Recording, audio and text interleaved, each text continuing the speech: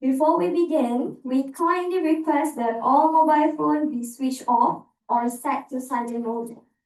To our valued online participants, please keep your microphones muted throughout the session. We sincerely appreciate your cooperation.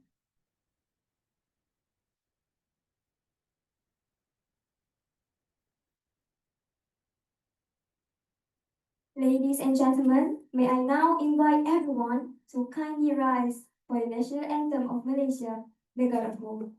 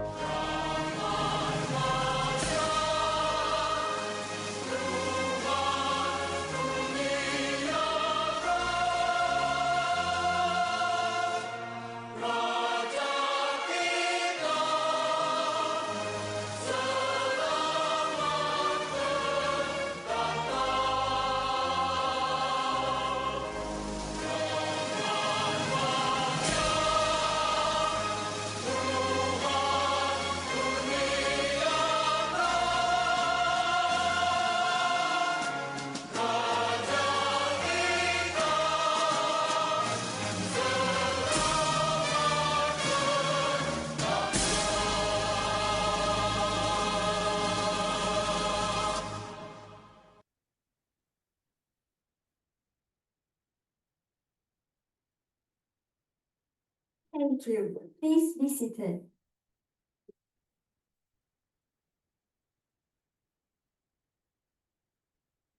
Now, it is my great honor to introduce our distinguished guest for today's event. We are truly privileged to be joined by Wan Nur Hasina Wan Rahim, Deputy Director of Malaysia Pavilion, Professor Kenji Tanaka, International Advisory Board Member of MJAA, Professor Emeritus Dr. Omar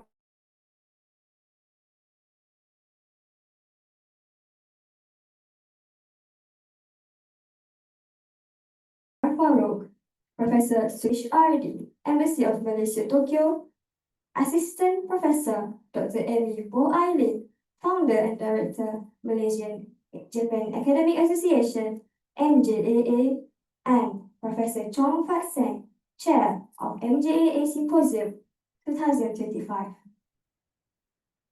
On behalf of the organizing committee, I extend our heartfelt gratitude for your esteemed presence with us today.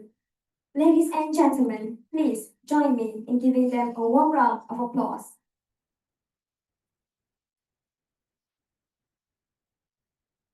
To begin, it is our honor to invite Professor Chong Fat Seng, Chair of MJAA Symposium 2025, to deliver the welcoming speech.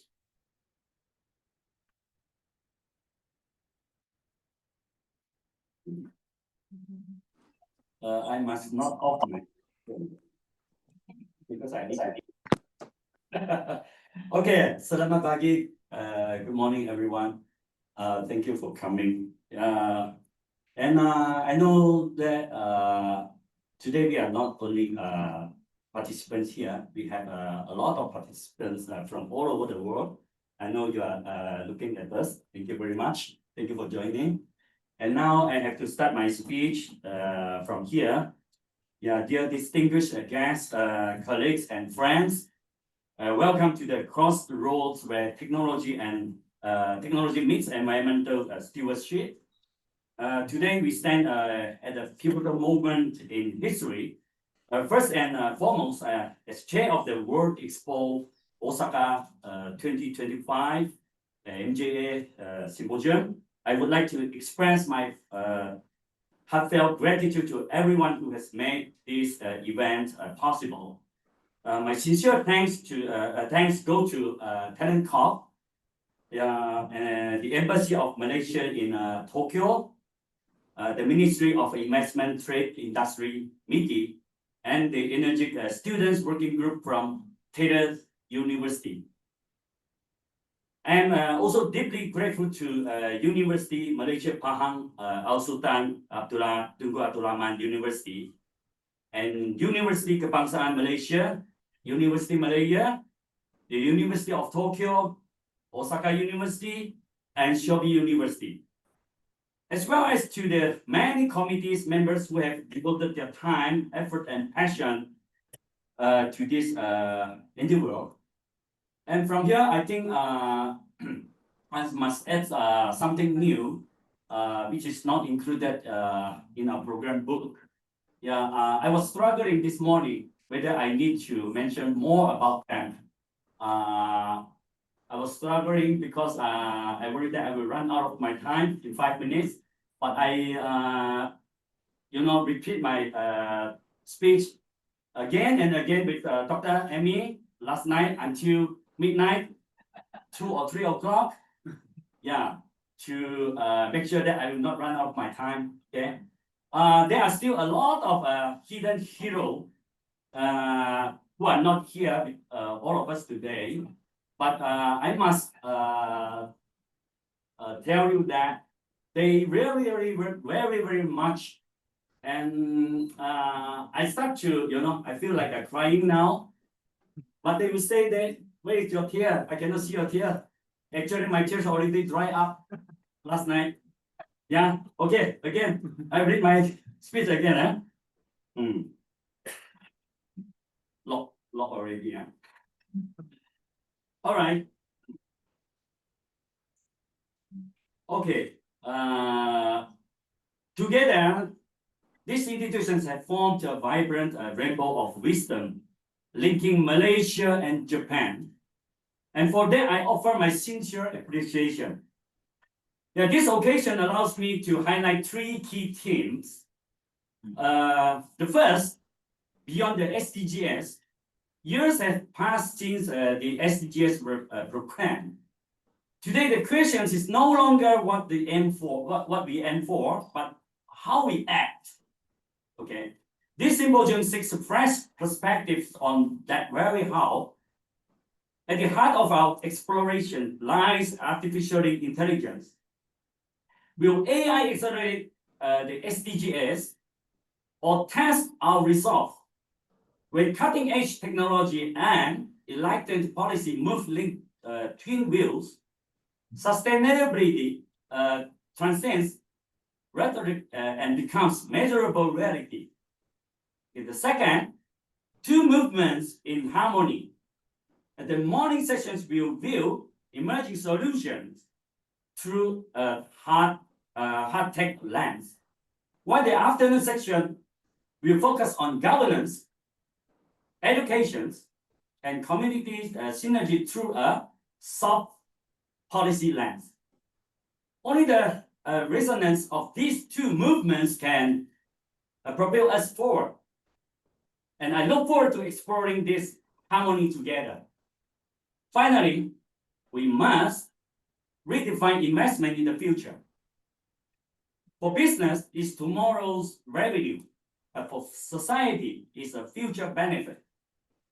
And for the world, it's value that endures. May this symposium reveal Malaysia, especially to our partners in Japan, as an irresistible arena for future-oriented investment and the stage on which humanity fulfills its promise to history. Let us embark on this journey beyond time together. Terima kasih. Thank you very much.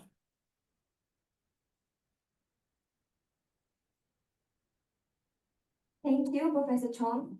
We are now privileged to invite Dr. Ed Eileen, founder and director of MJAA, to deliver her welcome speech.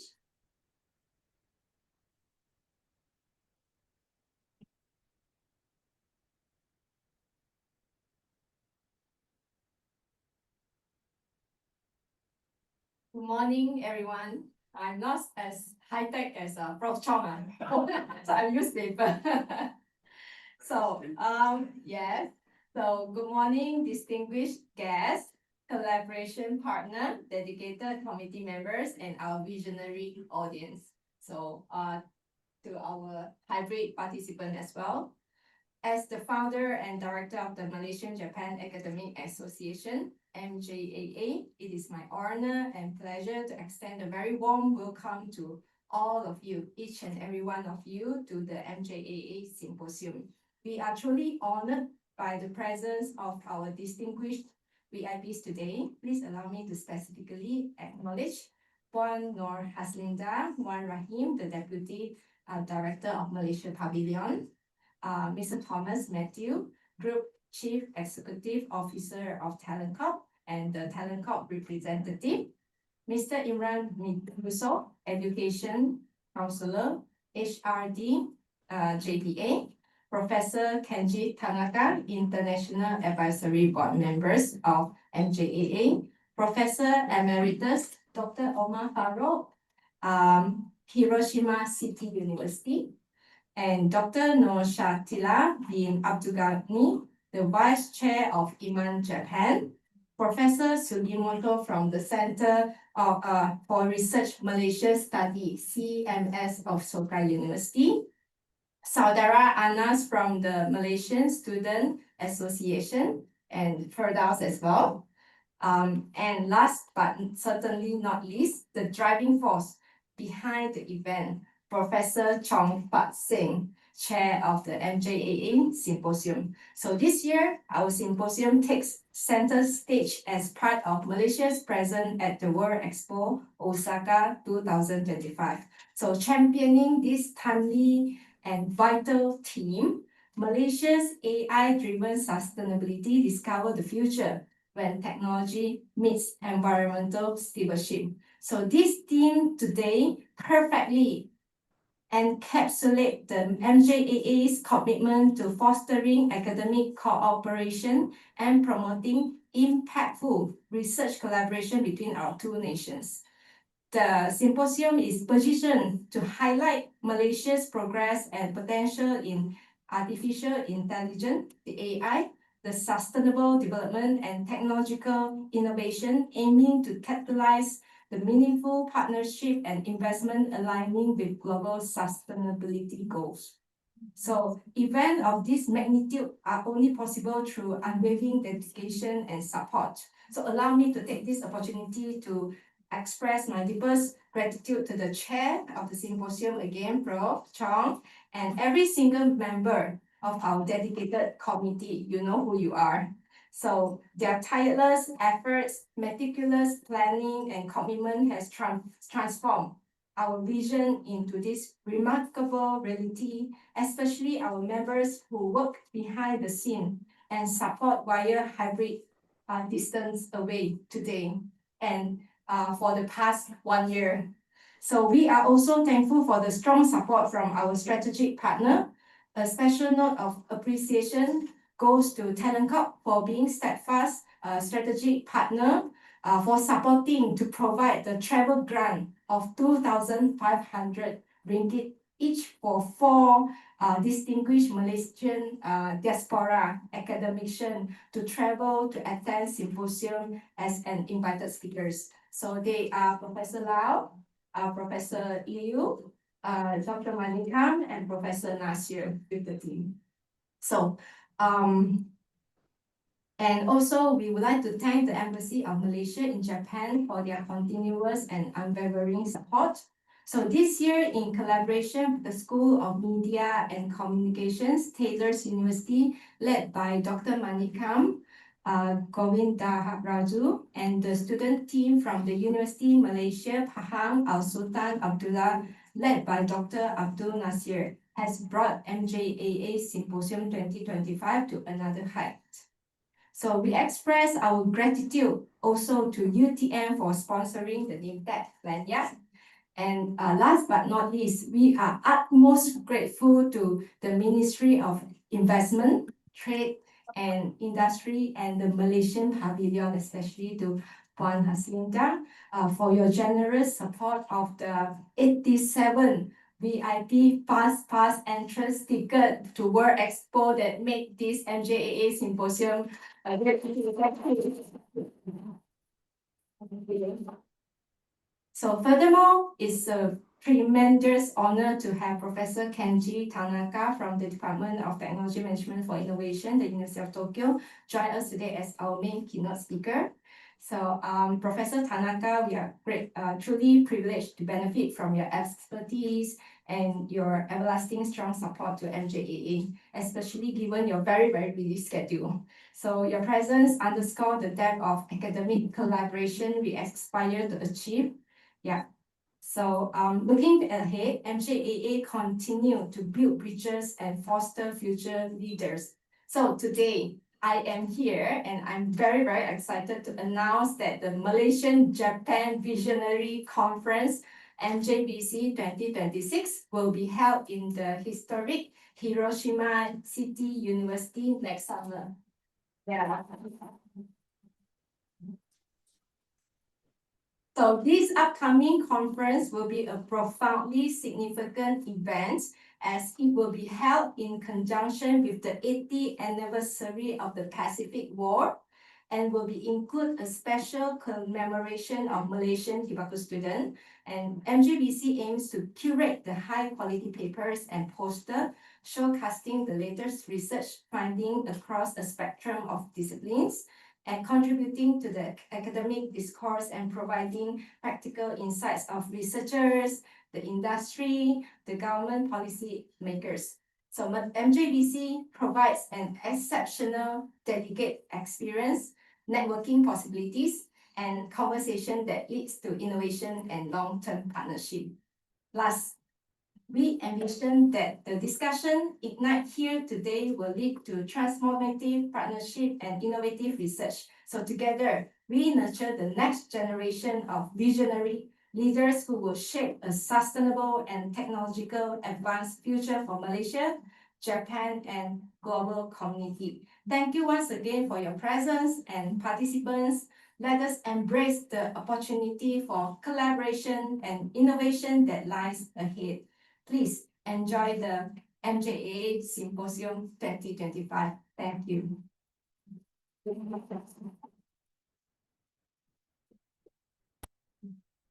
Thank you, Dr. Emily, for the speech. Next, we are honored to share the welcoming speech of Mr. Thomas Matthew, Group Chief Executive Officer of Talent Corp. Although he could not be with us in person today, his message has been recorded for this occasion. Please join me in viewing his speech. Salam sejahtera, salam Malaysia Madani, Ohayo gozaimasu. Distinguished guests, ladies and gentlemen, it is a privilege to join you virtually at the Malaysia-Japan Academic Association Symposium 2025, hosted at the Malaysian Pavilion of the World Expo Osaka. On behalf of Talent Corporation in Malaysia, or Talent Corp, I extend warm greetings and appreciation to all our distinguished scholars, partners, and participants present here today, both in person and online. This year's theme, Malaysia's AI-driven sustainability, discover the future where technology meets environmental stewardship, speaks directly to the challenges and opportunities of our time. Malaysia and Japan have had a long history of friendship and collaboration. Today, that partnership is taking on new relevance as we look at how technology, sustainability, and human capital can converge to create shared values for our societies. At Talent Corp, this is central to our mandate. Through our global Malaysian network, the Malaysia at Heart, or My Heart initiative, we are connecting academics, professionals, entrepreneurs, and students across borders. Whether they are in Tokyo, London, Melbourne, or Kuala Lumpur, we see them as contributors to Malaysia's growth story. Our efforts are supported by two key programs, the Returning Expert Program, or REP as we call it, which has facilitated more than 7,000 approvals since its launch in 2011, and My Heart, which now has grown to more than 23,000 members worldwide, connecting Malaysians in more than 100 countries, from professionals and entrepreneurs to students and associations. This community represents the diversity and strength of Malaysia's global talent pool. Importantly, we take a whole of government approach, working closely with the Ministry of Foreign Affairs, Ministry of Home Affairs of Malaysia, and other ministries and agencies to ensure diaspora engagement aligns with Malaysia's national priorities. What started as a way to stay connected has become a platform for diaspora engagement and academic linkages and industry partnerships and innovation programs. Initiatives such as My Heart Innovate for startups, My Heart Cafe for career facilitation, and student-focused programs like Young Global Leaders and the Semester Break program reflect how far we have come, from mentoring sessions to cross-border collaboration projects. This growth reflects a simple truth: Malaysians abroad remain a vital part of our journey forward. This is the second year Talent Corp is supporting Malaysia-Japan Academic Association, and we are pleased to continue this meaningful collaboration. For us, this is a continuous story about building enduring bridges between Malaysia and Japan. Last year, our partnership began with the Malaysia-Japan Visionary Conference, and this year it continues with the MJAA Symposium.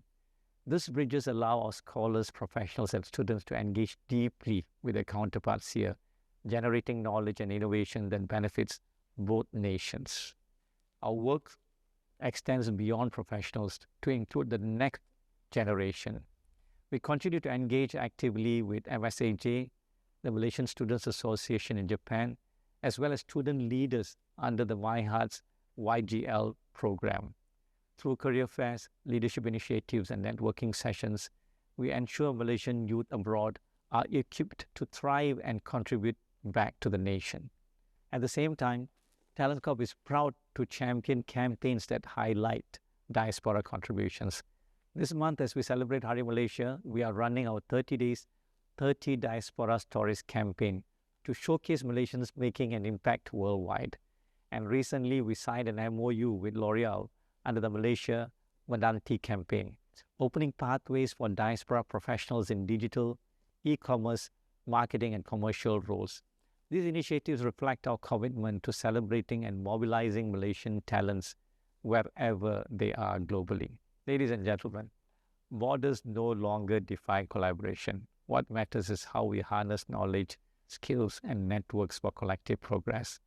Platforms like this symposium connect academia with industry and link Malaysia with Japan in addressing today's challenges and tomorrow's opportunities. As we discuss AI-driven sustainability, we must ask not only what technology can achieve, but how it can serve humanity and the planet. The sessions ahead on green technologies, smart manufacturing, healthcare innovation, and digital transformation will be crucial in shaping that dialogue. To our scholars, researchers, and students, take full advantage of this platform. Collaborate, exchange, and contribute ideas that will define Malaysia's future role in the global economy. To our Japanese partners and friends, thank you for your continued trust and collaboration.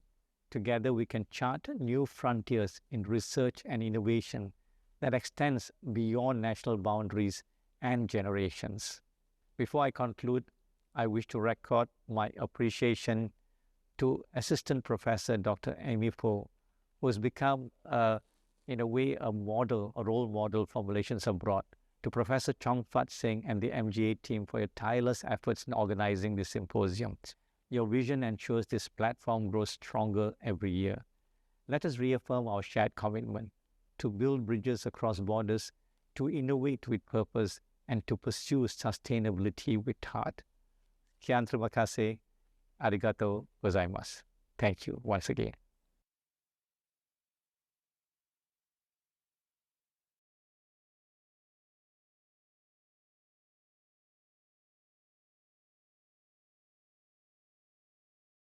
We are honored to invite Puan Nur Haslinda Wan Rahim, Deputy Director of Malaysia Pavilion, to the stage.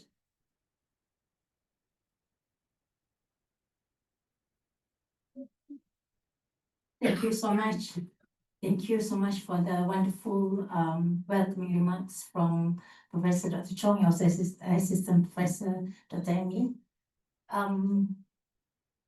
Actually, Mr. Thomas Mitchell, talented Group Chief Executive Officer, Mr. Imran bin Yusuf, Counselor Human Resource Development, Professor Emeritus Dr. Omar Farouk. Assalamualaikum and ohayo gozaimasu. Welcome to Malaysia Pavilion.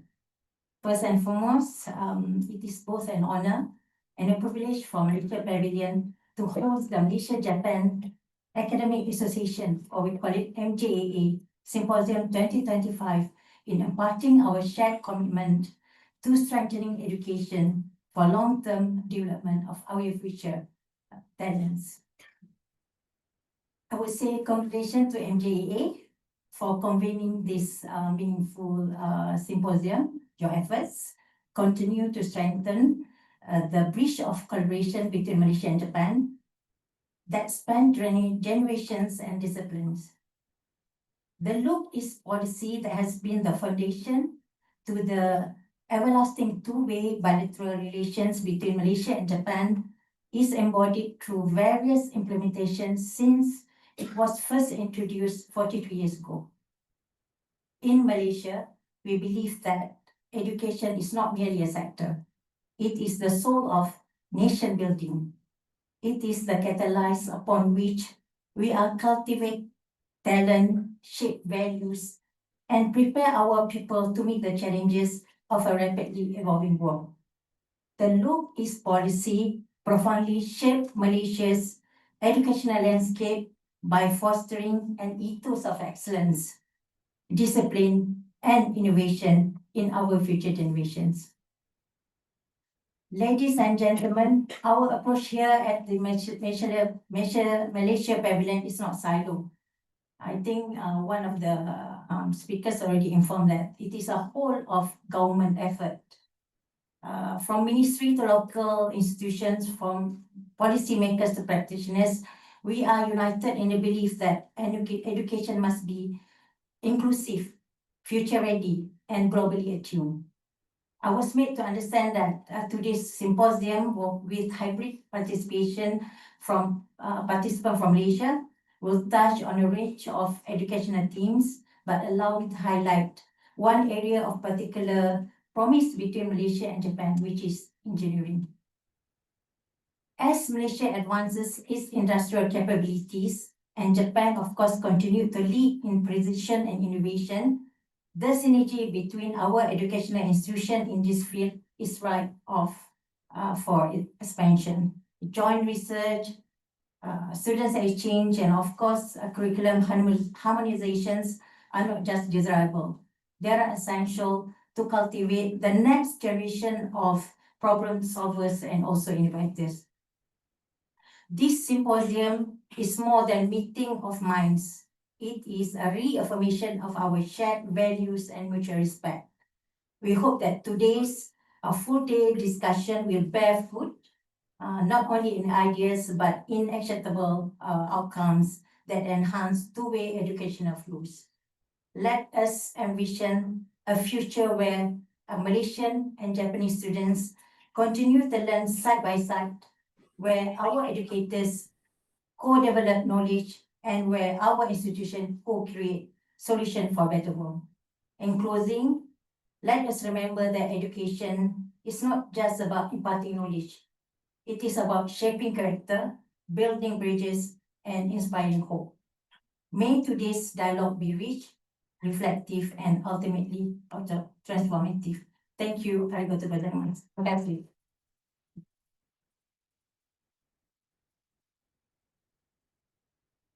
Thank you, Puan Nur Haslinda, and thank you to all our distinguished guests for your opening remarks.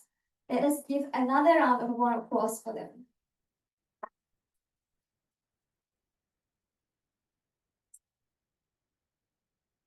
To our next agenda, I would like to invite the symposium chairman, Professor Chong Fatson, the Deputy Director of Malaysia Pavilion, Puan Nur Haslinda Wan Rahim, and representative of University Malaysia Pahang, UMPFL, for an exchange of tokens of appreciation.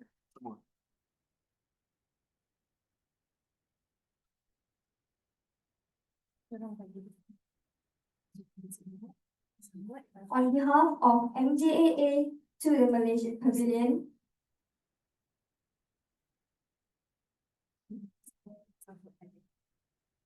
Japanese we say this is smaranai mono desu. Later you check it. Yeah. They want.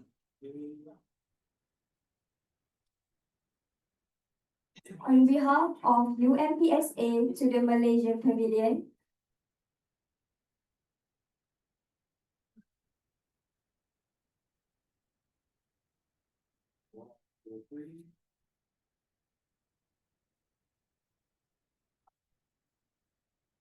on behalf of on behalf of UMPSA to MJAA,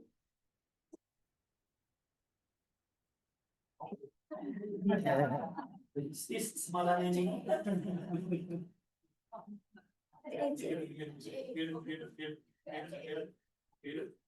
This for you or for me? Later we check it. Don't fight,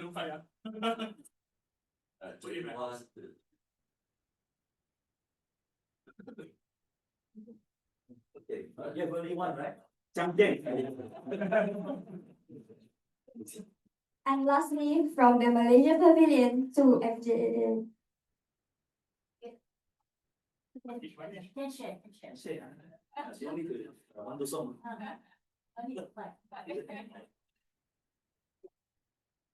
It's so heavy lah. We can always get it. Is it something from Malaysia Pavilion?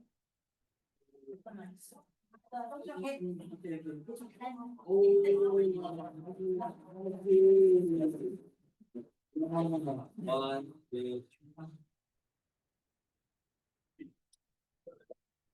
Thank you very much. Never mind, we can junction in Japan.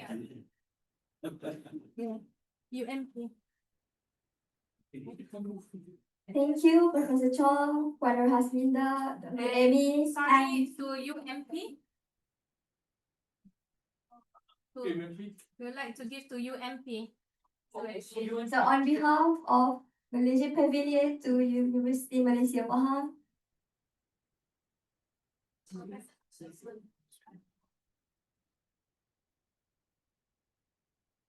Ready, 1, 2, 3.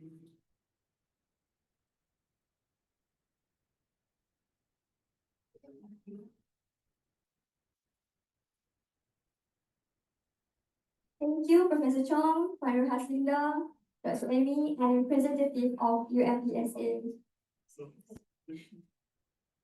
May I kindly request everyone to face forward for a photo session.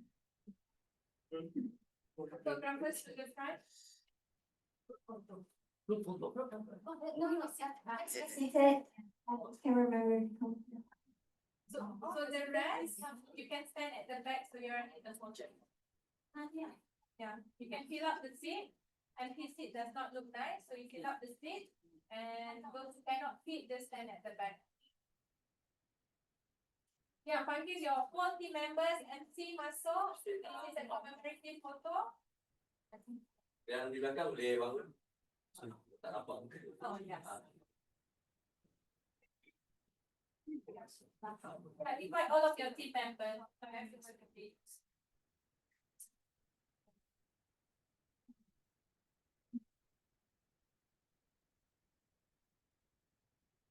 One seat is empty here.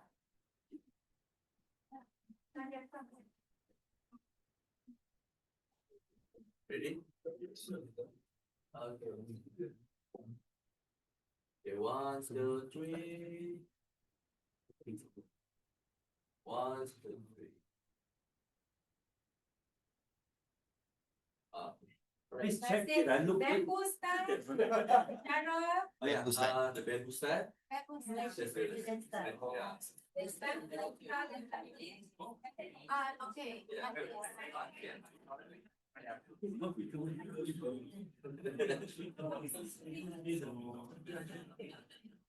All right, ready? 1, 2, 3.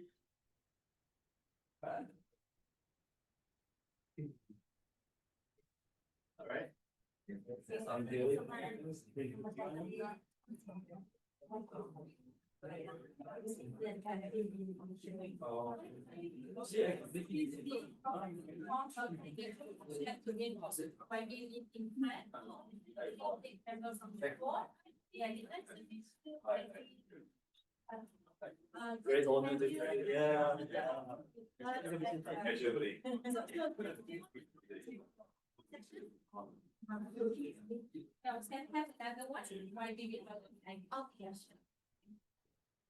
Going to get your match up with at the end.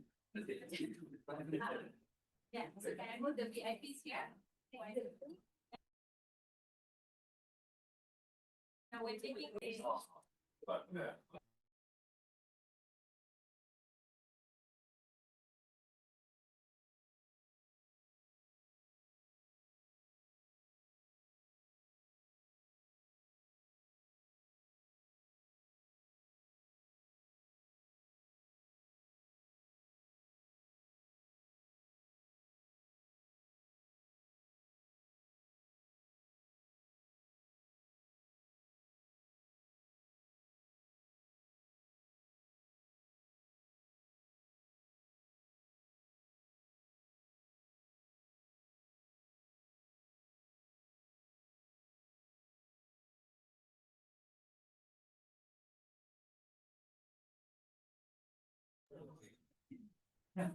Selamat pagi, finally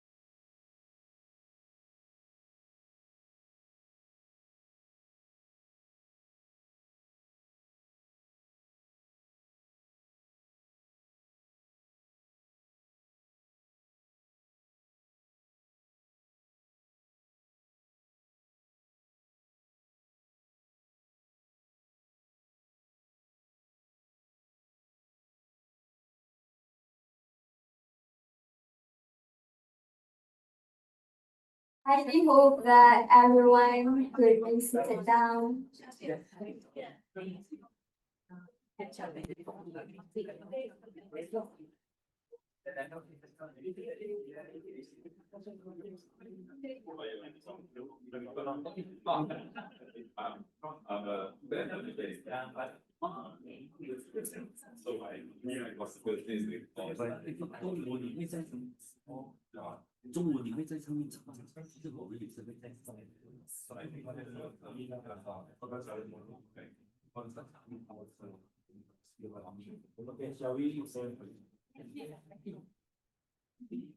Thank you so much for your understanding.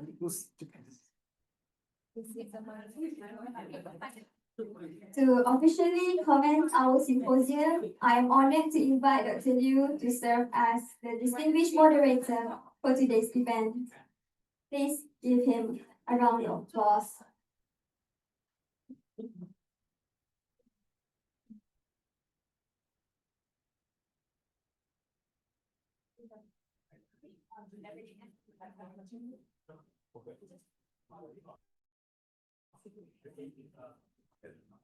Good morning, everyone. So now we start the project.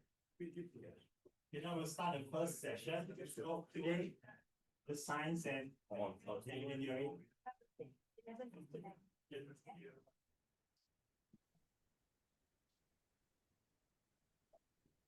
We have initially we have 5 speakers in the morning, but unfortunately, Dr. Andrew couldn't make it today.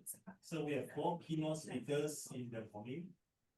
Now we'll start after the keynote speakers, then we'll start our panel discussion.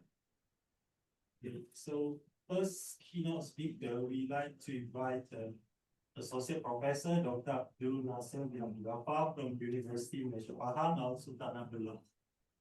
Please welcome. First professor, Dr. Abdul Nasir bin Abdullah is an associate professor. Faculty of Electrical Electronics Engineering Technology, University of Malaysia-Japan, Al Sultan Abdullah, Malaysia. So he received his BSc in Electrical Electronics System Engineering, Master in Electronic System and PhD in Systems Engineering from Okayama University of Science, Japan in 2011, 2013, and 2016 respectively. His research focused on applied electronics, embedded system optimization and simulation, artificial intelligence, robotics, and rehabilitation devices. He has teaching experience in undergraduate fields of electrical electronics engineering for 7 years and supervised postgraduate students in both master and PhD levels. He was former president of Japan Graduates Alumni Yayasan Pelajaran Mar, an active member of Alumni Look East Policy Alliance. Welcome, Prof. Nas.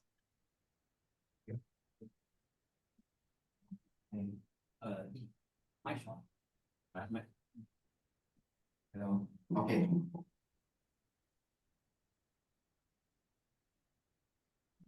Okay, very good morning to all distinguished guests.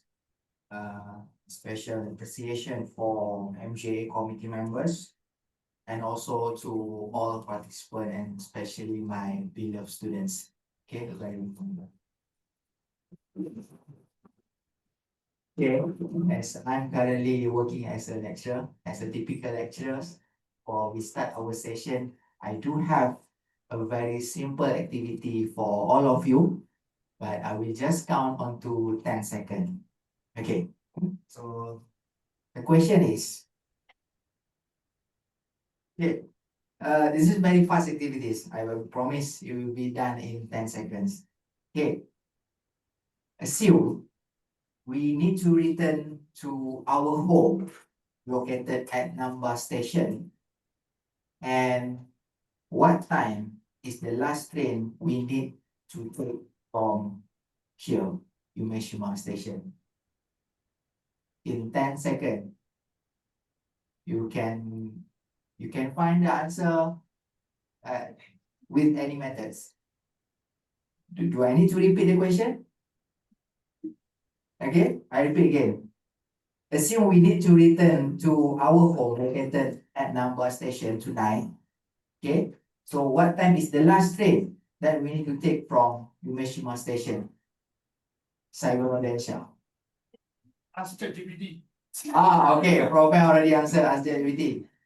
Okay, less than 10 seconds. Okay. Yes, yes. 11:41. Any answer? Okay. 10:30. 10:30. Okay, thank you so much. But unhappily, I don't have any present today. Okay, so I do believe this is all the correct answers based on ChatGPT, Google Maps, and so on. Yes, yes, you can tepuk by yourself. Okay, so this is a um very simple example on how we are really depend on trust on the application of AI. Apparently, Google Maps is not exactly 100% AI based application, but in terms of traffic forecasting, okay, the model algorithm they use to predict the traffic and so on, this is the based on algorithm used in AI. Okay, and AI at a glance. So we can see AI itself has turned around to give a huge impact in our daily life. And especially we can see in Malaysian perspective, there are some industries are really give a high impact in terms of AI utilization. As you can see for Malaysian agriculture, so in my university, they have a very active collaboration on how to detect pests, on how to detect a symptom on palm trees and other agriculture and plant. Okay, next, related, maybe I can share a little bit about my research. So my research is more to rehabilitation device, biomedical, and a little bit about sports engineering. So in my research lab, we do have active research on how to track such multi-feedback or bilateral feedback on pain detection. So for example, we do a device and then rehabilitation device, we cannot track on how patient react to for uncertain force coming from the motor, coming from the machine itself. So we do some kind of AI-based platform, AI-based algorithm solution to track or to identify how patient can react to this unpredicted load, which is we can that can if bring them some kind of pain signal. Okay, so this is example of AI. However, on how we depends too much on AI and technology itself, maybe we are becoming less trust or might be less empathy to humankind itself. So maybe I can share a little bit of my experience itself. This is truly happened to me when me myself was too much depending on Google Maps rather than put on trust on people itself. To be specifically, this incident happened with me and my junior. So at that moment, my junior was really guiding me on how to track the last train during my previous trip to Osaka. But once again, I said at that moment, I less trust to my junior, and then too much depending on maps. Yes, I managed to get the train, but because of too much panic and rush, of course, because of the last train, I left my bag on that moment. So who was sending my bag and find my bag? So this is not exactly by a robot or by AI itself. And yes, my junior did found and sent back to me on 2 a.m. at Osaka. Okay, so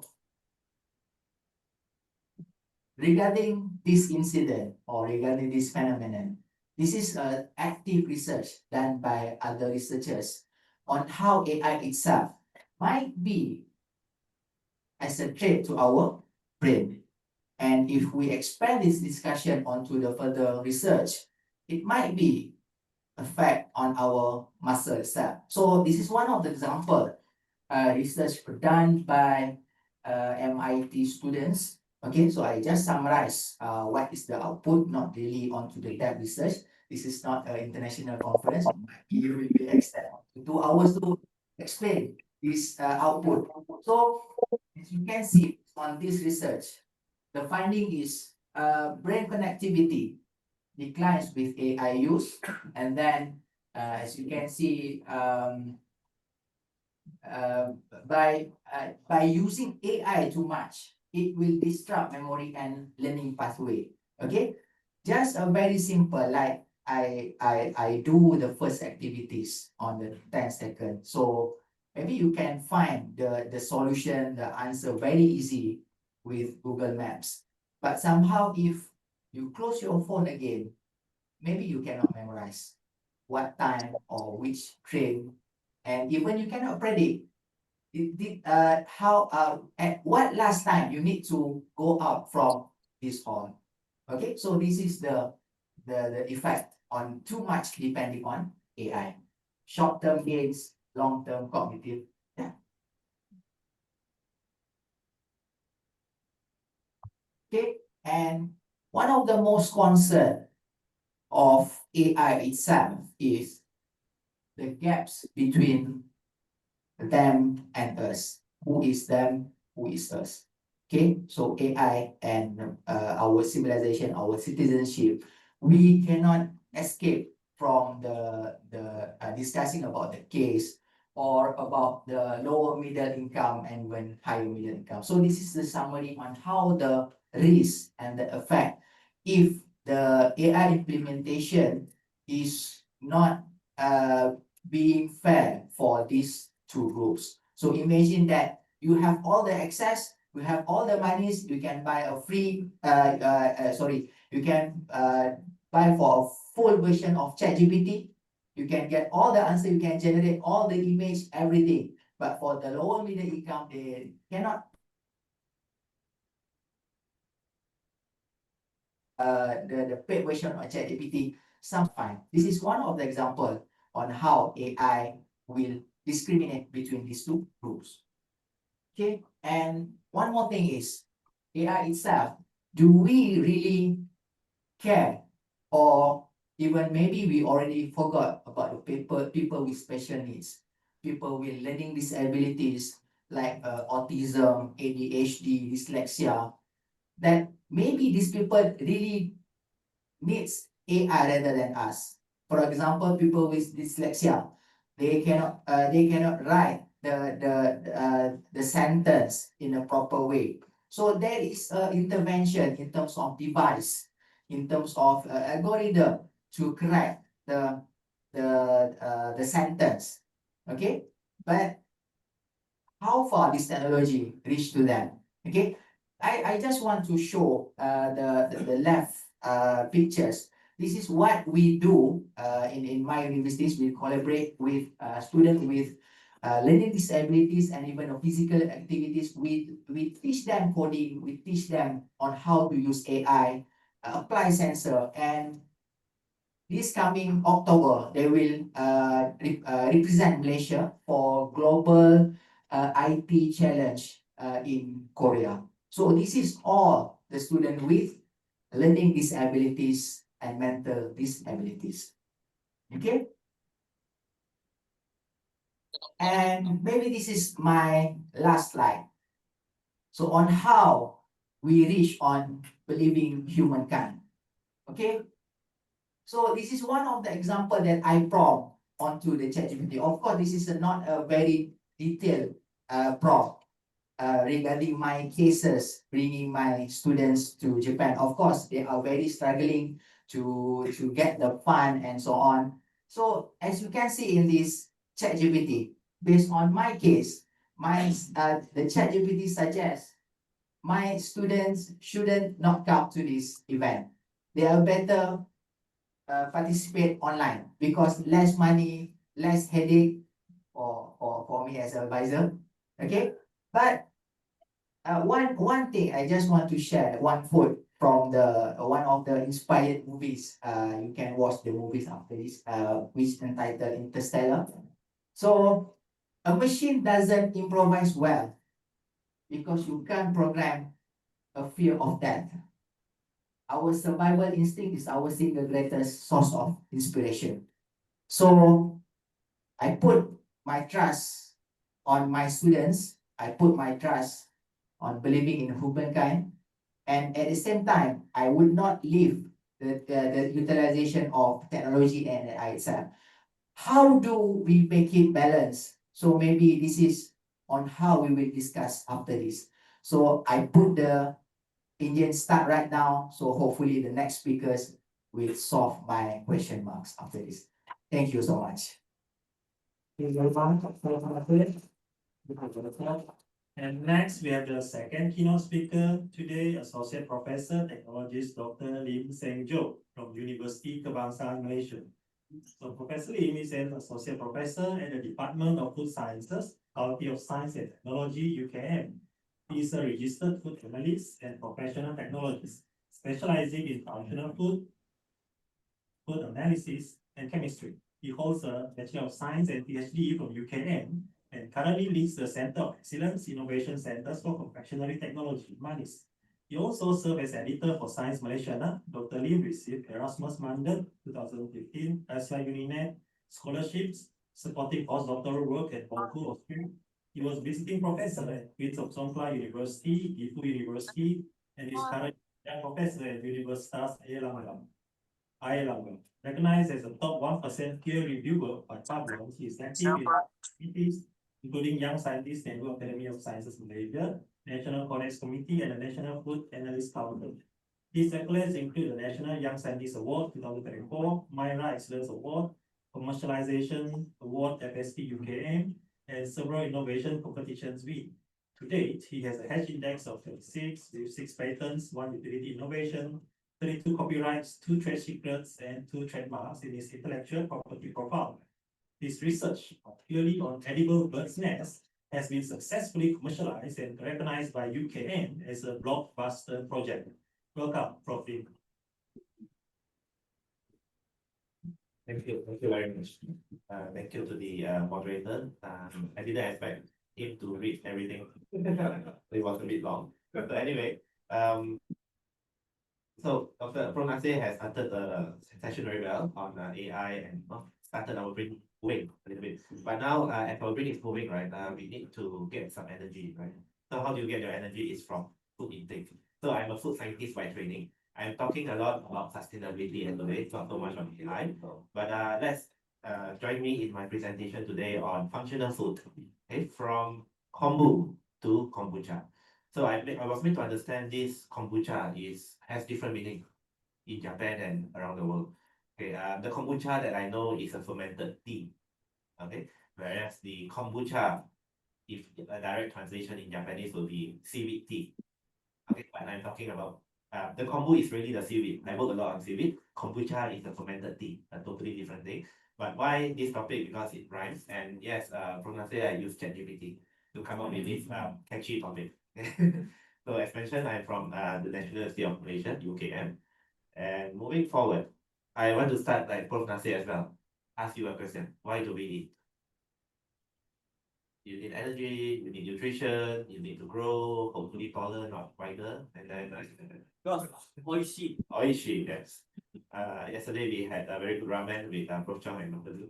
So anyway, I hope to have more. But you see that in Malaysia we have recently we have this by the Ministry of Health Malaysia, suku separuh. Okay, quarter half.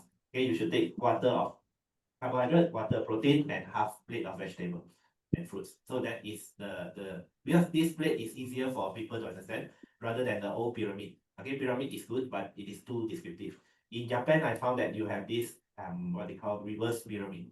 Okay, that you have to have a balanced diet that way. Okay, so regardless, in general, when we consume food, is for nutrition. Okay, we want our body to function really.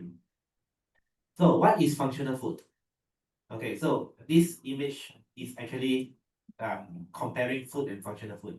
You will see that we usually drink milk, okay, as a food for energy. Okay, milk is so nutritious that babies can drink for their entire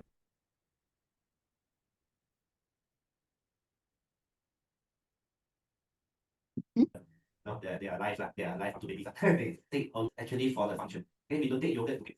to get the energy, but we take yogurt actually for the functional property, which is for our gut health. We need a probiotics bacteria in our system.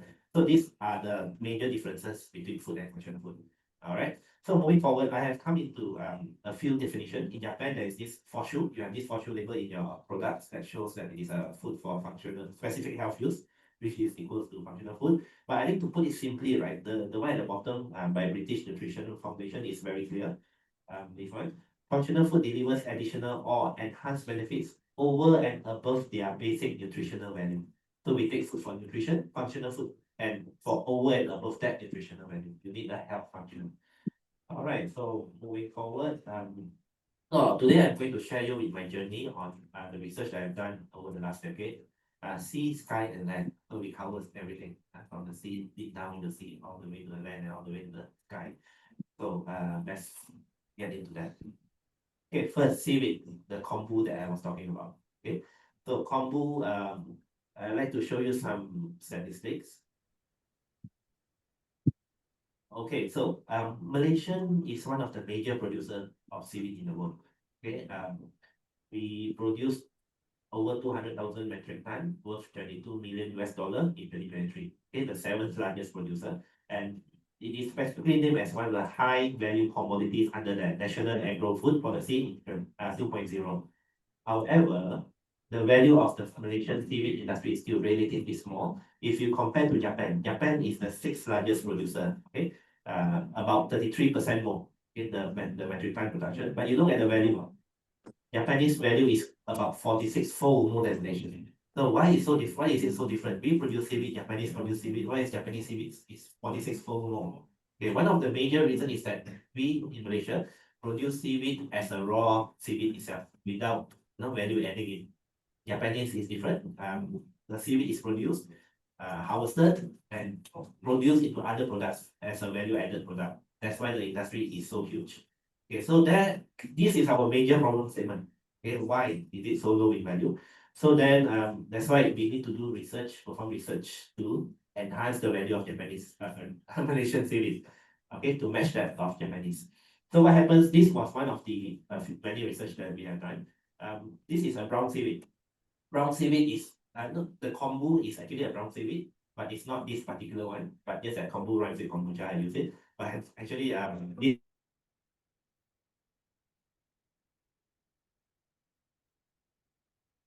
this is one type of brown seaweed, and brown seaweed contains. So what happens is that this research, of course we have to prove that it is food poison. So then we have to do some chemical analysis, and then we also done some antioxidant tests. Okay, which along the way a lot of publications. And antioxidant test shows that the seaweed from Malaysia has equivalent or better antioxidant activities compared to that from Japan. This is from Japan, YSK, the one from Japan. So there is potential there. And then of course to produce it into your food, it must be non-toxic, okay, where people can consume. And very importantly, we found that it's very difficult to change the culture. In Malaysia, we do not consume that much seaweed. So we must produce the seaweed as a product for easy consumption. So one of it is that we produce this what we call seaweed tea. But seaweed tea has a problem. Okay, it smells like the sea. Okay, you are asking people to drink sea water, which is difficult. So we have to do some flavor masking. We use lemon essence, then we did some sensorial tests, and we successfully developed a product that has minimal seaweed tea and other, but still has the functional properties that is needed. When the quantity is the antioxidant is there and things like that. So that is very interesting. Then because of our work on the seaweed tea, right? We got invitation from the industry actually to work on deodorization of fukuidan. Okay, again, fukuidan from the sea, from the seaweed, and seaweed from the sea that has the sea flavor or aroma. So this company actually wanted to develop or produce seaweed, fukuidan from Malaysian seaweed. And then one of the hurdles to apply the fukuidan into food and food products is that the undesirable odor. That's why we were tasked to do some deodorization process. So first we want to find out what gives the odor, what gives the smell of the undesirable smell, and we found that it's this compound. Okay, from this DCMS analysis. And then moving forward, we tried a few methods, activated carbon, ion exchange resin, calcium carbonate to reduce the smell.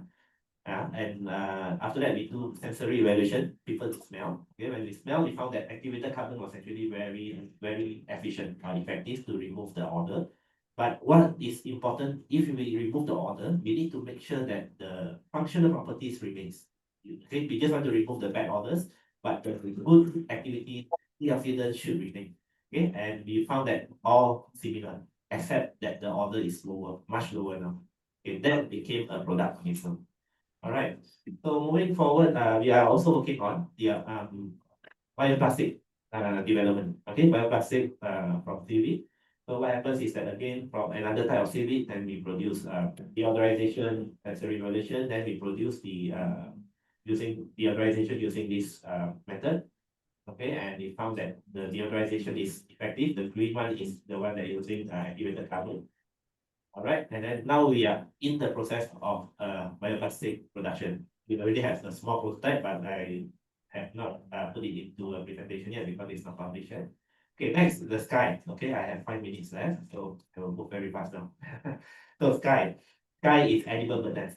Okay, this is a product that is very important trade and industry in Malaysia. It's a very high value product. A kilogram of this costs about 1 to 2,000 US dollar. It is one of the highest, most expensive animal-based product in the world. Okay, so but the problem is that it's very traditional product. Processing it is difficult. Consumption is takes time. So we have the technology to convert the glycoprotein into glycopeptide, making it water soluble. Okay, we found that being water soluble, right, the antioxidant, anti-inflammatory activity improves along the way. Sorry. So okay, so what happens is that is already a very good project, but we found that in the industry, during the processing of the nets, right, there is a lot of this byproduct, the feathers that is being picked up from the swifter nets. So this byproduct, right, is actually still contains considerable amount of the glycoproteins or glycopeptides, which we have successfully recovered from the byproducts, about 40% of it, meaning every kilogram contains about 400 grams of glycoproteins, which we have recovered. Previously, it was thrown away. So we are throwing away a lot of money previously. So now this technology is being developed, and we are working with certain collaborators to come up with the product. And interestingly, the glycopeptides recovered from the byproducts has higher activity, okay, than the normal glycopeptides. Right. So moving forward, because of the solubility, right, it can be applied into several products: food, cosmetic, and even nutraceutical products. Okay, the team that is looking at this. Okay, lastly is land. Okay, which is where the kombucha comes in. Okay, you know that Malaysia is a tropical country. We have a lot of tropical fruits. Tropical fruits will spoil very easily. Okay, you buy a banana which is green in the morning, afternoon become yellowish, the next day yellow, the next evening is black. So it's very fast. So then there's a lot of perishable, a lot of products that has been wasted, the overripe fruits. Then we try to convert it into other products. Okay, among them is vinegar. So this process, we have successfully converted soursop juice into soursop wine and finally soursop vinegar. Okay, through a 2 fermentation system. Then also, we have also worked with papaya. Okay, papaya, this is the changes from juice to vinegar. You can see that the sugar, this is sugar. Okay, sugar increases and then reduces because it's being converted into alcohol, then reduces because the alcohol then is being converted into acetic acid. So this is the bioprocess of transformation of the overripe fruits into vinegar. Okay, the theme here. Okay, so now you can see that food comes in various shapes and sizes. Okay, very different. And the food science that I'm working on enables us to make some functional foods that are not ordinarily available, now available. Okay, the coilen, the bird nest from the byproducts, as well as the tropical fruits that is overripe. Okay, so knowing the science and chemistry of food and how ingredient interacts help us make some nutrients more readily available, thus innovating the food research. Okay, we find that it's very important that we make all these Malaysian resources that is especially underutilized and undervalued to be promoted into a functional food product. All right, so so you can see that the sea, sky, and land are all very different resources. Another one is seaweed, bird nest, tropical fruits. They are so different. But you can see that our research objective and approaches are very similar, where we want to understand the science, number one. Number two, we need to produce and develop functional food and ingredients so that can be enjoyed by the population and to utilize innovative methods. And finally, very importantly, is to translate fundamental research into applied research. Yeah, otherwise it will stay in the lab, it will become publication, and that's it. All right, and we hope to finally to commercialize the intellectual property generated so that it can be the benefit can be consumed by the consumers. All right, so these are the projects that we have, the collaborators and the industry collaborators. And with that, thank you. Thank you very much. Next, we have a third keynote speaker, Professor Dr. Peng Wen Kung from the University of Osaka. So Prof. Peng is a professor at Osaka University, where his research centers on quantum bioengineering, complexity biosystems, and medicine.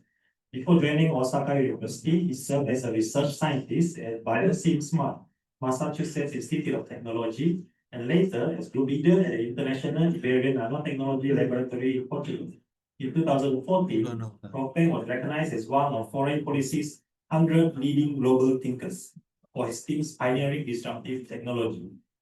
In 2015, he received the prestigious NSFC Excellence International Young Scientist Award. His groundbreaking research, published in high-impact journals such as Nature Medicine, NPJ Aging, NPJ Science of Food, and NPJ Asia Materials, has garnered global attention, including coverage in The Guardian and Nature. Here we welcome our panel. Okay, there's a bit of joke. This morning, Prof. Chong just started calling me Ali, Ali, Ali. I said, why Ali? He said, you Ali bawa tongkat.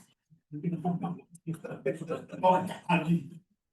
It's not an X-rated joke, because in Malaysia, we are very famous about tongkat Ali.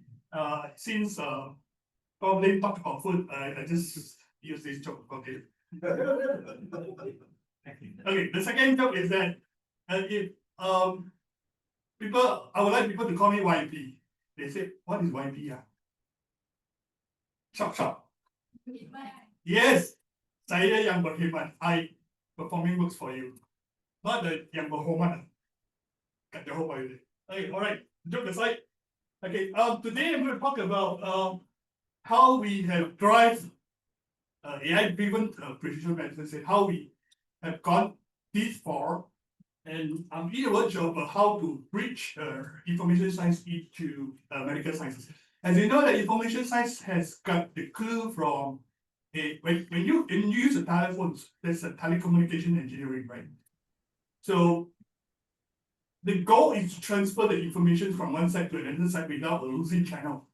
That you don't lost it in between, lost in the translation. All right. So that you say, I love you, mommy. Then that side will hear, I love you, mommy, not I love you, daddy also. Right? So we believe that this kind of principle can also be applied to sensor science. All right? We have gone into the era of AI that this is taxonomy of LM. This is huge, just few years back. Imagine that the pace of AI is great. And that was like 8 years back, Lee say no. So this is now. Have anyone watched this in YouTube? This is AlphaGo. So this is a documentary. And this is one of the moment when AI starts to overtook human being without realizing. So we were still SMS, playing questions. And little do we realize that AI has managed to beat B0. B0 is one of the grandmasters in this game. And this game is AlphaGo. You can watch this in YouTube. I watched this in YouTube. I watched twice. Yeah. And that was 2016, 1996, when I was a kid. Okay. I didn't mean to tell my age. Okay. So this is Gary Kasparov, who started beating. Sorry, he was beaten by Deep Blue, right? Deep Blue, Deep Mind. Oh, yeah, the conspiracy. Maybe. Yeah, that's why you have a dipstick. Oh, it's not from China, okay? Okay, later we'll talk about economic theory later, okay? Alright, and back to how is it relevant to what has been going on.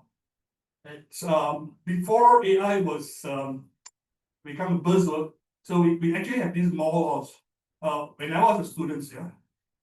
So moral law says that every 6 months, the chip, not your potato chips, every other chips, all right, getting smaller, or the price shrunk by half. So that's moral law. Yeah, morals, moral. All right. At the same time, we also have another breakthrough that is happening in the realm of life sciences, which is human genome projects. But today you stop hearing the words human genome projects. The real story is human genome project wasn't very successful. But what you hear in the newspaper was that they have successfully concluded, right? But if human genome project is so successful, you would not have diseases today. You go to hospital, we are still treated the same. So what is telling you, human genome project has not been successful under the table. Yeah, over the table is very successful, concluded.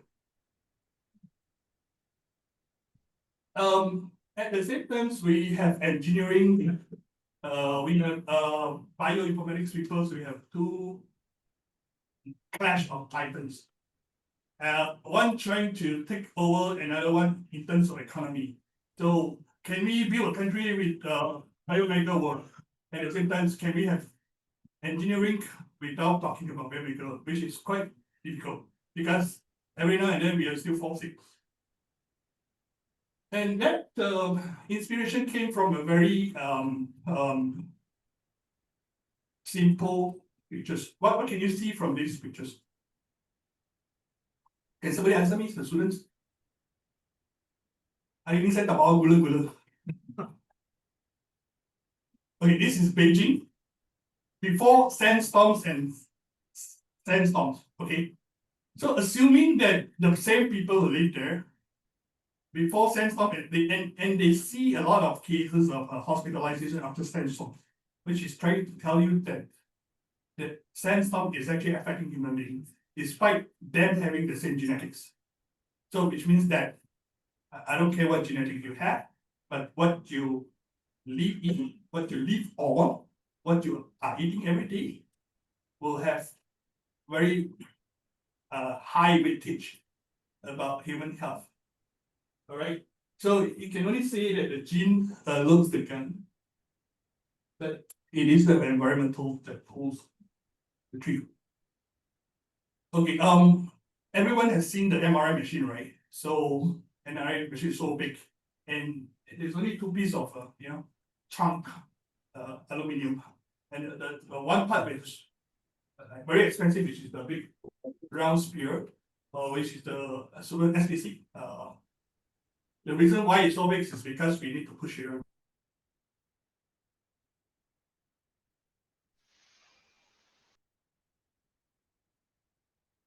To do a whole body. Okay, and when I was can we have small MRI? That was the first instant. I said, well, the reason why MRI is so expensive is because it is so big. So then, can we make an MRI which is small and much cheaper, right? So what happened is that I went to Daiso, Yakuyen. They all know Daiso. Because every Saturday, Sunday, I go to Daiso and shop. That's the inspiration. No, I'm not joking. Serious. So when you go to my lab, right, even though I'm not sponsored by Daiso, okay, maybe once. Yes, but Korekara, I'm going to approach Daiso to be my main sponsor. So this is the cheapest, the orang Malaysia kata apa? Paling jual murah. Okay. Pasar malam, Pak. Ya, pasar malam punya. Pasar malam punya, thank you. Kamera saya, pasar malam. Datang jauh-jauh sampai Japan, ada pasar malam punya, thank you. So that's the spirit, okay? So what did I break through? It's not because I made the MI. I break through the mental barrier among us. Then I start to realize, alamak, 5 minit. Saya baru. Okay. Then I start to realize that the society doesn't pay you if you produce a low cost product. If I make a product that can sell for 2,000, what is my markup? At most $1,099. If I make a 2 million product, my markup is easily more than 2,000. Then I start to realize that don't trust the maker, don't trust the factory, trust yourself. Trust yourself. All right. So when you take the equations, which is dollar signs, you take off, then you free yourself from less degree of freedom, more degree of freedoms. And my focus right now is to do a Daiso based thank you.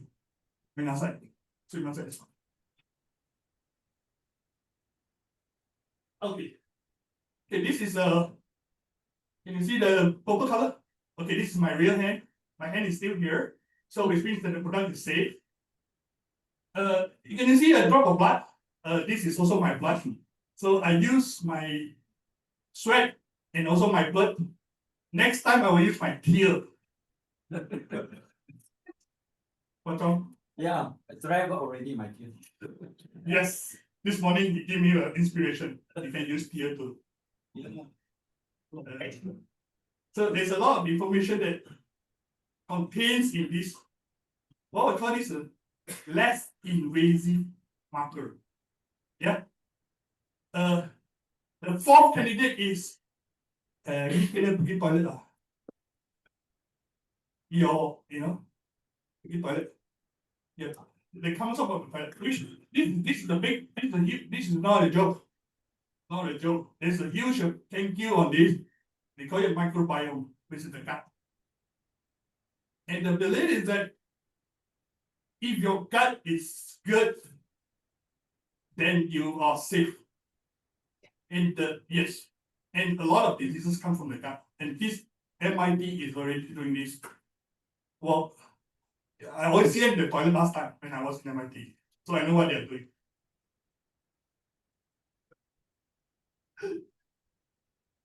Ayo, saya baru start bercakap. Okay, so this is some of the diseases that I did. I did diabetes, I did malaria, I did hemoglobin.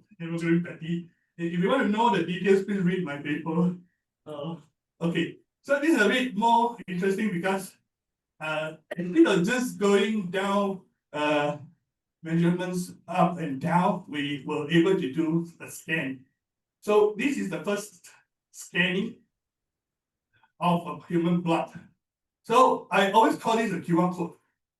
So which means that if you are healthy and she is also healthy and she is also healthy, right?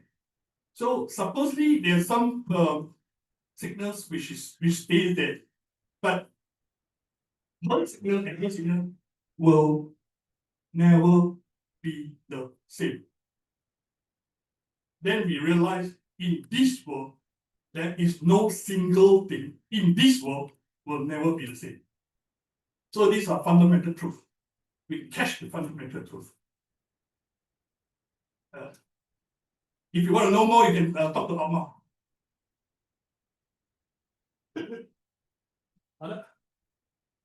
Battery. Okay. Back then, when AI was start to be introduced, so I was struggling in how do I quantify this, because some of them have, because this is not just a linear mathematics. This is non-linear, not just non-linear. This is complexity. So obviously, this type of information being produced by the machine. So we need a machine to solve this problem. Okay. So so what we did was that we used machine learning. So machine learning is essentially, so what is going in and what is coming out. So at that time, they say, garbage in, garbage out, because at that time, AI was not very successful. But today it's very different. So, and then a lot of people challenge me, your project is going to be failed. I said, no. I will make sure that it will not be failed and the result will not be fake.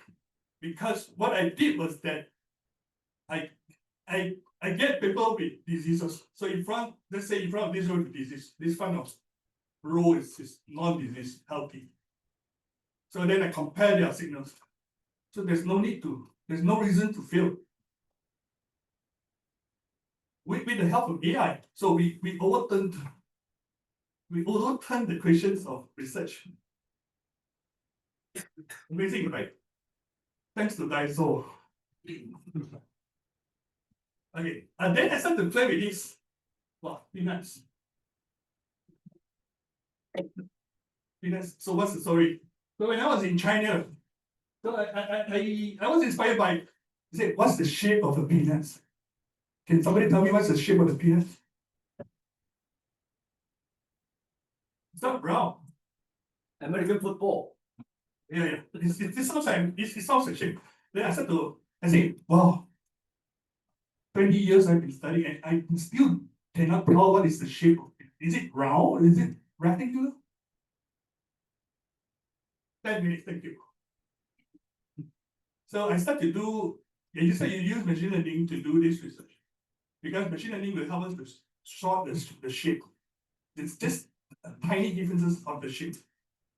If you apply my principle, which says that there's no two single thing which is exactly the same, they will know that there's a lot of them that can be solved because, so we build the shape. So, and to take it further, so we talk about large language model, all right? So language is something like, okay, I'm talking to you right now, audible language. So my belief is that the shape is also a form of language, right? You cannot be wrong because when you were small, right, your baby is short. Then you grow up, then you grow old, right? It's because of the shape. And then human being identify shape as a form of information. All right. Still remember when I start off the topics about information. Sorry, I have 1 minute. So we are in the process of building a large geometry model. So what can you see is that we will have something similar to what ChatGPT will offer you, but not by typing, but just putting information about the geometric path. Thank you for the 1 minute. Okay, so this is the real results. Okay, I'm going to share with you something under the table, which I cannot give public talk before. This paper has not been published yet. It's going to be published in the final stage of acceptance by Nature System Biology. Okay, so you can see that these 4 pictures, they look alike, but they are not the same. Right? So what do they look like? This one looks like a bit. This one looks a bit like Australia. This one looks a bit like I don't know. Maybe this is the. You can imagine that this is the lake. This is the pathway. So this is a bit like Singapore, right? But the question remains is that why is it there is a tendency of this unfilled place compared to the filled space? Why is it there is unfilled space? Have you ever seen a peanut which is 100% round?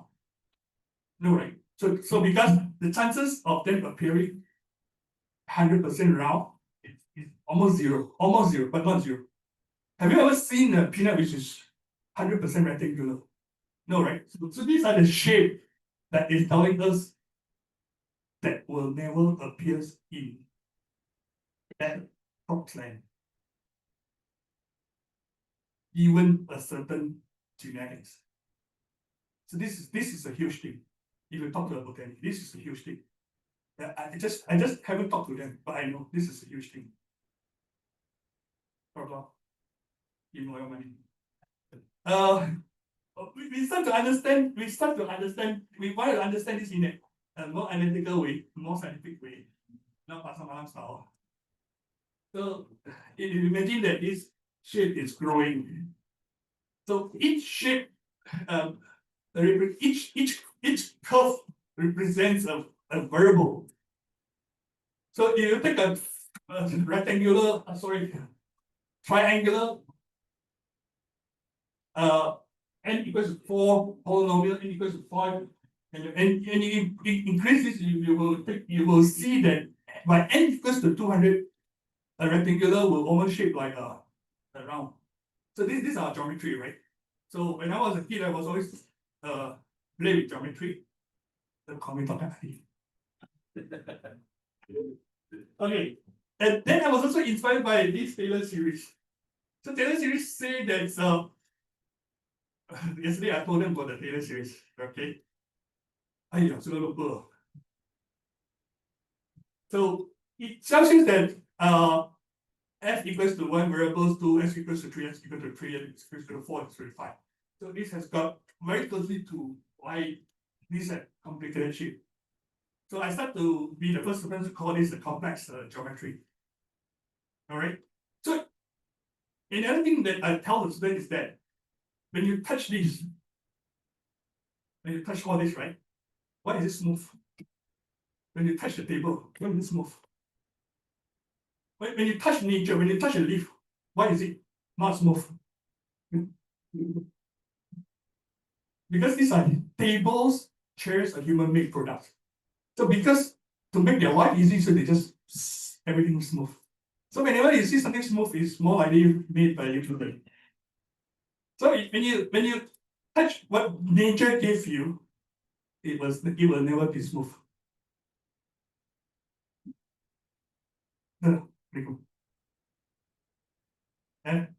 Okay. So these are okay. The more interesting thing is that when I use a different algorithm, so machine learning, okay, I will open a special class for machine learning. Those who want, I can register. Sorry for the CN. You will see a different outcome. So what this outcome looks like? Can somebody shout the answer? What is it? Boomerang. Yeah. Yes. Boomerang. What is this?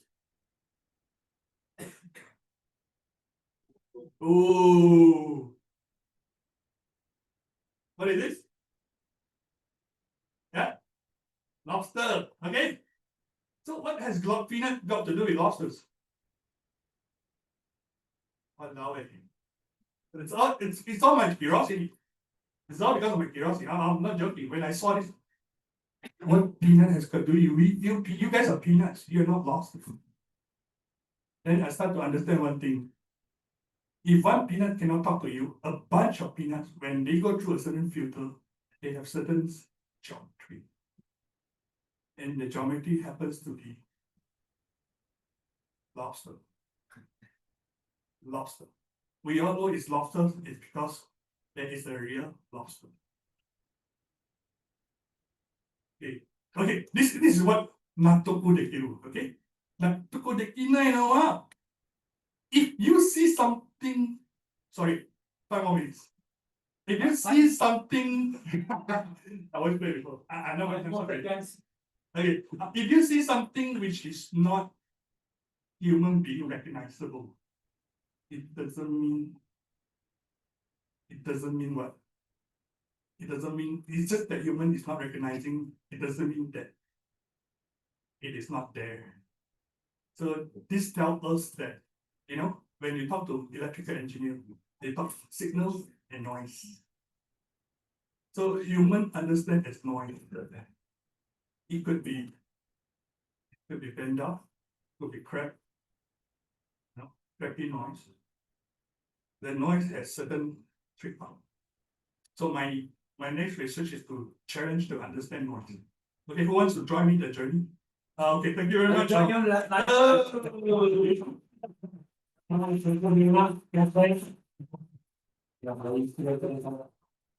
Okay, next we have our final keynote speaker of today, because it's supposed to be keynote our board of Andrew, but unfortunately he couldn't make it today. And now we have the field keynote speaker, Professor Dr. Tanaka Kyoji from the University of Tokyo. Tanaka.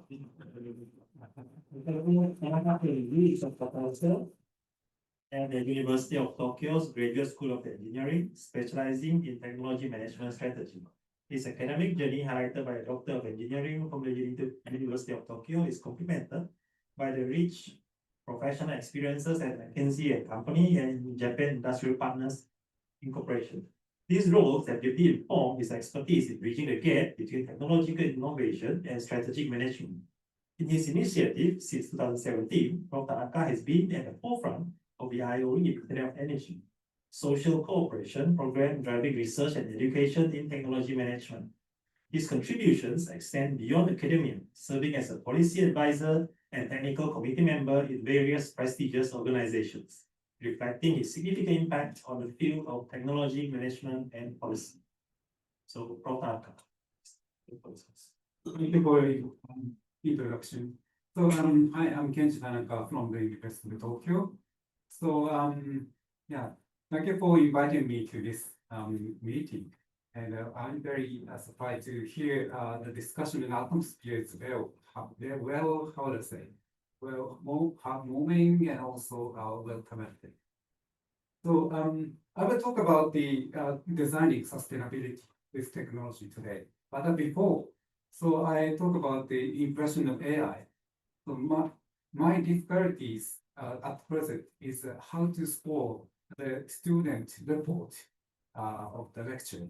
The level of the report has risen very much higher.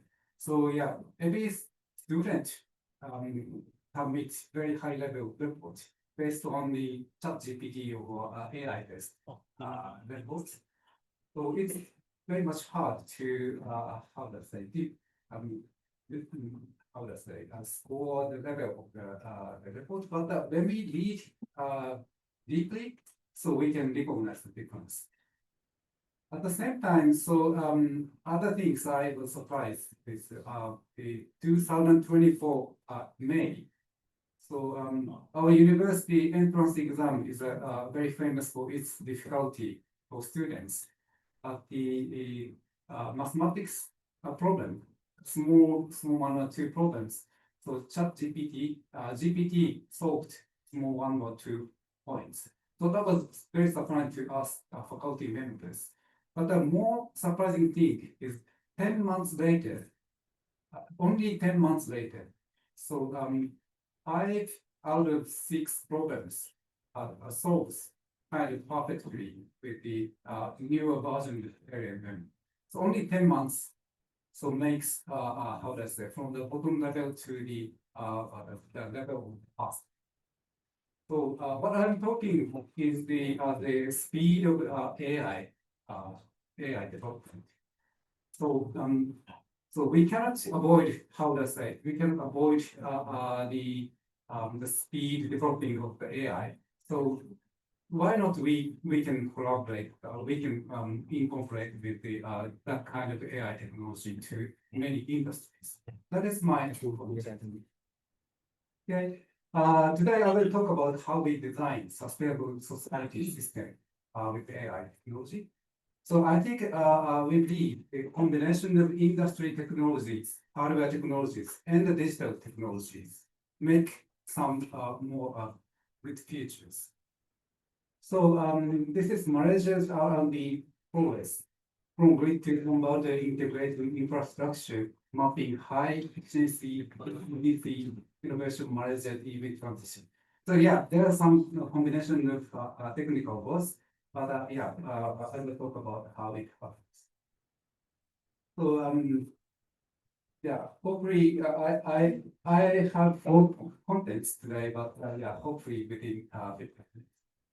So firstly, thanks to having a skillful colleague from Malaysia to our laboratory, we have several collaboration with Malaysia. So Dr. Amy, my colleague. So Tanaka Lab in our university. So we have many 3 projects with Malaysian universities. Firstly, universities in Malaysia. So we have two study project. And with UTM, we accept three bachelor students to our laboratories. They are now studying in our laboratories until the end of September or beginning of October. So that's very nice. And we also have University of Malaysia, the AI-driven software economy strategies for sustainable e-waste management. So I will talk about first number one topics. So there's mainly two projects. So combining data into social simulation models, we can design sustainable systems of society because of we can assume what will happen after that. So we have two projects, and okay, I will talk about project one. So what is the capacity, location, and governmental initiatives for Penang electric vehicle charging infrastructure? I've never been to Penang area, but I heard that they're emerging areas and very, how do I say, economically and residential growing areas. So this is conducted by maybe three universities. One is our faculty members, so me, myself, and Dr. Amy Ho, and Nakano, the doctor candidate, Osaka Nakano, from University of Tokyo, and also from School of Electrical and Electric Engineering, University Sains, Malaysia, Mohammed Saleh, Professor Saleh, and his colleagues, and also from the Tokyo Metropolitan University, Professor Shincho. So our group evaluate how Penang area region will be developed with the sustainable society of the introduction of electrical vehicles. So Malaysian government have set the policy performance indicator for sustainable society. And that is key policy includes LCMB 2021 and 2030 and NGTL. So with that, challenges will be include high vehicle cost, limited infrastructure, and low awareness. So Penang area is used as a case study for localized analysis. And what the aims on the highlights, the identifies gap in ultra-fast charging stations in Penang. So fortunately, Penang area has now charging facilities for electrical vehicles. But when we think logistics or when we think convenience of the drivers, so ultra-fast charging is one of the potential methods to provide other opportunities for them. So we use this GIS mapping. So yeah, to locate underserved areas. So we can find when we locate the map, we can make a map. So what we can see what is missing or what kind of possibility are remaining in the Penang area. And also compares real world EV performance across farms. So there are so many EV electrical vehicle products from many companies. So but we should check, we can verify how much suitable for Malaysian area of each product. What kind of specification performance will be suitable for Malaysian regions. That kind of the things are conducted. And this is an example of how we design. So as I told, there's two ways, qualitative analysis and quantitative analysis. So two methodology can combine into one areas. And so we can find the challenges and future strategies. That is what we have done. And this is the one example of this study. So this is the Penang areas and the mainland and the island. So there's the two grid sheets. And when we locate on the map of the charging facilities, so we found that the missing area, the lacking area of the charging infrastructure. So one of the key findings of the research, so we can see that the mainland corridor between Penang bridges lacks ultra fast charges.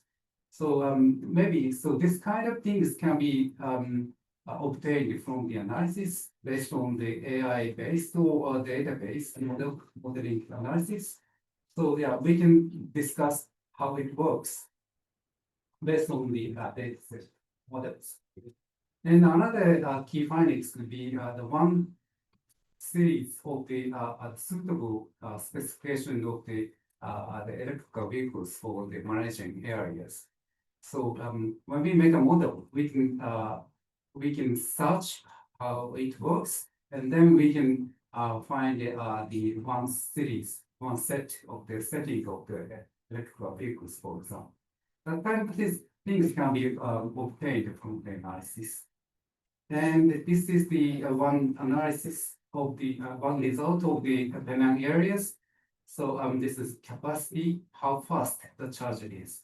And this is the number of the charging facilities. So we can see that what kind of area is missing, what kind of infrastructure is missing in this area. So we can say that the potential for the fast charger needs, and also the number of the areas, so which is lacking. So we can see, we can design based on the analysis. So this is the conclusion. So as we mentioned, Penang EV charger survey mapped capacity, number, and locations. And that is why we find some key findings. And I think key charger location in Penang, Georgetown, and Butterworth, so the bridging areas. And also there was the potential for the ultra fast charging in Penang areas. That kind of things can be obtained from the analysis based on the dataset. And we can develop this model to the AI-based or more extended version of the models. So this is examples. Maybe I'm losing my time. So this is second problem. I will pick some point. So when we design the social design or area design, so we have to develop at the same time hardware design. This project is designing how ultra fast charger can be designed. So maybe this is example of the designing of the ultra fast charger. So there's no how do I say there's no fixed ultra charger systems in Malaysia and in the world. So we should produce brand new type of the design, and this is one hypothesis of the design. And this is how it works, or how can we make. So our concept was 5-level controller. So I will skip the details, but when we combine this concept, when we use the ultra fast charging, so it comes suddenly load and suddenly we lose the load. So it may cause a big effect or big kind of wave to the other systems. So we have to think about the kind of big effect out of that. So that is why we check how it works. And this is one of the results of the fast charging areas. So these are the results. So it's under, how does it, within a kind of fixed area. So it doesn't make a big change of the area. So incorporating 5 levels concept, so we can make it more and more stable design of the fast charging systems. So this project was presented in the conference here or papers here.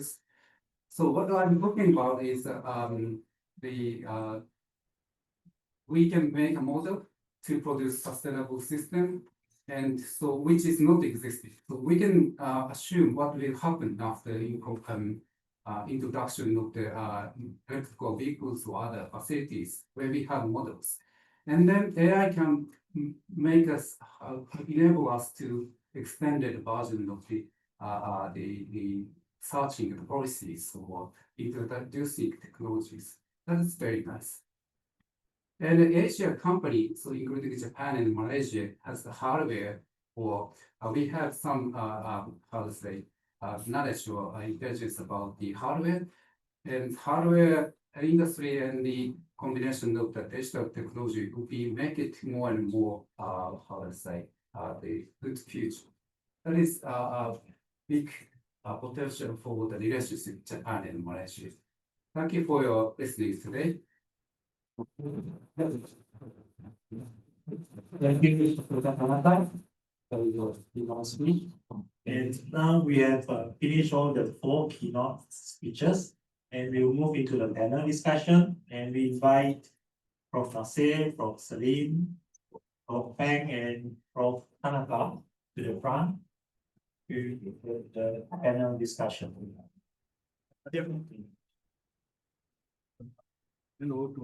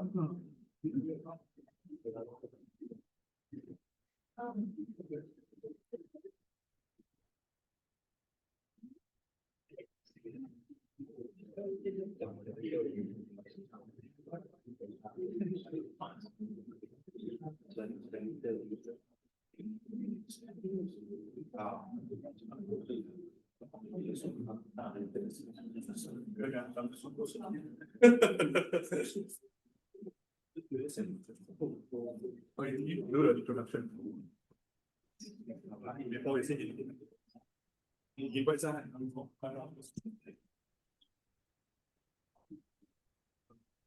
可是我们做的时候，你就会 introduction， 那我们一起做。啊，不需要你那个，你为我的 panel scopes 对不对？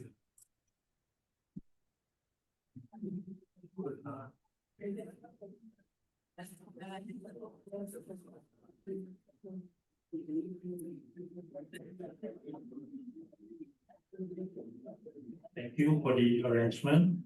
So now we invite all the panelists to the front. Prof. Nasir, maybe the style of them. What do you have this? I'm kidding. Thank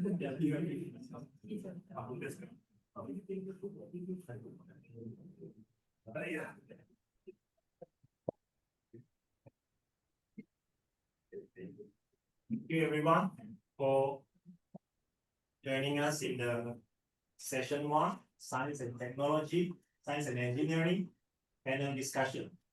And our team is the Malaysia's driven sustainability, discover the future where technology meets environmental stewardship.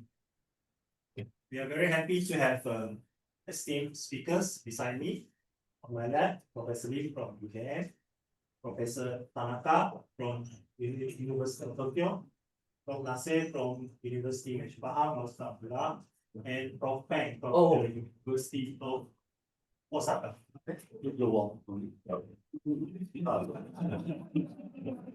I had to go to toilet to make myself sustainable.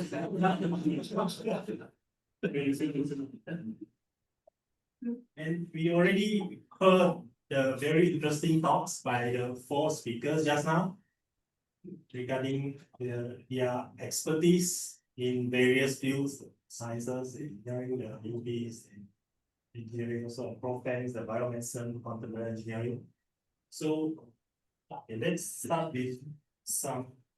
Okay, I'll start with probably programs. Okay. So as a researcher, could you share with us your thought and feeling when ChatGPT was first released? Do you feel like sorry? So do you feel the researchers felt threatened? Okay, thanks for the questions. We are, I call myself as a front line, right? Because my interest is also cognitive intelligence. When we first have artificial intelligence, so I want to know, is this a real intelligence or is this artificial intelligence? So I can't help start playing with ChatGPT. Not the first day, because I was sort of introduced kind of a week later. So when I start to play with ChatGPT, my first impression is that, well, this is not anything that we have seen before. It's not Google. Google is just based on searching algorithm. So which means that whatever is there, it happens to search better. But ChatGPT is something more than searching. It builds on the logics and it builds on understanding. So this is a huge jump in technology itself. We usually call this a technological disruption. And in fact, this is not Google is one of the healthiest, was one of the biggest company in the whole world, and they are in the forefront of a search company. And true enough, they raised the bell, they raised the red flag for the very first time in their history. Red flag means this is threatening our company, which is Google. So my first reaction was that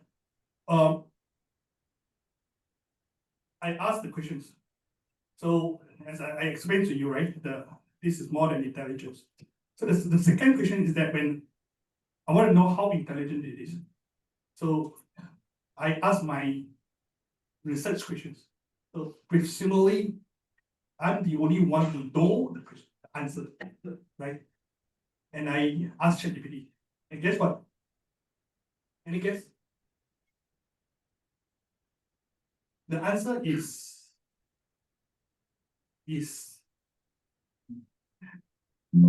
okay. My reaction is someone have seen my computer before. Oh, so you know the answer, right? So I keep asking, have ChatGPT have access to my computer? This is my reaction as a researcher. But the answer is not exactly my answer, but it's very new. So it speaks the volume, right? And the rest is history. Okay, I'll pass back the mic to. Okay, thank you, Rocky. So, Prof. Nasir, so just now you mentioned that over-reliance on AI, so it diminishes the human cognitive abilities. So, how do you envision educational systems adapting to preserve critical thinking in this AI world? Okay, so as an academician, so I cannot prevent or prohibit, especially my students, from using AI tools, especially for their learnings, to do their assignment and so on. But in terms of learning experience, try and error, so they need to balance out between their capabilities and dependency on the AI tools. Okay? For example, I'm just remembered when ChatGPT was released, and at that moment, if I'm not mistaken, it's around 2020, the big one, because we are having a corona period. So we're doing assignment online. We doing a quiz or even assessment, final exam also online. So at that moment, in Malaysia, the first threat it's not exactly from ChatGPT. It's coming from one online platform, if I'm not mistaken, named as a Chat, CHEGG. So this is a online assignment solution that student can ask the question, and then they can find the answer. So as a academician, when we check all the answers, so we are very impressive because the student managed to answer. But somehow when we interview the students, when we evaluate the students cannot manage to give the same exact answers. And what is the most disappointed is on how student deliberates. The discussion is far away before the era of ChatGPT and other AI tools. Not exactly AI tools. We have so many AI tools.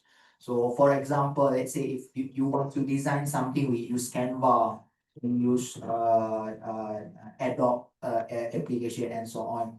Yes, it will give us a very beneficial, make our works so fast. But somehow, if we are to depend on this sort of AI tools, so we will see student will face lack of skill on how to solve the problem. So this is on perspective of the academician. Thank you, thank you. So next I would like to ask Prof. Tanaka. So just now you talk about the EVs, right, and the charging infrastructures.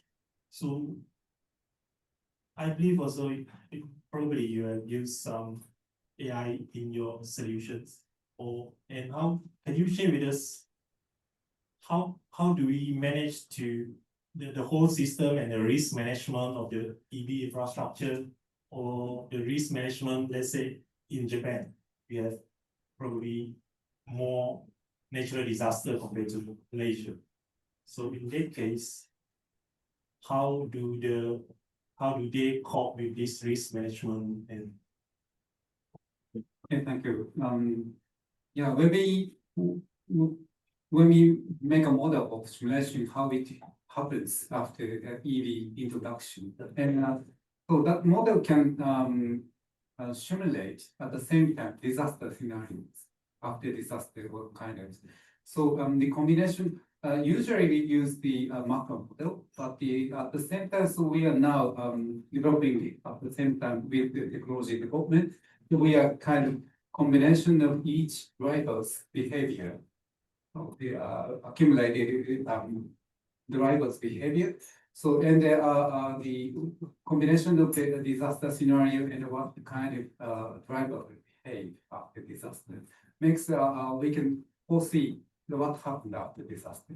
And some road cannot how to say solved. I mean not used, but the smaller load can be available. The kind of things can be happening in the model case.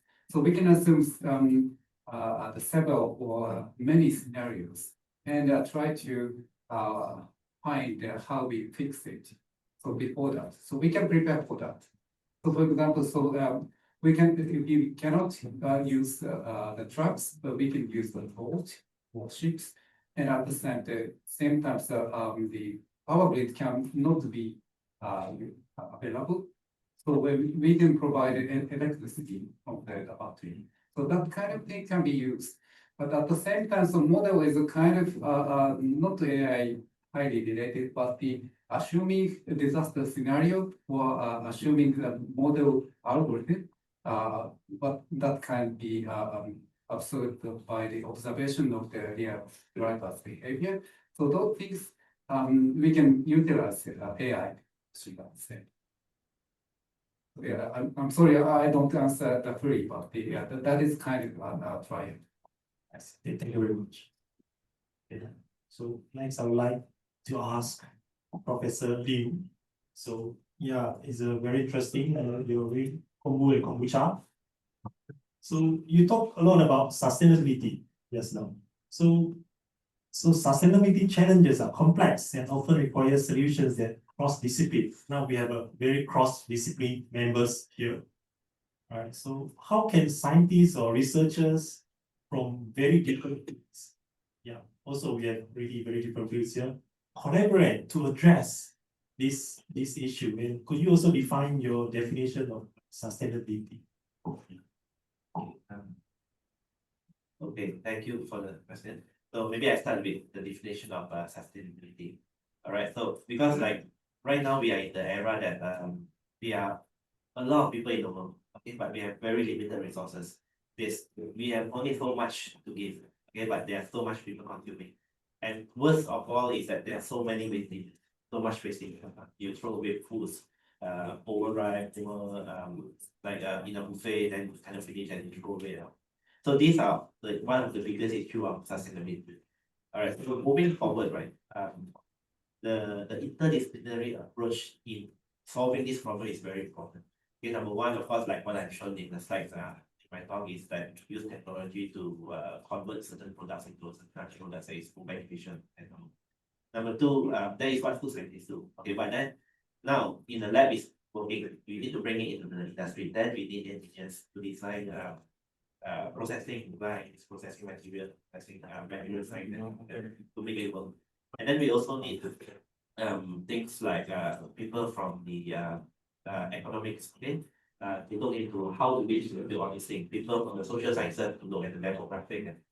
So the whole ecosystem is there that we need to work together, ensure that the sustainability topic is well addressed.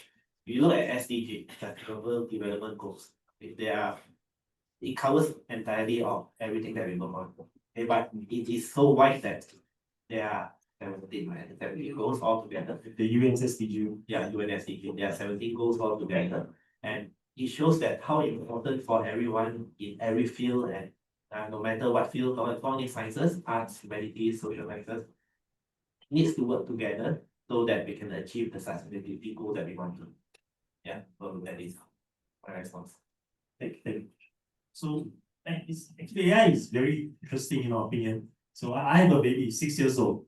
So I think AI is like a baby, right? They start learning from the data they have. It's just like baby observing the surrounding.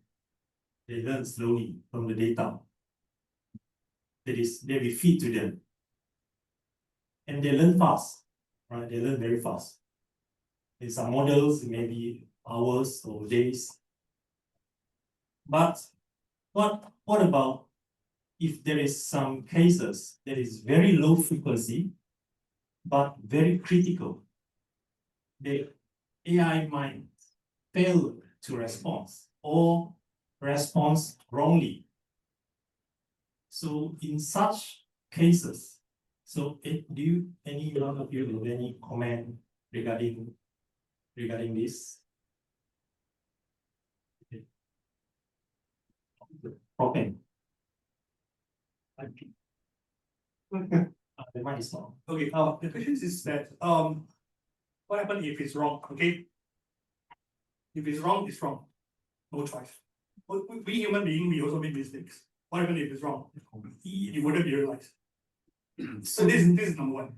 This is short answer. The long answer is that keep training so that you wouldn't be wrong. So the chances of wrong is minimized.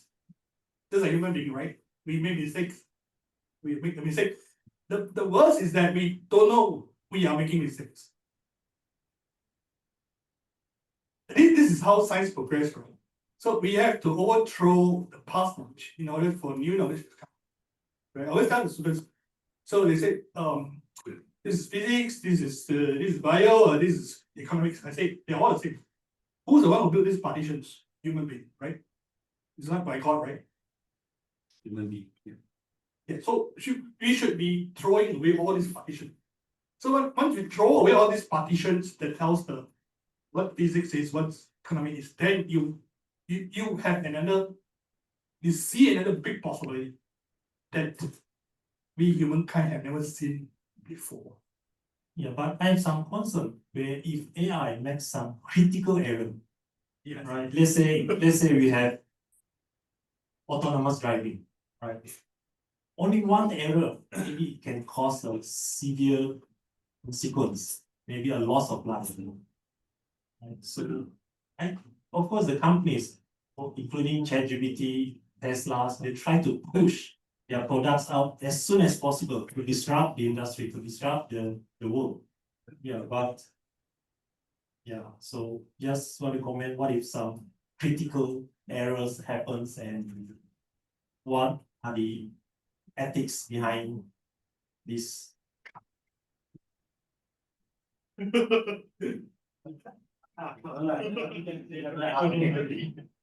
Okay, I give one example, and also the solution and give the real case. So if we look onto the autonomous driving, what the worst incident if AI makes mistakes and at the same time our ability decrease, this is the worst case will be happening.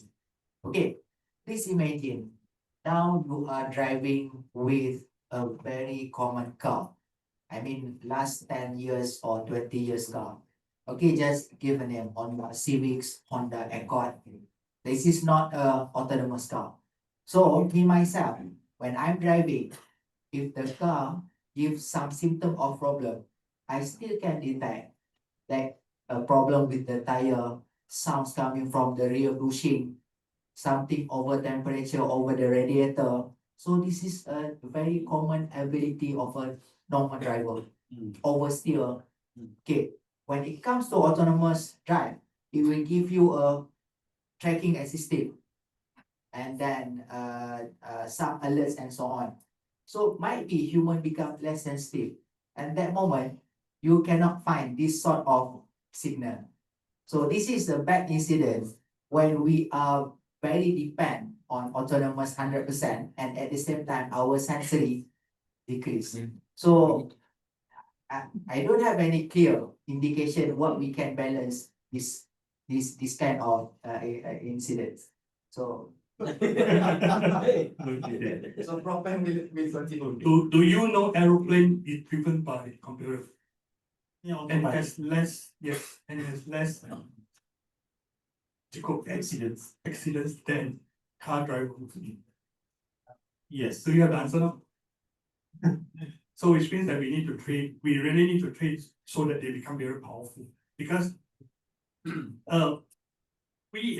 we have curiosity, we have doubts about technologies.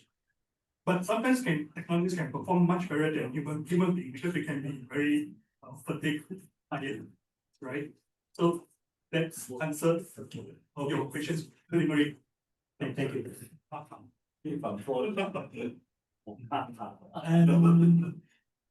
Right, I think you Prof. Tanaka was in the industry before, so yeah, so I think that people now they work like programmers or they sometimes they depends on AI like ChatGPT or something.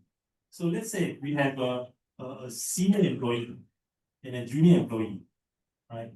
They both use AI. So because the senior employee already has experience, so AI can max the gap between the senior employee and the junior employee becomes wider. Oh, regarding their skills. So how can we like sort of feedback loop like to close this gap? But there will be a very disadvantage to the recent graduates. Right. It's a kind of difficult question, but I can say that the gap can be filled with the data sets. So the most of the experienced skillful labors for the senior engineers have the kind of not digitalized knowledge or sense. So that is very important, but it is not digitalized. But when it is digitalized, so AI can catch up. And what I want to say is when we talk about the AI, the younger generation is much better.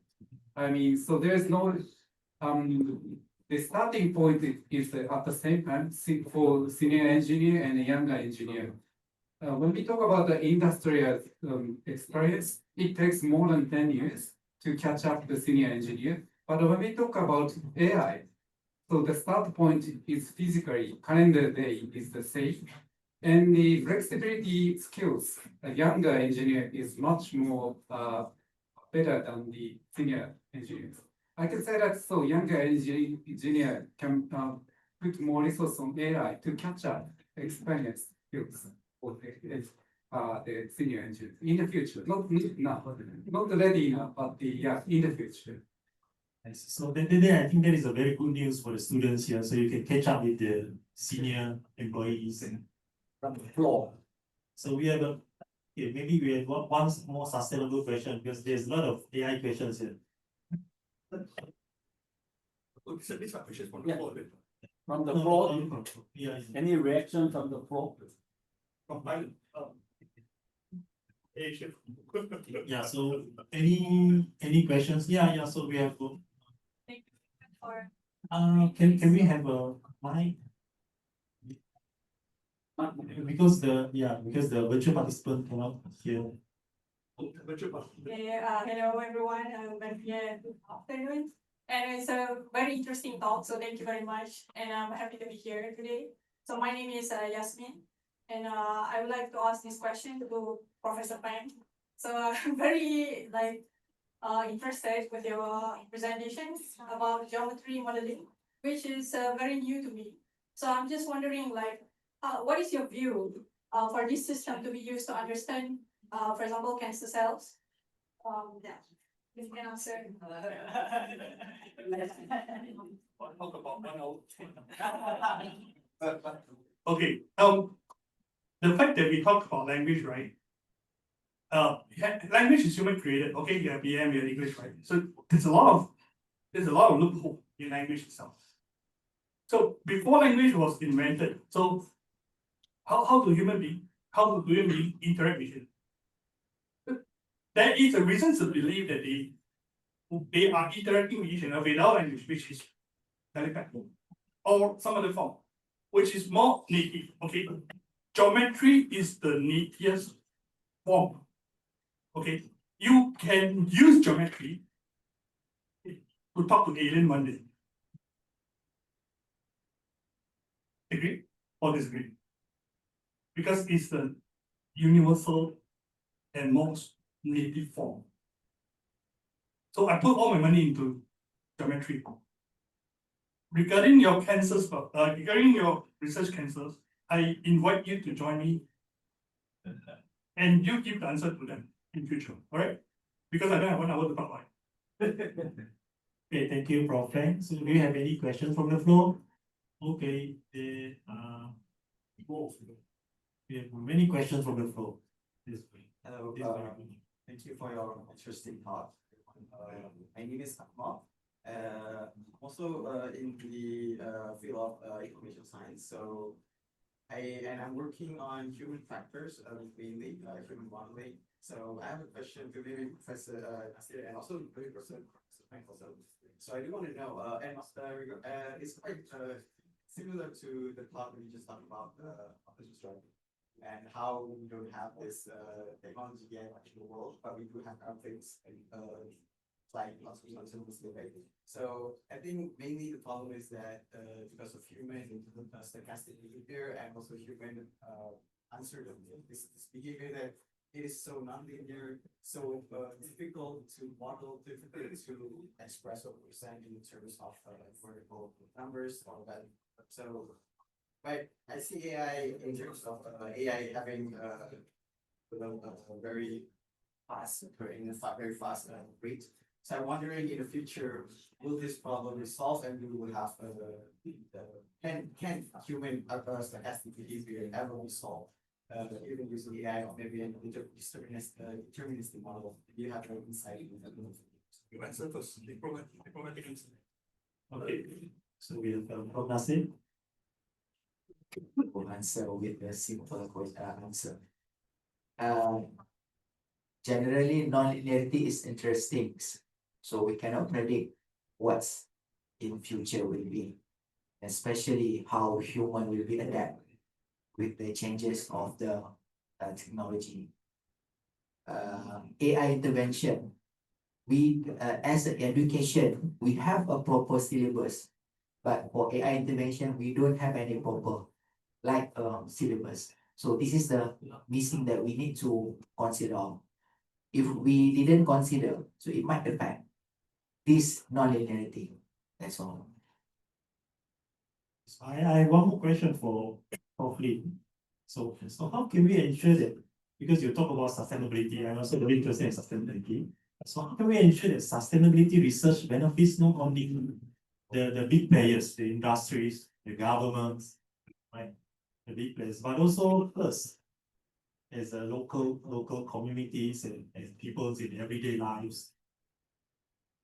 Yeah, so this coincides with my earlier explanation about what is interrelated research between all researchers and people. It is important that what we have in the lab is being translated into applied science and applied science to the industry. Where when the industry takes the technology, meaning that we are putting some innovation into everyday products, and that should be translated into a consumer product.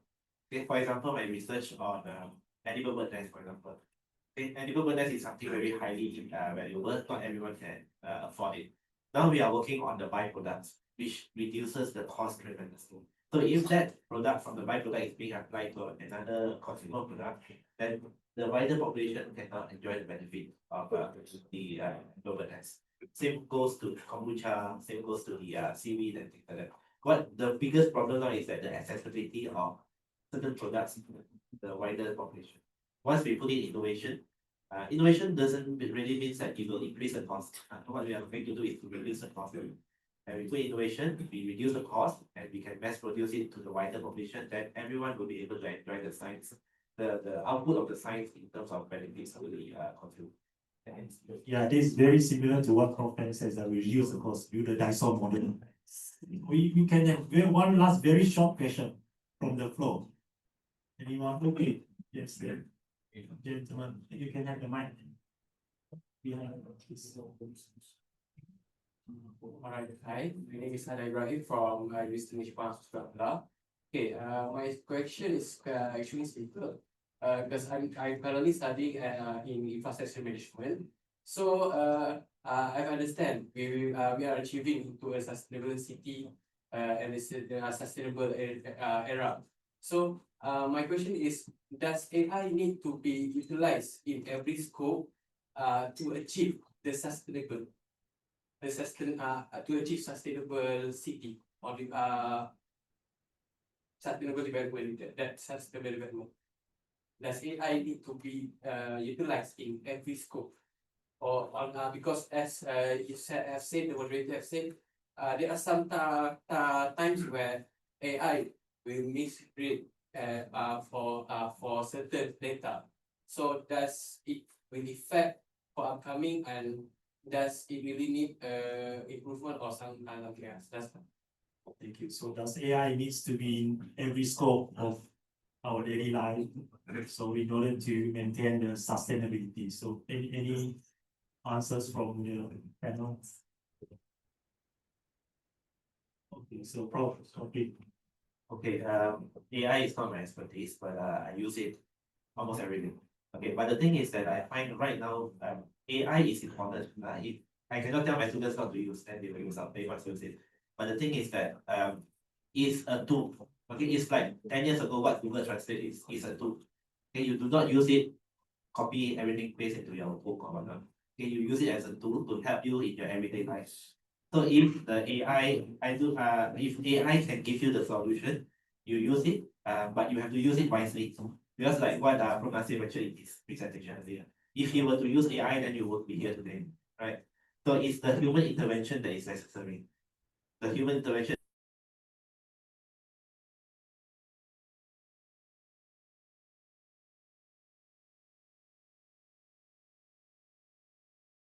is for. So yes, it will be almost in every scope, but as a tool, human intervention is still necessary to be as well. Okay. Prof. Nasir is My simple answer. If you want to propose a girl, don't use AI. Believe yourself. That's joke. That's joke. Yeah, that's from the heart. If you ask me, what's the information for the training, I will tell you tomorrow still a home. Yeah, ChatGPT never say this. I want to take the same questions. Okay, what went wrong with the question itself? Okay, so I'm trying to analyze it. Okay, he talks about determinism. Determinism has somewhat diverged. So there's only one kind of definition. Stochastic is like a black box. Big. So the idea about stochastic is to mislead everyone, but it's not his intention. But this is the flaw of the language itself. Okay, it's like if I ask, you know, when I was a kid, I throw a seed on the soil, and then the popo, you know. Then I asked my mom, what happened? He said, this is nature, right? So nature is a big word. If I throw this into the sea, if I throw this into the moon, then you start to realize that nature is not one single definition. So what can be nature can be non-nature to a lot of people, right? So you know, so the words statistics can be misleading. But let me answer you in a physics way. Okay? So if you learn about chaos theory that leads to the bifurcations in a logical map, right? So it can change a bit of the initial conditions, but can lead to chaos. Again, the chaos is big, right? Chaos. So don't have certain assumption that chaos is hari kiamat. There's no solution. The end of the world. Okay, yeah. So even chaos, there is a pattern in it. And I discovered this. I realized it when I work with AI, or whenever we make big data. So my conclusion is if the n number that you use is big enough, there is always a shape. There is always a shape. There is always a shape. Prof-lies geometries, right? Yeah. There is always a shape. Okay. Follow-up question to that, has we reached to that stage where we find the shape of human human behavior?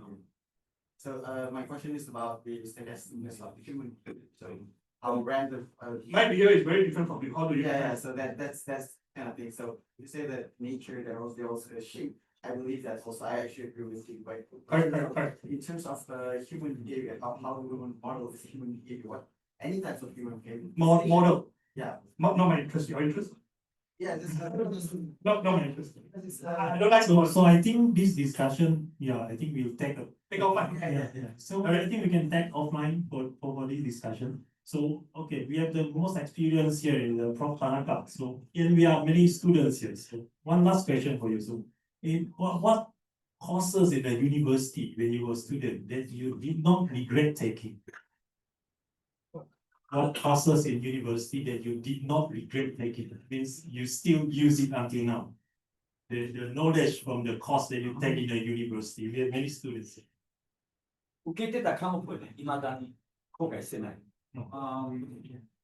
Yeah, it's a very good question. So yeah, basic science, that is very nice to me. So yeah, basic science is very kind of a real ideal formula that makes it very simple.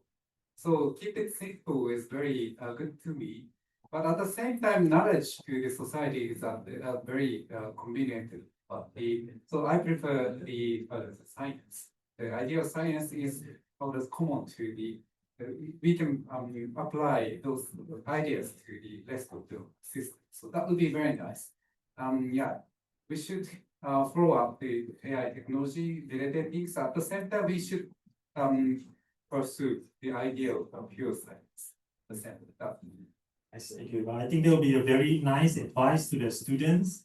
And okay, and because of the time, we have to close the panel session today. So thank you very much for everyone, when those in the online platform. Thank you very much, and I hand over the mic to the master of ceremony. Thank you for our panelists for their valuable contribution. And we would like to invite Prof. Chong with Dr. Amy to give a token of appreciation from host and organizer to the panelists for this session. So please welcome Association Professor Dr. Abdul Nasir bin Ghaffar. Do we have a cameraman for? Yes. Thank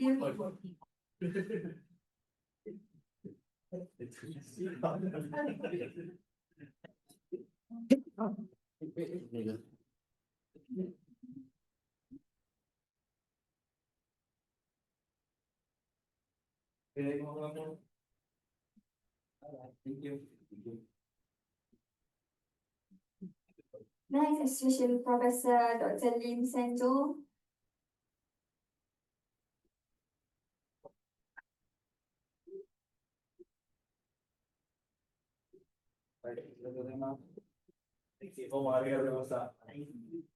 Professor Dr. Tai Guang Su.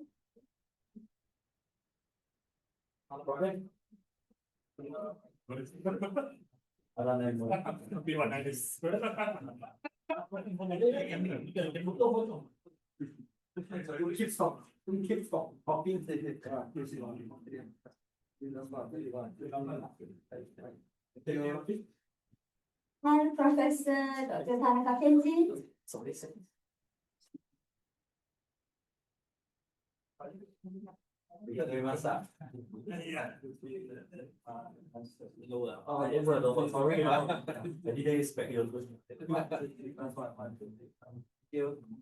Lastly, please welcome our moderator, Dr. Liu, to receive the token of appreciation.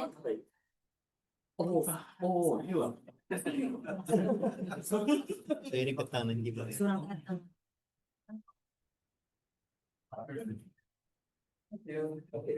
can't ask panelists and Dr. Liu to stay for the session in the Also, session for the. Should we stand or should we sit?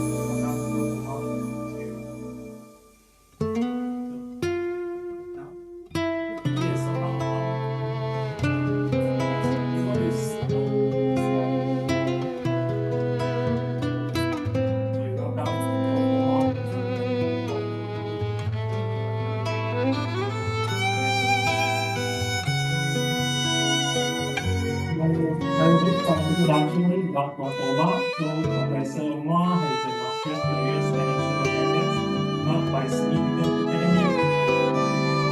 He to the first class degree. Prior to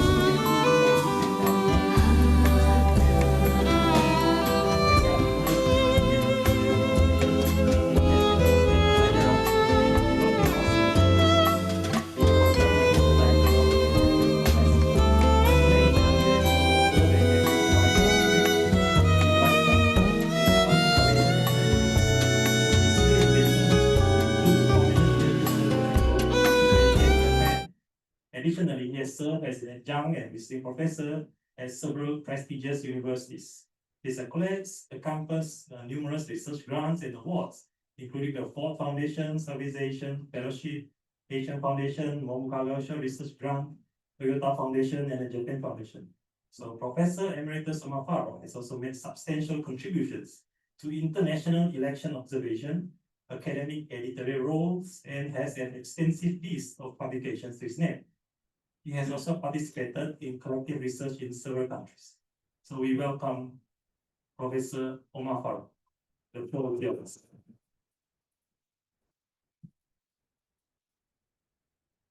Assalamualaikum. Salam. Distinguished dignitaries, colleagues and friends. Konnichiwa. Good afternoon. Selamat datang. Actually, I have prepared a paper to be read at this meeting today. But somehow, miraculously, half of my ideas were taken up by the earlier speakers. I think because the theme of the conference and the mission,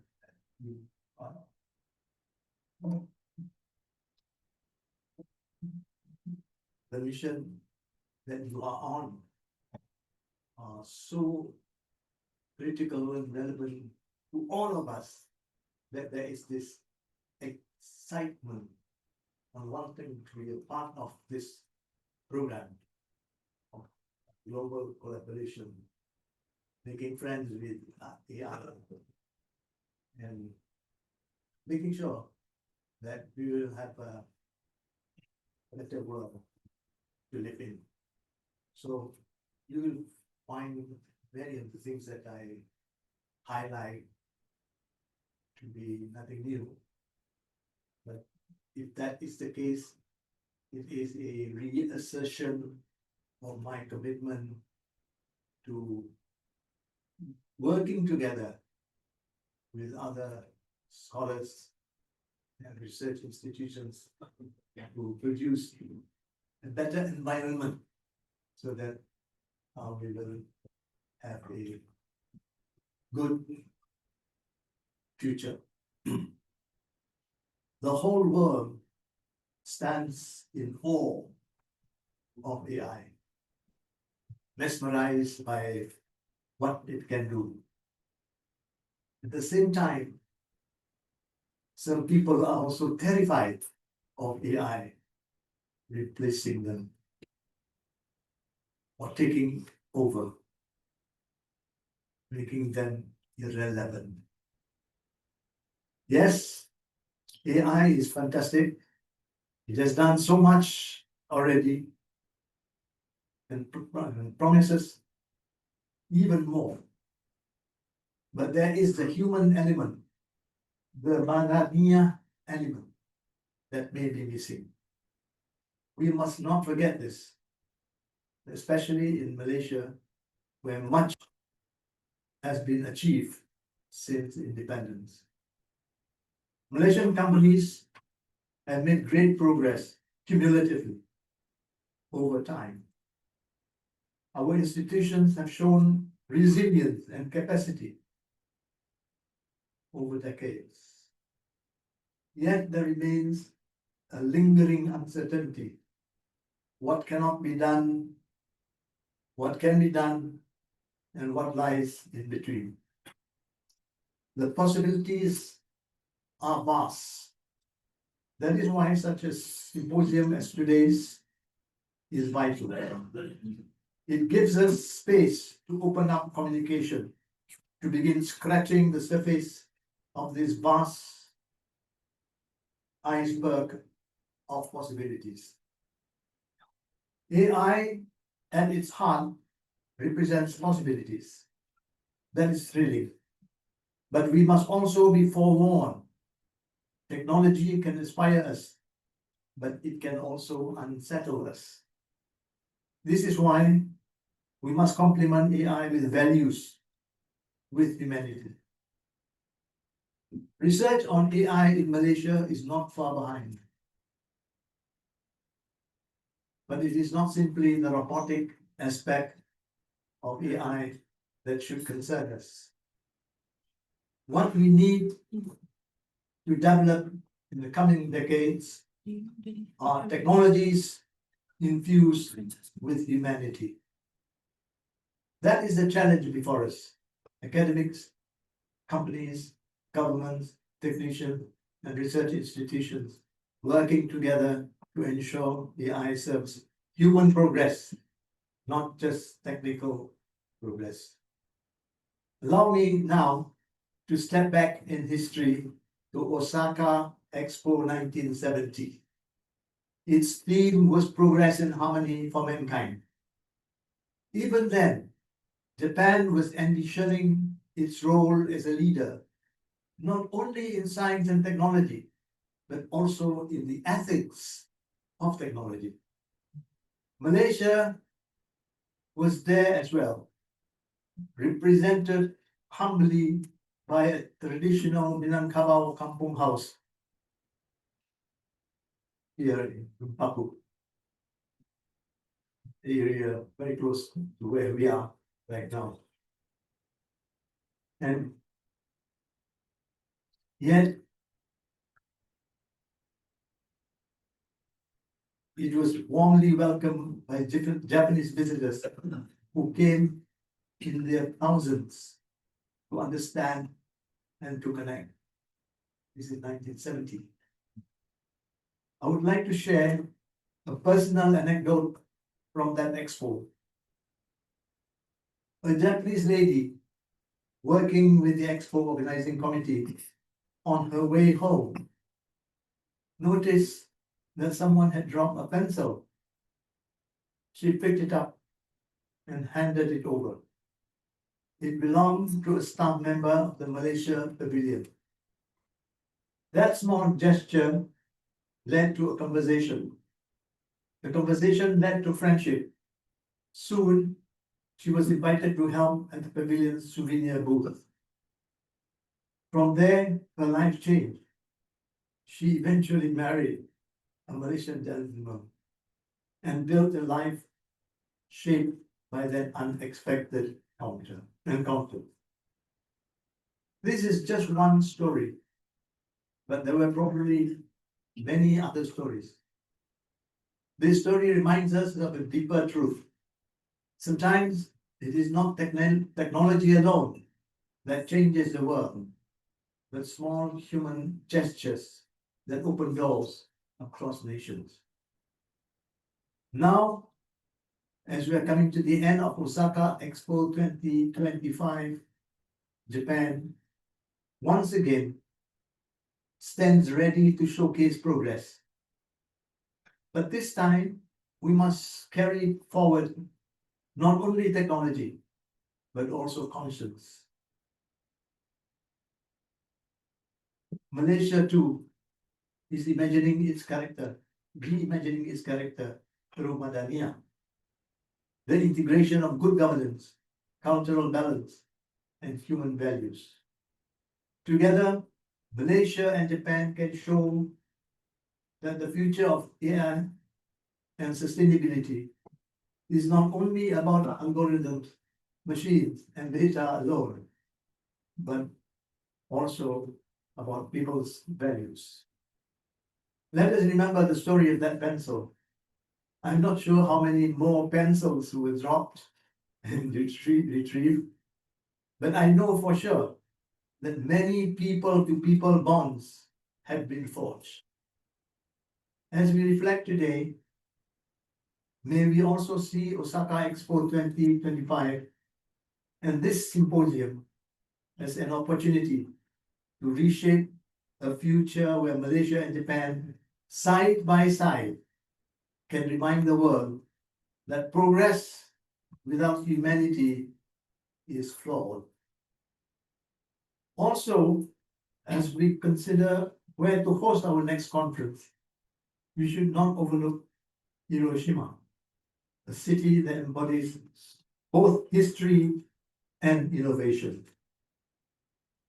I believe Hiroshima, the city of rivers and memories, offers the most compelling choice.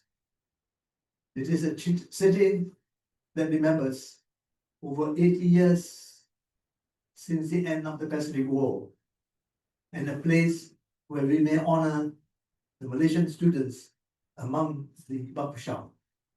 And it is a city that inspires, rebuilt from devastation into a symbol of resilience, peace, and cutting-edge technology. And on a personal note, I am a proud citizen of Hiroshima. Hiroshima is not distant from Malaysia. It is already part of our shared history. Our students study and work there. Our universities have signed MOUs, and our industries are connected through Mazda, Daiso, or Futafuku, and many other companies. Choosing Hiroshima would not only commemorate history, but also strengthen these living ties, while giving us every good reason to follow up on our interest in pursuing Japanese technology with humanity at its core. Arigato gozaimashita.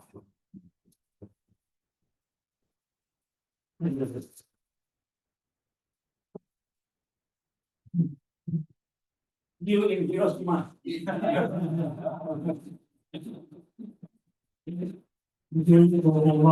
very inspirational talk.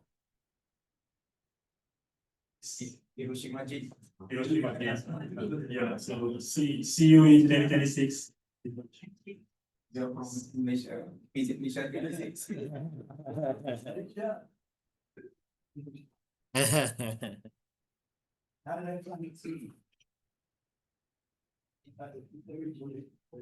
Okay, so we will then proceed with the next keynote speech.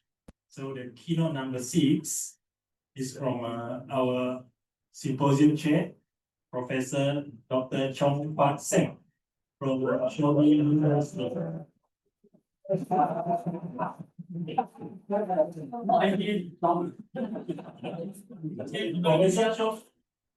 Professor Chong came to Japan in 1992 and is a Hakka executive from Malaysia. In 1998, he enrolled in the Graduate School of Economics at Osaka University and obtained his PhD in economics. He was appointed as a full-time lecturer at Shobi University in 2004, promoted to associate professor in 2008, and has been a professor since 2023. He specializes in economics, particularly international economics and environmental economics. In addition to presenting and publishing academic papers both in Japan and overseas, he has been frequently invited to give public lectures and appear on radio and television. So you might see his face in TV. And including in his native Malaysia. He also writes regular columns for the Hsinchu Daily, a Chinese language newspaper, with the highest circulation not only in Malaysia but also in Southeast Asia. He has written and published many academic papers in his field of research. He has also written and published academic papers related to sports and economics. He will share his experience in applying mathematics in solving economic problems. He has published extensively on the relationship between human capital development and international trade. More recently, his work has expanded to include environmental dimensions, examining how human capital, trade, and ecological considerations intersect from an economic perspective to advance a sustainable society. So, Prof. Chong, the floor is yours. Please. Yeah, thank you very much. You didn't introduce that whether they have seen my face in the love drama. Okay, thank you very much. Thank you again. All right. This time is very challenging for me because I didn't have any manuscript. Yeah, so please listen carefully before my English is broken to so many small parts. Okay. Today I'm going to share you this story with this title. And actually I created this slideshow slide 6 months ago. Yeah, I almost forgot. Yeah, I tried to practice last night only for once. Yeah. Okay. So how do we move forward with this title? Maybe you cannot get the what I'm trying to say. That the title is AI-driven sustainability. But how are we going to move forward? Yeah, to deal with a lot of problems. Today we have made so many discussions during the morning sessions. But I'm going to share some policy from the government and from the economics perspective. Okay, So I'm going to talk about the problem of for example this one. Okay, the problem of open access in the management of renewable resources and the role of government. Okay. Yeah. So what I am trying to tell you is the story is very simple. Okay, we have an environmental policy, okay, to keep the SDGs goal be reached or to keep it going on. Yeah. And usually we assume that environmental policy usually make the corporates to be very tight, very hard because usually environmental policy, the corporate, they will have to burden a lot of cost to too long. Oh my that's my style, sorry. All right. Okay. Because corporate usually they have to pay a lot of efforts to follow the policy from the government. So usually they have to bear a lot of cost. Yeah. And you already read here, reading here, increase the cost and as a result reduce the profits. Yeah, that's a problem. We all love the environment and we all love this planet, but how much cost do you want to pay for it? Yeah. So I just want to take to give you an example. For example, this is the case of open access. What I wanted to tell you is that government's policy, environment policy, actually or regulation, actually is helping you to improve your profit. This is what I wanted to tell you. The main purpose of my story today. Okay, and I just go into detail. Okay. Oh, this one is better for me. Now I become like a really superstar. Okay. All right, the basic framework of environmental policy is like this. For example, I think this morning Professor Tanaka Sensei also introduced some of the policies, but okay, I will introduce some of them. National policy on the environment, 2002. For example, precautionary principle, polluter pays principle. That what I tried to say just now, and to keep the sustainable resource management goes well. And then after that, the 12 Malaysian plan 2021 and 2025. Yeah. Okay, I just go fast. Correct. So the second thing is the climate change measures commitment to the Paris Agreement 2015. I think this is already so familiar with you, Reduce the greenhouse gas GSS emissions intensity per capita by 45%. This 45% is actually a very a big goal. Not easy to reach this goal. Okay. And by 2030, compared to 2005 levels, including voluntary reductions. Okay. Yeah, and some others like this National Green Technology Policy, and I think part of them, Professor Tanaka also introduced that this morning. Environmental friendly technologies. Yeah, but I'm not talking about science. I'm talking about the policy. Okay, energy buildings, transportation, the waste management, and that. Okay.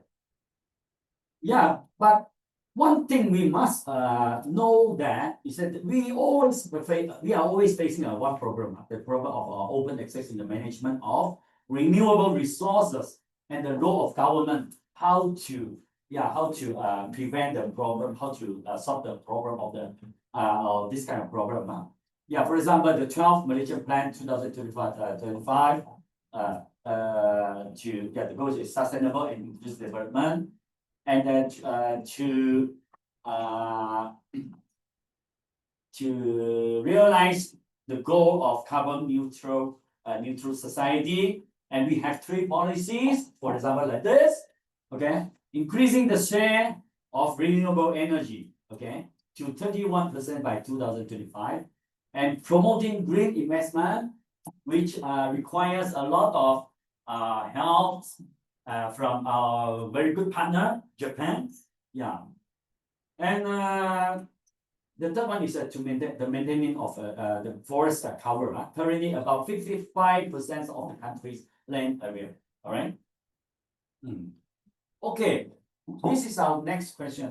Can environmental regulations improve your profit? I think so many corporates they will think about this problem. When government they set a very strict regulation for the environment to the corporates, they will always think the regulations will decrease their profit. Okay. Okay. When we want to talk about this kind of a problem, actually we need to know this concept, which is very famous in our economics theory, okay, which is called the tragedy of the commons. Okay. All right. Maybe you are not so familiar with this one. Later I will talk in more detail, right? Okay. Government usually, when they want to solve this problem, okay, yeah, the regulations help avoid the tragedy, and corporates will make more profit, and then still they can make contributions to SDGs. Okay. All right. And what's the tragedy of the command? I can because I will run out all of my time. If you are interested, it's very easy to study from your smartphone with ChatGPT. Okay, we already introduced. Okay, I just skip. So what's the commands? Okay, the commands are usually referred like this: resources that are shared by a group of people, not owned by any one individual. Yeah, actually, I had a very good collaboration with Dr. Menikam from Taiwan University. We were talking about the tourism or the environmental problem brought by the tourists. Yeah, actually, it's one of the example. Yeah, actually is resources that shared by a group of people like tourists, but not owned by anyone or not controlled by any regulations. And you see that the environment for tourists is something like open access or free access. Yeah, and are they renewable or sustainable? This is what we need to think about. Yeah. Yeah. The tragedy of the commons examples, for example, like this pasture land. Anyone is free to let their cattle be raised. This already you can study from the textbook, but we must be careful not to let the cows eat all the grass. Okay. Even if one person reduces the number of their cattle, other users may increase their instinct. Okay, you are trying to protect the environment, but the others know. They say you are going to protect the environment, and then I can go to eat more grass. All right, and other users may increase their instinct. As each user acts based on their own self-interest. Okay, they continue to increase the number of cattle. Eventually, the pasture is overgrazed and destroyed. And something is very similar to the environment for the tourists. I see Dr. Manikam is distorting your face. You cannot get what I'm saying. Sorry, yeah. Okay. This is a very well known this fallacy of composition. Maybe you can check with ChatGPT. Yeah, but this is not from ChatGPT. My original. Don't get misunderstood, right? And as a result, I see the price of the grass goes up. Yeah, the price of their cattle goes down. When we apply this kind of problem to the tourists, you see the government, Japanese government now they are trying to how do I say, to design different price for the restaurant menu or something like that. That's because of what? Because the tourists they always destroy the environment in Japan. That makes Japanese government needs to claim more from the tourists. Yeah. All right. And the problem of open access, uncontrolled use of a resource that is available to everyone, overexploitation, overuse, depletion, and degradation. Example, okay, overfishing in open oceans, deforestation on public land, overgrazing on shade or pastures. Okay, in brief, yeah, almost to my conclusion. No ownership or restrictions. Users exploit the resource without limit. resource becomes unsustainable. And for example, overfishing in international waters. Yeah. Okay. So if no one owns the resource, individuals have little incentive to conserve it. Can you see the point? Yeah. So everyone acts in their own self-interest, but the collective result is worse for all. Collective result, okay? The collective result always bring you a worse result. This is called very well known as fallacy of competition. This is a clear reason why shared resources need regulation or management.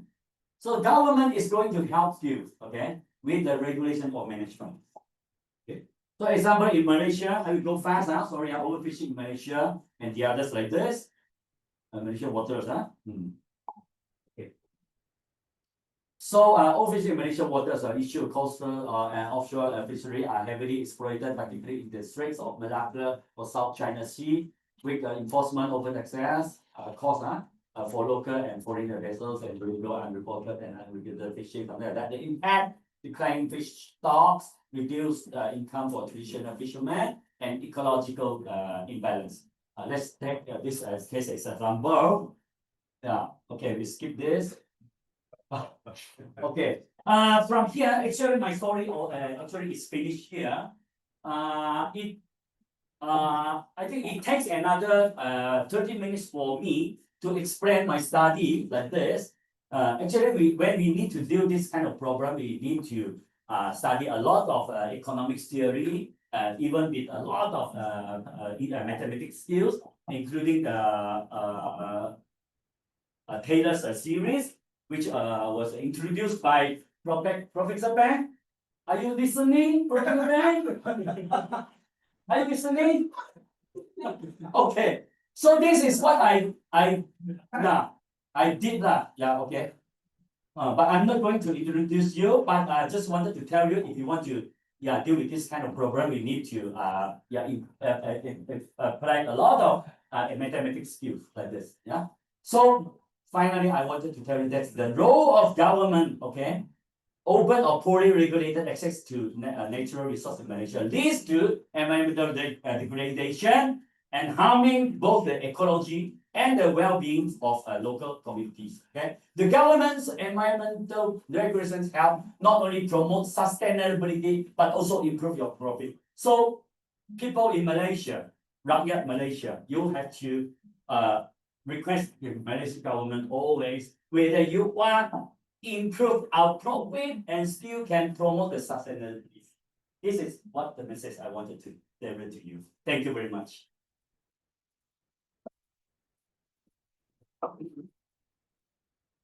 Thank you, Professor Chong. And in 15 minutes. Okay. Okay, the next we have the seventh keynote of the day, or the second in the afternoon session. We have Professor Dr. Lau Wee Yap from University Malaya. Please, Prof. Lau.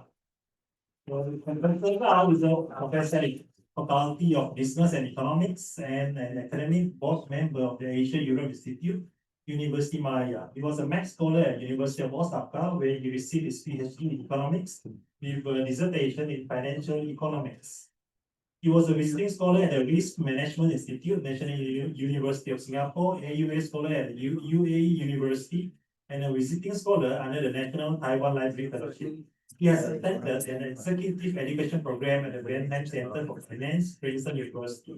He has professional credentials from the Securities Institute of Australia and CPA Australia in Accounting and Finance. Today, he is a full member of CPA Australia and Malaysia Institute of Accountants, a member of the CFA Society of Malaysia, and an elected member of the International Statistical Institute. Throughout his career, he has received best paper awards at conferences organized by the Malaysian Finance Association and the Institute for Capital Market Research Malaysia. He has also received the Best Journal Paper Award in Humanities and Social Sciences at the 15th Martin KPT Award ceremony held at the Ministry of Higher Education Malaysia, Putrajaya. So we welcome Prof. Lau to give his speech. Thank you, moderator, for the introduction. Let me start my presentation.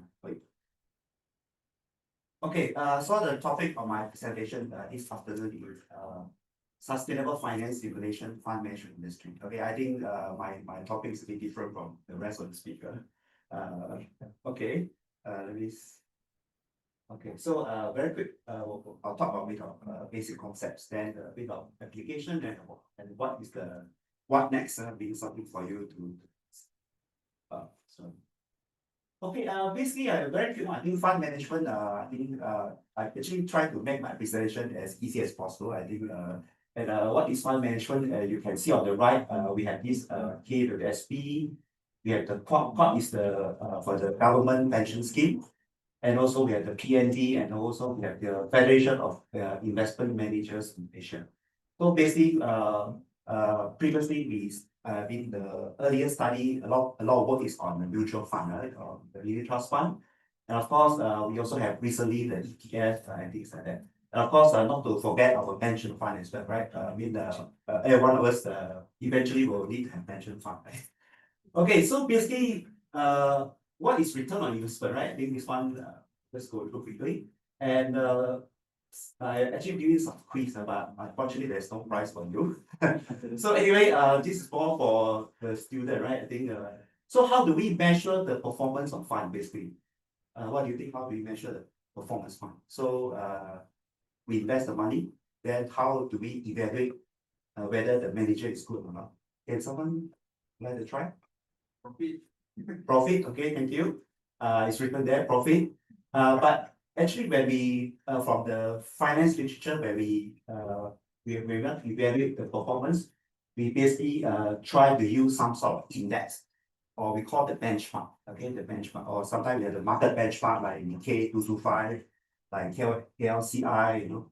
And of course, there are many benchmarks. Actually, there are like the mass index in Malaysia, the ACE market index, and things like that. And of course, in earlier literature, we have all many types of performance measurement. Anyone like to try again? There's a one quiz there. One performance measurement. You can just give a name. Anyone? GDP per capita. For fund, for the fund management, or let's say sorry. Unit trust. What is the mutual? Yeah, correct. But we're talking about the performance management. So let me give the answer. The answer is like, for example, people use Sharpe ratio, Treynor index, and things like that. So later years, many studies were done and used terms like performance attribution. So for example, which factor actually determines the performance of management, right? So how do you know, let's say this fund is, the performance is what factor that contribute to the performance? So of course, this is a study, there's a book by this Carl Bacon.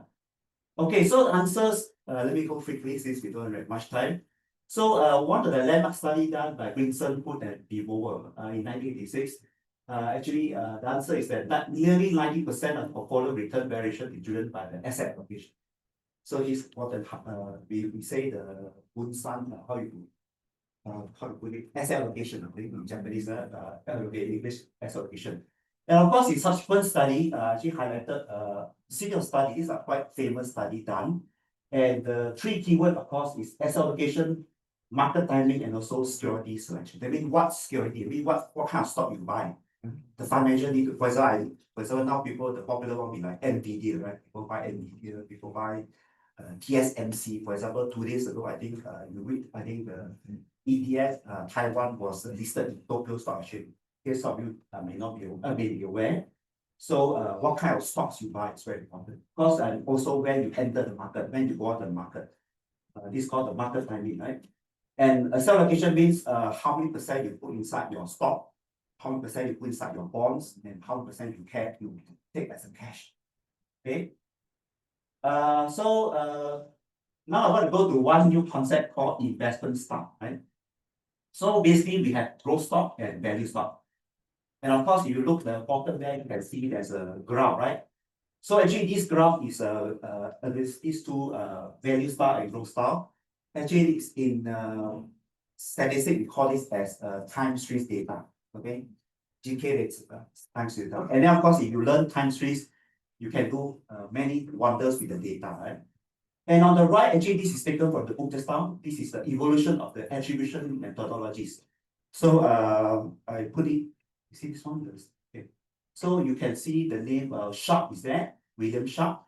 Later I will show you William Sharp, right? So actually William Sharp is the Nobel Prize winner, right? He actually come up with this paper, right? This paper, and then he won the Nobel Prize. Actually, I happened to have a chance to meet him in 2006 when I attended the Asian Finance Association conference in New Zealand. Okay, he was one of the keynote speakers. And of course, so I started my research. Okay, I published some papers. Okay, these are the papers I published. It was quite interesting journey. And of course, and interestingly, I got a PhD student. Okay, and then my student, Dr. Shari, we actually construct this Islamic fund. We construct, okay. You can see on the right, this is the indexes we constructed. And once you have indices, then you can write papers, right? As usual, right? we like to write papers, okay? So these are the papers. Of course, subsequently, with the knowledge in the countries, we actually can do some sort of work on the information transmission. Because in finance, it's very important. All these indices will transmit information. Okay, because the investor actually, how they make money is by getting something, they know something first before other people do for it. So they buy first and sell later, right? So and of course, some may know about a concept called efficient market hypothesis, right? It's basically based on information. Okay, sorry. It's not, maybe, okay. Actually, there's a title, maybe when the thing is transferred, it's not properly done. Anyway, so now I'm going to the next concept called sustainability, right? So actually, this is taken from a book, Toma 2025. Okay, so in earlier years, you can see the intersection between business, environment, and society. That is called sustainability.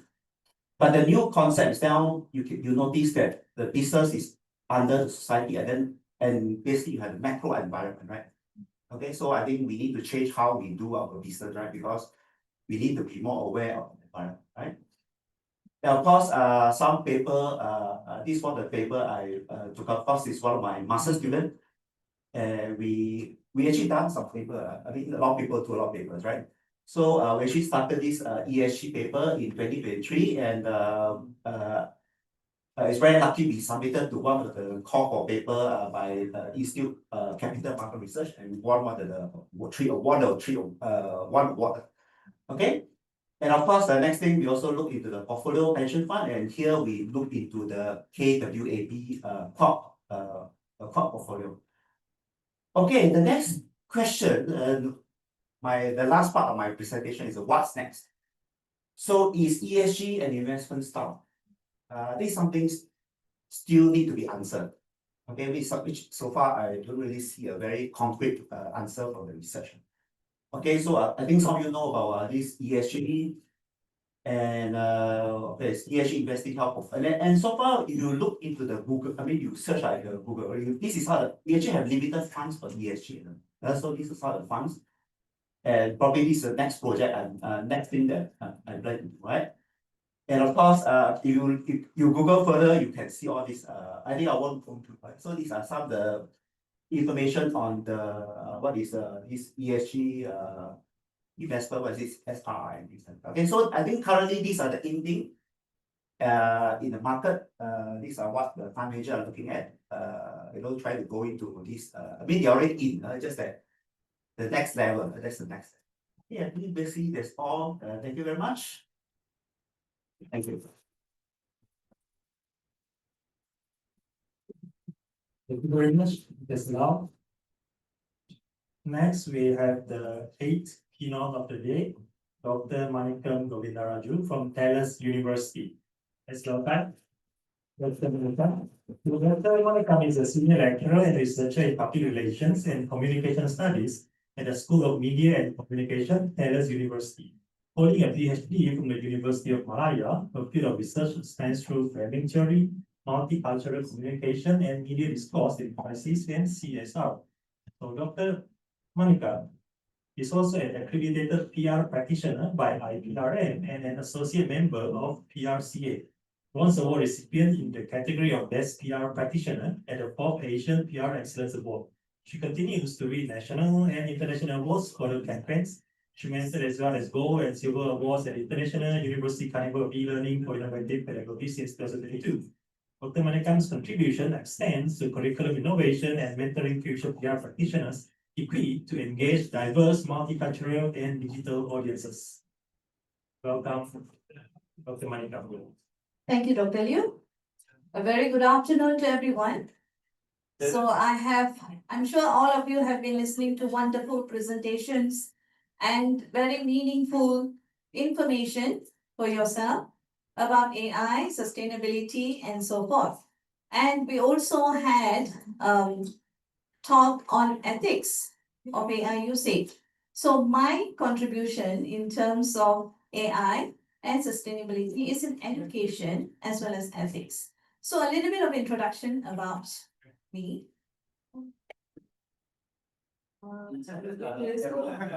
That's not me. Okay, this is my topic. This is on empowering public awareness campaigns through AI, redefining public relations for a sustainable future. So you would see there, I have this Pro-Passion Student Consultancy. Now, Pro-Passion Student Consultancy is a student-led agency that I lead at Taylor's University School of Media and Communication. So what we do there is we conduct and we support clients for their projects, PR activities, PR campaigns, and so on. So these clients are real clients and they are not mock clients, yeah? So the projects are very real. So let me take you through that. So my content today would be on AI revolution, ethical challenges that we face, educational response, and finally the conclusion. Now, Pro-Passion Student Consultancy is what I've mentioned earlier. It's one semester project. So usually what I have is I have 8 to 9 weeks only to carry out the entire project. I'm sure MJAA is totally aware of that. And the amount of stress and constraint, especially in terms of time and resources that we have.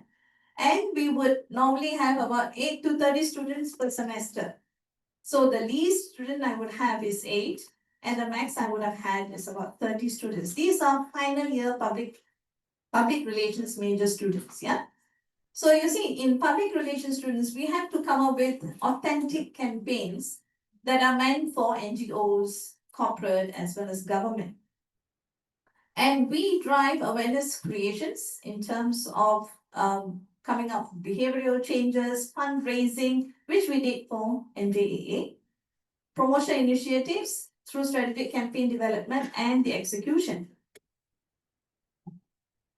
So, as what I mentioned just now, in a semester, we have so many students here. How many weeks do you have in a semester? 14, exactly. In 14 weeks, you have to get a client, you have to conduct a meeting with a client, you have to do your research, you have to come up with proposal, you have to present your proposal, you have to get through all that, and then you have to execute the campaign and gain the result. Can you do that within 14 weeks? Mind you, you have assignments to submit as well. Okay, so where would we go if we don't do that with the aid of AI? Right? So I am not telling you depend on AI, but this is more of a co-creation with AI support. You see, it's about learning. It's not about depending. Okay? Sorry, here, this are the activities. So here, like what I mentioned here, you see, we do the research, planning, content development. Now content here, it has to go to media relations, come up with community and all that, and the event management, and of course, project execution. Now this project execution will be given to client, whereby they have to give feedback, and they will give back to content as well. So the content that we create has to go through the client's feedback, and then we co-create again. And then it goes back and forth until we finalize something and execute. So it takes a long time. So, and we have to finish it within week 11. okay, the entire campaign, so that they have time to compile the feedback from the campaign and then give the report to the client and then submit the assignment. So all this within 14 weeks. Yeah. So these are the, like what I mentioned just now, the challenge, time critical campaign execution. This is the most crucial part of our campaign. So here we are looking at the revolution through AI. So what AI does is we come up with content that is based on discussion with our client. So that discussion is put in with the aid of AI to come up with the content creation. Now that content cannot be taken blindly. You cannot take it and you cannot implement. We have to discuss with the client what is their objective, what is their motive, what is the outcome that they expect, and so on. So that has to go back and forth, and that is where human intervention is extremely important. So we cannot depend on AI to complete the task for us. We are asking the aid of AI to support us because of the time constraint. Previously, it was super hectic because I will be the chatbot for the students. All right. You know what chatbot is, right? 24/7, you are depending on it. So I would be available 24/7 to the extent my husband also will be asking, what are you? Okay. So 24/7, mind you, I'm telling you the truth. So this is how we worked. So now at least I can rest a bit because they are creating something and they don't disturb me. They already have the outline, they already have the content, and they discuss with me first when I'm back into class. All right, then we discuss. After discussion, then we finalize something and we present to the client for final output. So this saves us a lot of time. Okay.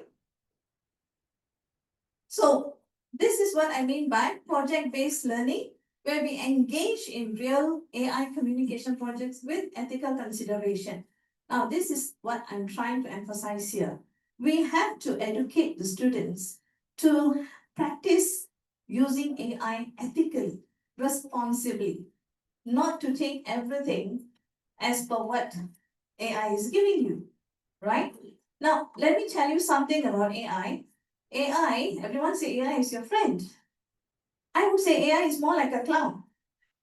What does a clown do? What does a clown do? Entertain. Absolutely. ChatGPT will entertain you. It will never say you are wrong. A good friend will have to point out your mistake, right? A good friend will have to tell you, hey, you're wrong. Don't go that way. Don't do this. But ChatGPT will not tell you that. If you tell, hey, I don't want this, I want something else, it will tell, oh, yeah, you are right. Let me improve the version. Let me come up with something else. It will never say you are wrong. Am I right? So it's a clown. So it wants to make you happy, right? At every single point of time, it wants to make you happy with the content. So it will improve and improve and improve until you also get sick and tired, until they also, the ChatGPT also will get confused as to what you want. So you don't go and repeat and repeat. Because the more information you're feeding, the more diluted the outcome will be. So you need to be very smart, be very ethical, do not feed in. This is another thing that we learned here. Okay, the accountability, right? We have to be very responsible in terms of what we are feeding into ChatGPT, especially personal information, client information. You cannot feed it in ChatGPT. Why? Because it can use it. It can reuse it. So when it reuses, it breaches the trust that you have built with the client. So it's very important. I cannot put in MJAA logo inside ChatGPT and say, okay, create me one. Later, it will use it for someone else. Because these are the information we are feeding.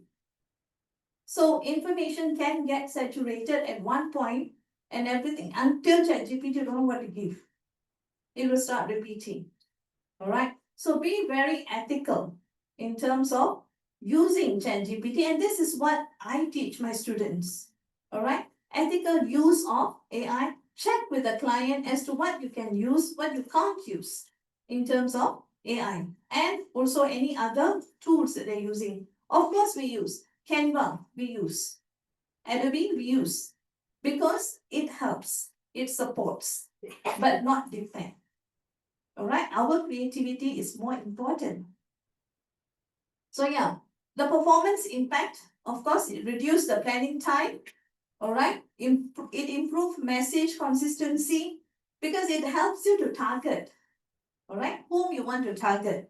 And then, of course, audience segmentation, engagement rate. So you can monitor. Everything is about statistics now.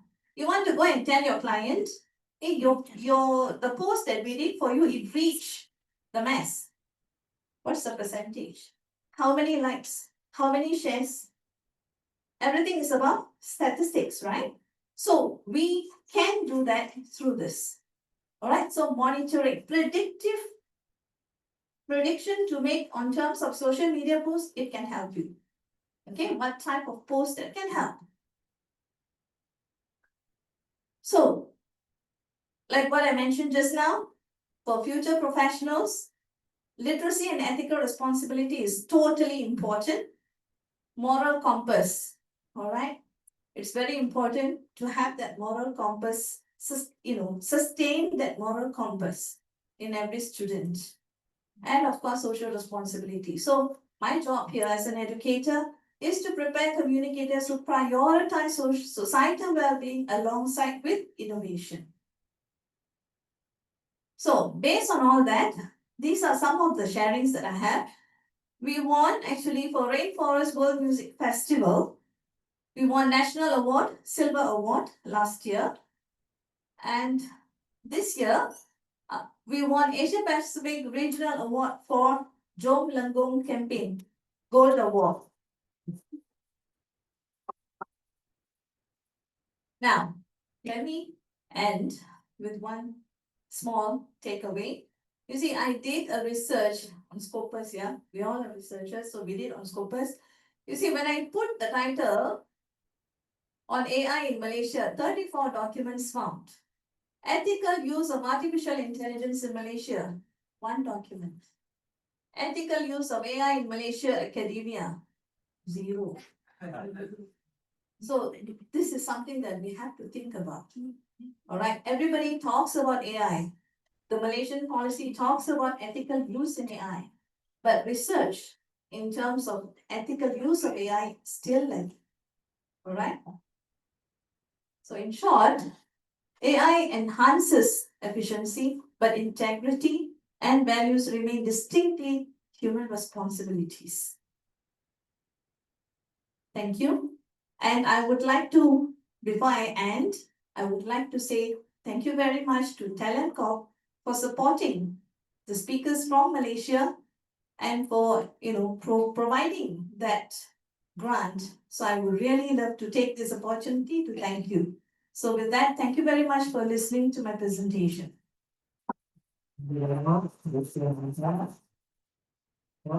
And next we proceed with the 9th keynote speech of the day. We welcome Assistant Professor Dr. Amy Lee. University of Founder Director at MJAA from the University of Tokyo. So Dr. Amy is a multidisciplinary researcher. He is internationally recognized for pioneering work in addressing security challenges in digital technologies with electrical systems. Remarkable academic journey, culminating in attainment of 2 PhD degrees, is complemented by a rare achievement, being honored with Student Role Model Awards at each level of studies, Bachelor, Masters, and PhD. So reflecting her breadth of expertise across economic management, mathematical sciences, and engineering. With a career that reaches both academia and industry, Amy possesses deep cross-sectoral insights spanning business development, the circular economy, safety engineering, data processing, and statistical modeling. Her contributions have earned her numerous prestigious awards, including the Rescale Honorable Mention Award, USA, the Edison Award, Malaysia, and National Science Honors from Japan and Malaysia, as well as 7 academic scholarships. She's the founder and director of the Malaysia-Japan Academic Association and served as the chair of the MJBC 2024 last year, International Conference. In 2023, she was recognized as the Rising Star in the Asian Deans Forum 2023 at the Rising Stars Women in Engineering Workshop in acknowledgement of her exceptional research achievements and international leadership. So please, Dr. Amy, the floor is yours. Thank you, Associate Professor Liu, for the very nice introduction of myself. Hello, everyone. My name is Amy Bo Ai. Please call me Amy. So as you know, Okay, this is not me. Okay, so I am from the Department of Precision Engineering, Graduate School of Engineering, the University of Tokyo. So I am also from the Tanaka Laboratory, and I want to take this opportunity to thank Professor Tanaka for accepting me and guiding me for all this while, all the way to from 2012. It was like 13 years ago. So thank you for continue for your guidance and insights and inspiration on the research. So today I will walk you through I will share how AI and circular economy framework are transforming the EV battery life cycle in Asia, particularly through Japan and Malaysia collaboration. So I'm from Professor Tanaka Lab, so our work is almost the same. So guided by Professor Tanaka. So my content will be the same. We have an introduction, a collaboration with some institution in Malaysia, our ongoing project. And this time, due to the time constraint, I only pick one project from UTM, and I will discuss about future collaboration. Okay, so in Tanaka Lab, we have projects with a few institution, USM, UTM, and UPM. So I picked the title of Battery Life, right? Enabling sustainable second life electric vehicle battery ecosystem through smart manufacturing and policy innovation towards the circular economy in Malaysia. So, today's speakers like to ask quizzes. So allow me to join in the fun. So, anyone here know what is circular economy? Okay, Akma. What do you ask? Okay, what is circular economy? Circular economy is when the resource use is considered throughout the whole lifetime of the resource. For example, if you take metal, turn it into a car, then recycle, and then maybe you can use the material again for something else. That's it. Right, let's give Akma a big applause. Bingo! So circular economy means resources knows no end. So resources in the economy will change from one form to another form to fit into the circle and go back to the circular of the economy, right? So I will talk more about that later. Okay, so there are so many R's in circular economy, but I think the very famous one is reduce, refuse, and reuse. All right. So I would like you to remember at least reduce, refuse, and reuse. Later, after the end of my speech, I will ask you again. So better remember now. So maybe we can practice once. Reduce, refuse, and reuse. Let's practice it together. 1, 2, 3. Refuse, refuse, refuse. Okay, good one. Okay, so the word circular means resources flow in a closed loop, as lectured by Akma just now. instead of being lost as waste and resources never really end, they just change from a form and re-enter the loop of the whole circular economy. So here, circular economy is an economy system aimed at eliminating the waste and keeping resources in use for as long as possible. So I would like to introduce a project that the Tanaka Laboratory is working on. So we would like to put this battery life, and I will explain more about what is this battery life. A battery life project means we want to enable a more sustainable SLEVB, Second Life Electric Vehicle Battery ecosystem. Through what? Through smart manufacturing and policy innovation towards the circular economy in Asia, especially for Malaysia, right? So in Malaysia, together with UTM, we are actually and also University Technology Mara, we are actually partnering with MARI, with MGTC, with Talent Corp, with other companies to put into a big 5 small sub-project. So every of the company will have their own what you call that task and responsibility. I cannot go in further because I try to go through faster. So we have a big aim to achieve, and we want to achieve a more than 90% material recovery rate from end of life electric vehicle batteries, and to have a RUL with more than 90% accuracy using AI. And we want to reduce energy consumption in direct recycling by 50%. We want to enable the reuse of battery with more than 60% of the state of health for 5 to 10 additional years. And we also aim, if we can reduce we can calculate that we can prove that we can reduce through the project of the CO2 emission by more than 20 during the remanufacturing process.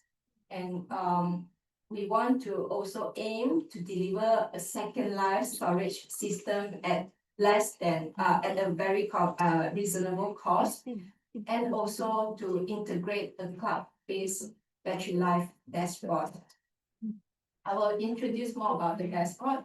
So we have, as explained, we have 5 projects in mentioned. So the first is Malaysia-Japan economy, a circular economy model in automotive battery application. Oh, sorry, hold on.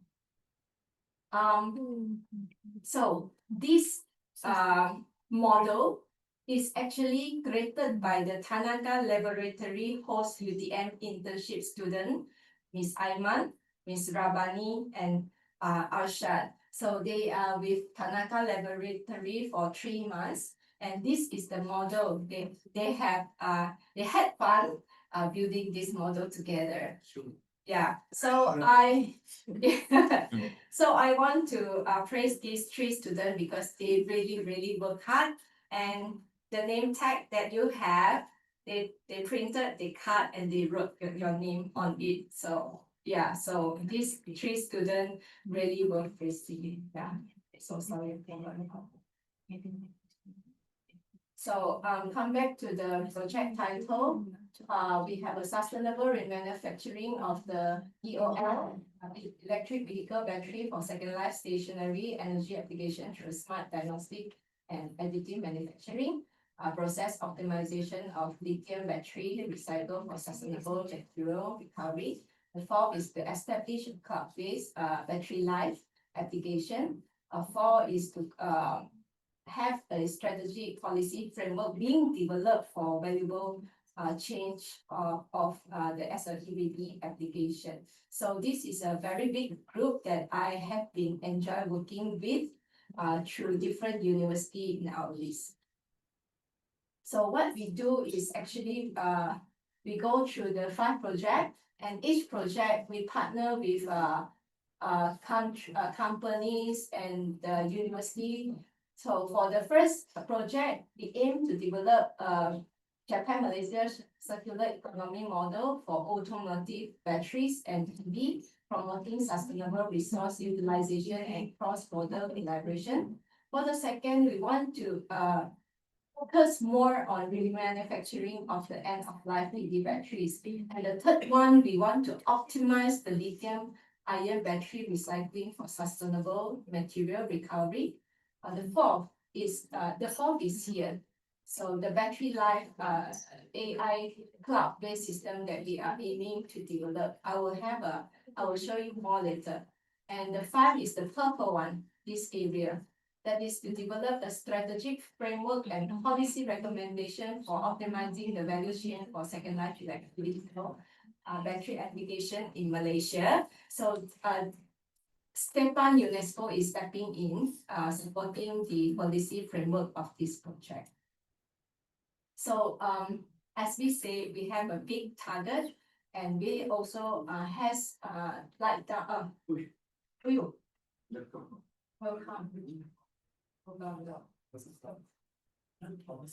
Hold on. Hold on. Yeah. Maybe it says you need some time to digest my slides.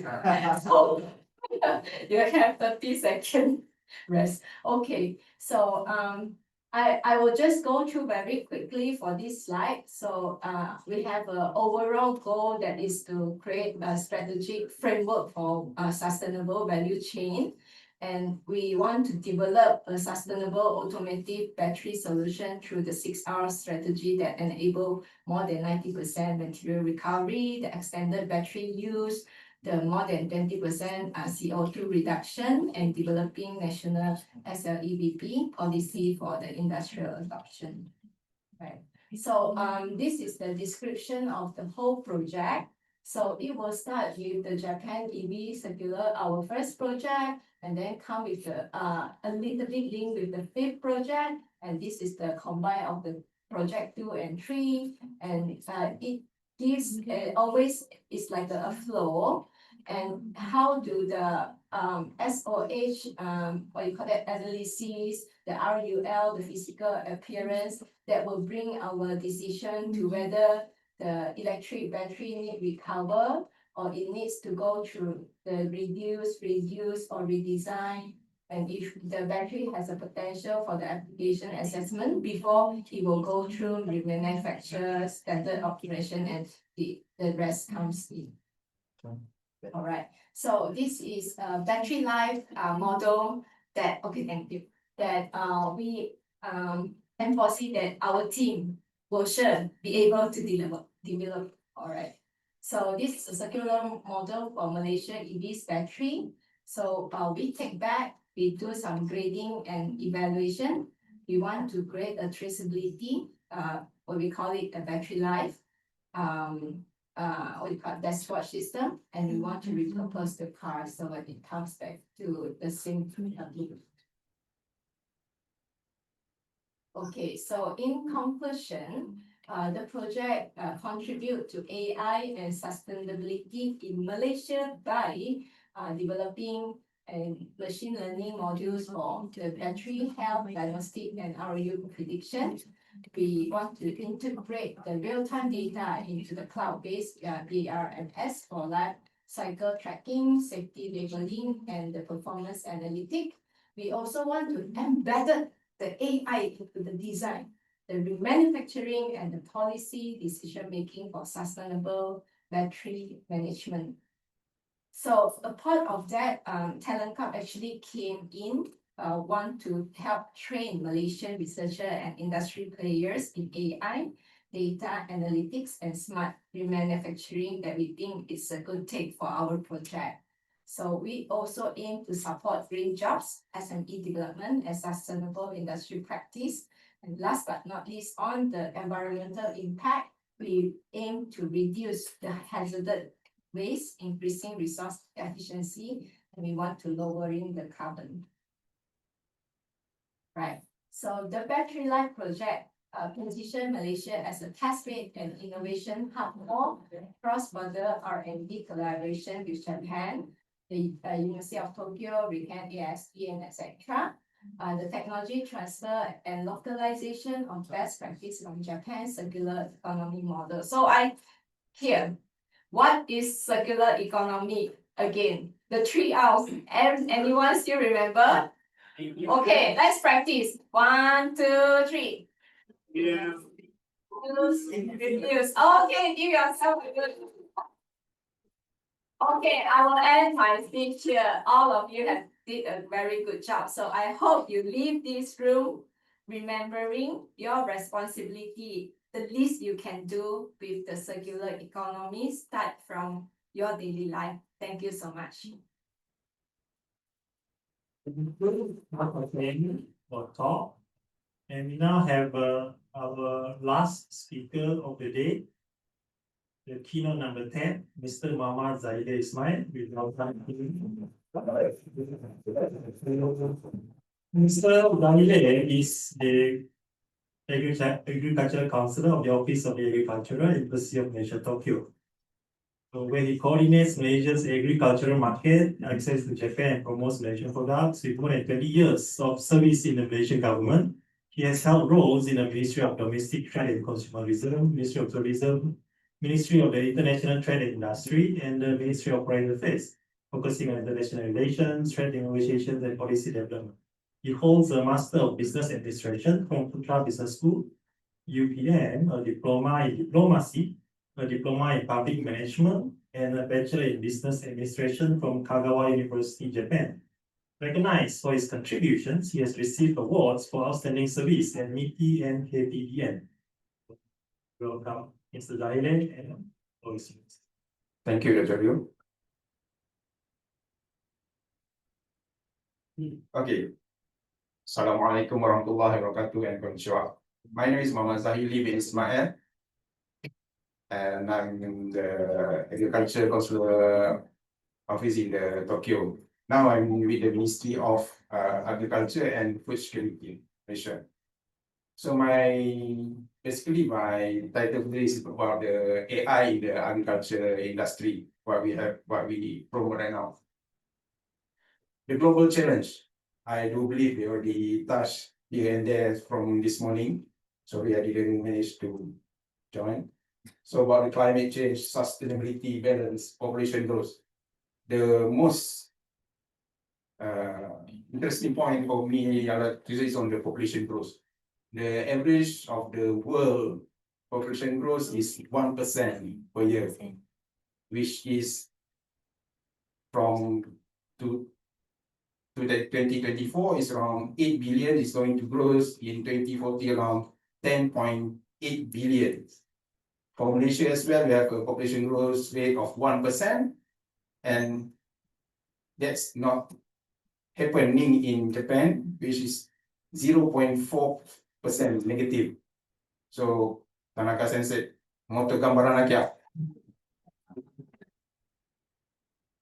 You have to do something about it.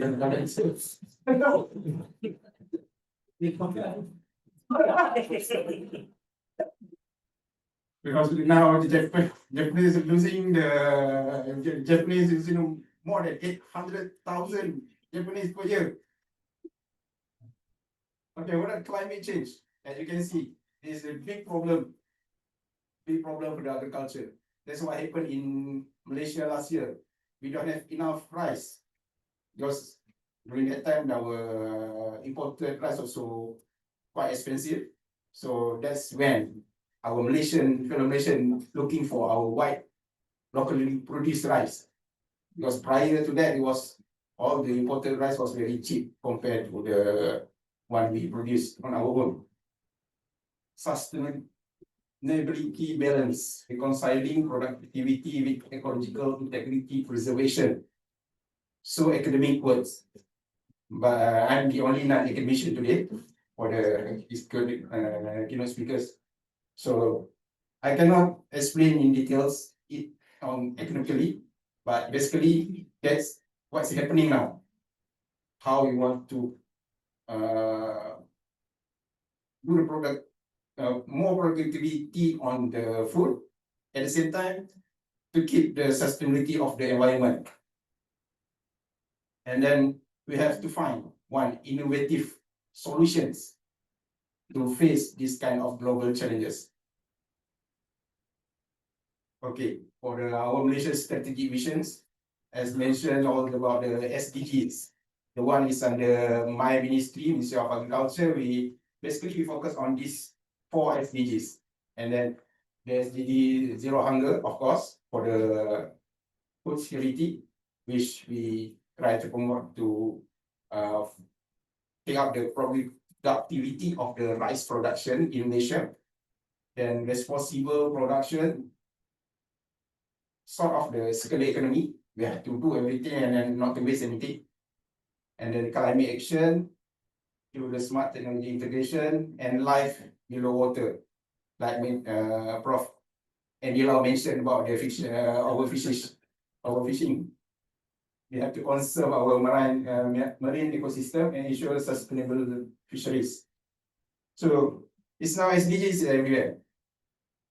And if you can see, you have a look in Japan itself, we are promoting SDGs very intensively. And in Malaysia, we have promoted SDGs since last 5-6 years. And then even there's one SDGs division in the Ministry of Economy, because we want to promote the SDGs in Malaysia government. So this is our policy framework, the government policy framework for the agriculture as well for the environment. Actually, we already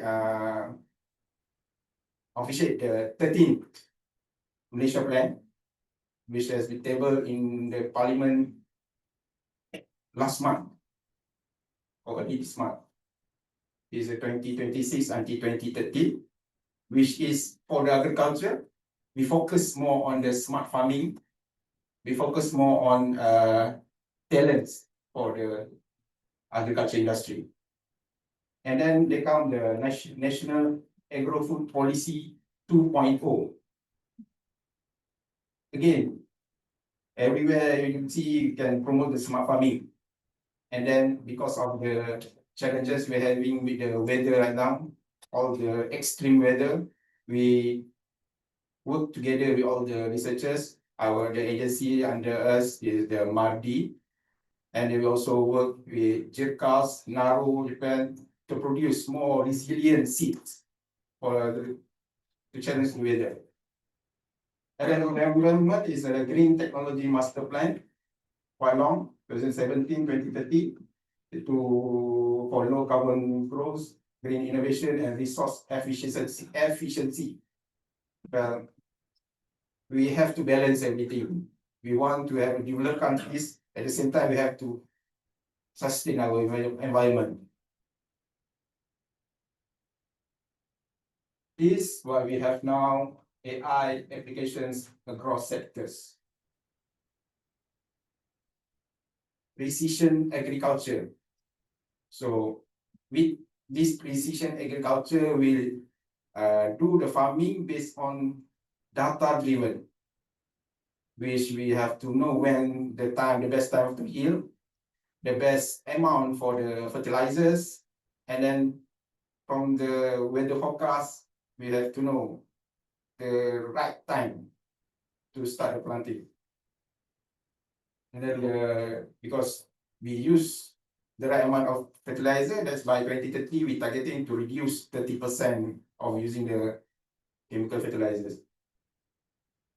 Then is connect to the climate modeling or all the droughts, floods, pest outbreak for related farming strategies. We need this kind of prediction, because as you know, when we have this kind of prediction, then we can come up with our own countermeasures, which can be localized to every part of our country. Because what happened in Kelantan is not the same what happened in Kedah, even though it's near. Sometimes it's very drought season in Kelantan, but it's a heavy rain in Kedah, so it have to be localized. marine conservation. This is what the government doing right now, Prof. Anila. Yeah, the vessel tracking, and we are targeting from 2026 for all the deep sea vessel to implement VIS, vessel identification systems, which we will integrate with all the enforcement. This not only under Department of Fisheries, so we do the joint enforcement with the maritime, APMM, also others enforcers as well, to do this kind of enforcement to avoid the overfishing, illegal fishing, and everything that is not allowed in our sea. Then the supply chains. Algorithm improve logistics, reduce post-harvest, and also we also mainly manage on the supply chains on halal. We're using the blockchain because, as you know, the blockchain data is not something that easy to be tampered with.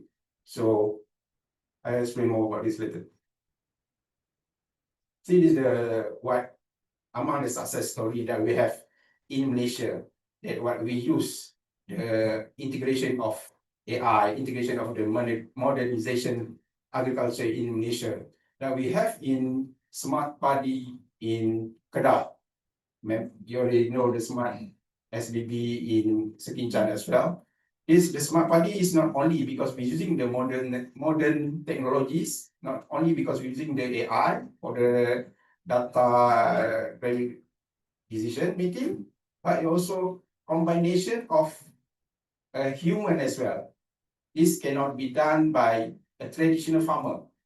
So in Kedah, we consolidate few farmers, not few, around everything more than 100 hectares of paddy field with all the farmers in one consortium, and with the assistance of Lembaga Zakat, and then we do it as like a company rather than individual. So it's more profit making rather than just for a living. So the best part, when we do this Smart Padi initiative, the productivity from 4 ton paddy per hectare, it moved up to 7 to 8 tons, nearly double. And with time, we still promoting on the 5 season of paddy yield in 2 years. Then I mentioned the halal traceability systems, the blockchain. So to ensure it's halal from the farm until the kitchen, until the mouth. Alamak, 5 minutes. Then we have the fisheries monitoring. We have I mentioned about the VIS. I thought I finished in 5 minutes. Okay, now we have the Japan-Malaysia partnership. As you can see in the picture, future Prime Minister of Japan and then future Prime Minister of Malaysia. Not the old one, the younger. Future potential. Anyone can be potential. So we have robotic automation, logistics, and joint R&D, and very thankful what we have from Tanaka laboratories as well. All the collaboration we need. We have all the collaboration, with under agriculture is on the JIRCAS with the NARO, and JIRCAS also NARO already signed a MOU with Mandi for the research collaboration.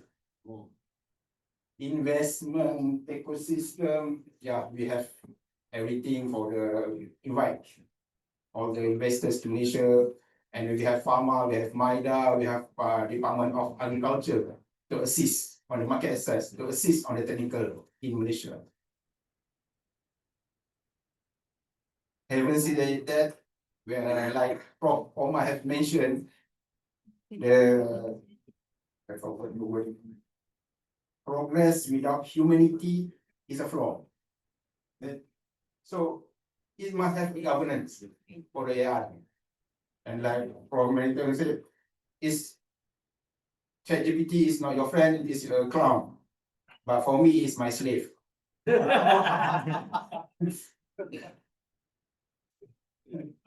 So we have regulatory oversight, capacity building,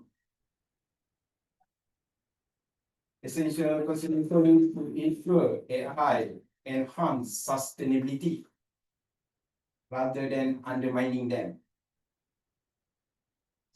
Oh. It's supposed to be the future is now. The future has gone.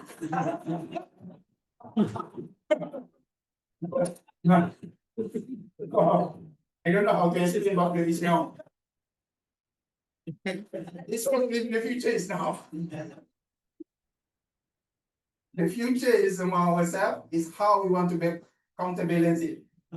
We have to increase the productivity of our food security. At the same time, we have to sustain. Finally, I cannot see the future. Prime Minister. Sustainable Prime Minister. Okay, with that, I would like to say thank you to everyone. I would like to say thank you to MJAA to invite me. If the only non-academic today. Assalamualaikum warahmatullahi wabarakatuh. Thank you very much, Mr. Daniel, for the very interesting talk. So with this, we have concluded all the keynote speeches today. So we have 9 keynote speeches today, and now we'll proceed to the panel discussion of the second session, which is a social science and economics. So we while we set up. Aku rasa saya kena tambah kursi. 7 total. 7. Tak cukup ambil sana situ. 1, 2, 3, 4, 5. Lagi 1.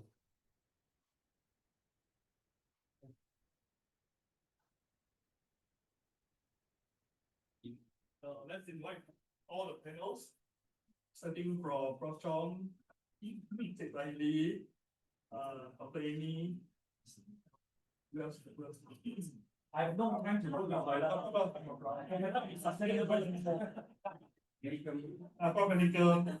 Manicum. Don't look at the translator. Sustainable Prime Minister in no futures Prime Minister. Prof. Lau.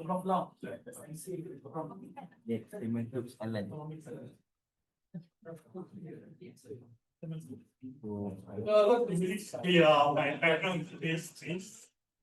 I'm trying to my chair. In a lot of these here. So forgive me if I don't have some of the words are not correctly. But let me define the context here. So I guess we are now in a juncture of especially when Trump administrations took over, right? So the world has become a bit more bipolar, right? So it's split between what we call a free trade champion, which is the US, and also versus what we call a state backup administrations, which is China in that sense. All right. So we are in kind of bipolar. The last one that I know was that this is the Cold War. It's the Soviet Union and Russia, the Soviet Union and the US. So I would like to ask the panel, maybe starting from Prof. Lau and Prof. Chong, if they want to talk about how tariff affect the protectionist policies of the country and in terms of macroeconomy and microeconomy. Right. So again to answer your question. About tariff, okay. Can you explain how these Trump administrations tariff war between US and China affected the protectionist policies towards a smaller country? And how does it affect the microeconomy or macroeconomy? Can you please share with us your opinion? And I believe that this the call they want to know more. First of all, I didn't get well prepared about this topic. I thought I was going to talk about sustainability. Yeah, last time it was a very great honor to be invited to speak about this topic from an expo in July. Yeah, they were asking the same question. What do you think about the tariff imposed by USA? And at that time, my answer, they also give me an instruction to ask me not to explain too much or theoretically. You just speak and entertain, the audience. Yeah, because it's a television, it's not it's not like you're talking in class. So I'm not sure whether everyone here want me to entertain you or want me to give you a good study. Yeah. Before that, can you ask the audience? Okay. Actually, the tariff war. The story about the tariff war not recently. Yeah, you can go back to maybe even 100 years ago. Okay, and the story repeat and repeat again. But finally, I think they will find a very good equilibrium point to I mean they will find out a very good settled down point. And as you can see already, Trump's it's actually like a show, a show.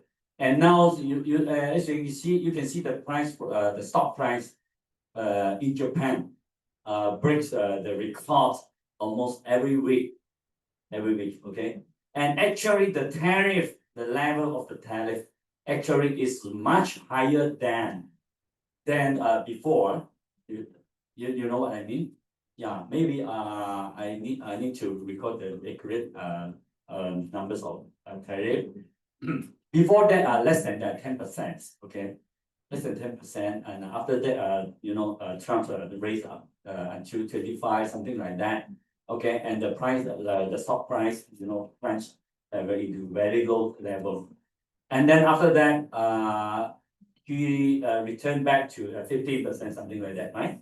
But as you can see, 15% actually higher than 10% before. But the stock price, went up so high to a very high level, and even as you can see, break record every week. And actually, I don't dare to tell you, I make a lot of money, so much profit. Yeah, before the government help me, I already make so much profit. Almost depends on the stock. Some of them 10 times, and some of them 5 times, and averagely maybe 4 to 5 times. So my answer is that don't care too much about the tariff war. That's my straight answer for you. Yeah, thank you. Something? Okay, I think thanks for paying for the question. I think basically if you follow the NHK, the news, actually the Japanese car export to US has actually declined following the tariff. Okay, so actually to say that the economy does not suffer from the tariff, I think it's not really correct, because I think overall the economy has actually and also the profit of the car, the manufacturers, right, also suffer some decline, right? The decline, right? So basically, I think if you follow the news, notice that I think there's a minister from the Japanese minister is trying hard to negotiate with Trump, I think, but because the tariff, the new tariff is actually high, although after the earlier negotiation actually had been cut down from 25 to 19, right? Is it 19? but it's still higher than the earlier one, than the last time. So actually actually it's going to the top. But anyway, end of the day, we also noticed that the US economies, they also, in a way, they are slowing down too. That's why recently, the last week, the FRB cut, 25 basis point, they cut another. So actually, I think end of the day, US economy will also suffer, followed by the tariff. So it's not really all weak, not all the win. I mean the US will win the what you call this case. It's a thing. So basically, I think as mentioned by Prof. Chong, I think there will be a clearing point. Being both sides. I mean there will be some sort of what I call it some point where you will roll back. I think some sort of. Okay, thank you. Those who buy stocks, want to ask about the tips. Can ask later. Okay, I want to point out these questions to one of the panels who is in the government. I think he wants to tell something about insider story. Your future is still there. Don't worry. If about the Trump tariff is not something that a secret anymore, right? But what we have now is not something carved into stone. Still, maybe by tonight, Trump can raise it again. Even though we have agreed for Malaysia, we already agree for the 90%. And then we also have all the negotiations coming forth led by the Ministry of International Trade Investment. But for our industry itself, for me, for the agriculture, we don't have much to trade with US on the agriculture side. But we try to ride on whatever we have now, especially on the halal food products. So that's how we're going to ride on, because they need more this kind of product from Malaysia. And then some of our companies already penetrated US market as well. And then we also, there's some of the products went to the US to the third countries. Sometimes more, if you can see, even though the one we exported to Japan is not really still our brand, they've been OEM to local retailers. So basically, that's how what we have now. And then for sure, the negotiations still ongoing. And then what I've heard, even the companies, even in Japan companies, they still take the position of to win. They don't want to advance anymore their company in the US, because they try to wait for at least 3 years. There's possibility the next president might not be as vocal as Trump like this, which he just happened in the morning. Okay, let's raise the trade tariff. I don't know where they get the idea. So that's it. Thank you. Just follow-up questions. Tunggu's report had managed to negotiate. Is it still 19% or is it hovering 19%? What do you think? Any future forecast? I'm not so sure about that, because I'm not in the Ministry of Trade, BT. No, sorry. No longer.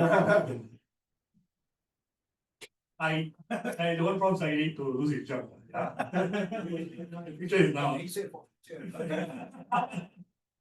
They can take out the future PM. Okay, I'll pass this to my colleague. Okay, follow-up here. Okay, thank you, Prof. So let's ask Dr. Amy. So just now she talked about circular economy. So right, as I understand, like it is like the strength to lengthen the lifetime of certain products, something. So I think the point is a little bit similar to what Prof. Chong just said, sustainability versus the profit. So is doing that increases the profit of the manufacturers? Do they want to do that? Or what is the motivation for the companies to have this policy? Okay, thank you, Dr. Liu, for the very interesting question. So I think, for example, if your washing machine break down, so you have how many choice? Two choice. Yes, two choice. So one is repair or you buy a new one. So that's the rethink come in. One of the 9R, rethink. So if you can use more, then the lifespan of the washing machine can be panjang sikit, longer, right? Yeah. So the question comes to the manufacturer. Does it great cost, right?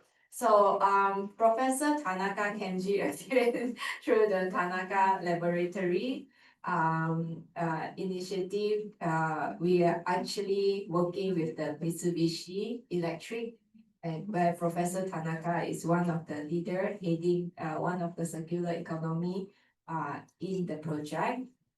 So it says that when a big what you call that, a big machinery, for example, car manufacturing. So you have a machine.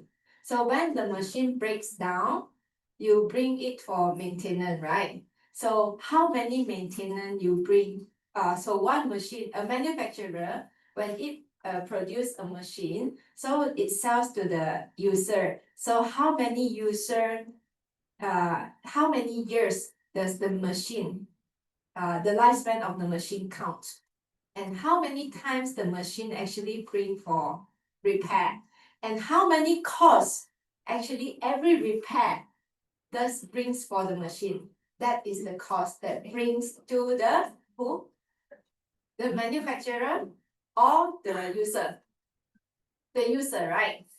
But the price of this that the user cost will come back to the next time when you want to buy the machine. How does the cost will be evaluated? So that's the loop of the circular economy, you see. Is it possible to have third option? Yes, yes. Stop washing my clothes. So for Mitsubishi Electric, they actually have their own recycle center where the machine, when you finish use, you can sell back to the recycle center and they crush everything. They use the good part and the bad part. So they reuse the good part to remanufacture. So that's where the profits come in. Thank you.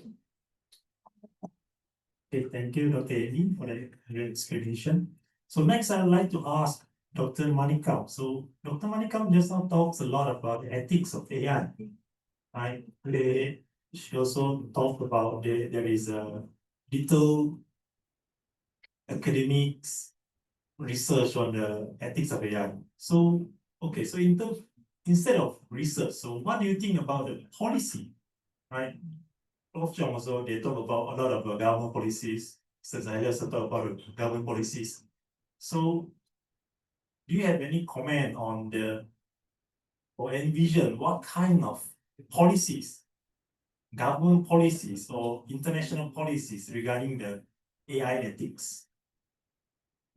Thank you for the wonderful, brilliant question, moderator.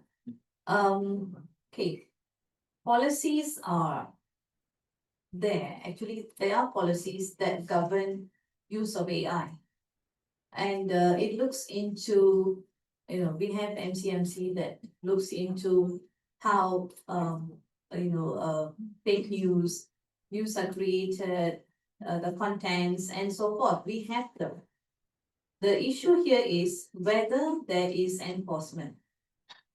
Policies, you can make hundreds of policies, but whether enforcements are there, whether people are actually being ethical in terms of using AI responsibly, that is important. So I think policy will remain policy until people become aware as to the consequence of misusing AI.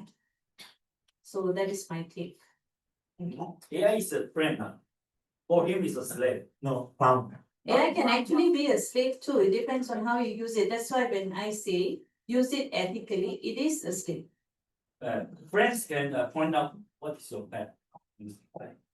Yeah. AI. And now I know they are not my friends. Always say I'm super handsome. Okay, there's something to say. Yeah, just to add on to what she said just now. Just very recently, ASEAN had these real meeting, real high level meetings on how we can governance the AI. So I was one of the backdoor people. So one of the answer should be, we cannot ban the tool, because at the end of the day, because it's not the tool who make the decision, it's human who make the decisions. So human can have bad intention, which is not a good thing. So speaker can have good intention. So the tool itself is not the fault.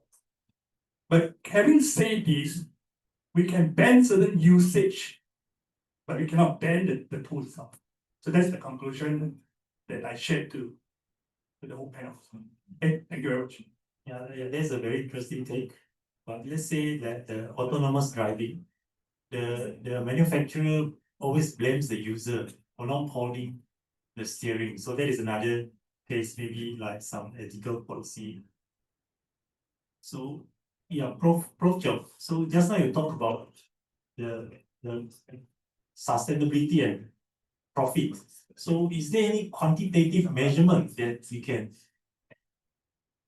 Usually, my area is economics theories. I don't deal with the problem of the quantitative issues, but with a very strict qualitative method, just like Professor Pranaka mentioned this morning. I'm not sure whether you're talking same thing with what I'm thinking.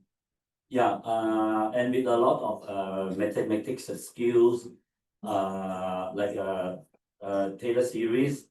Are you listening? You mentioned this morning you presented. Yeah. So if you ask me the quantitative analysis, I cannot give any comment on this. Yeah. Thank you very much. Open any last question.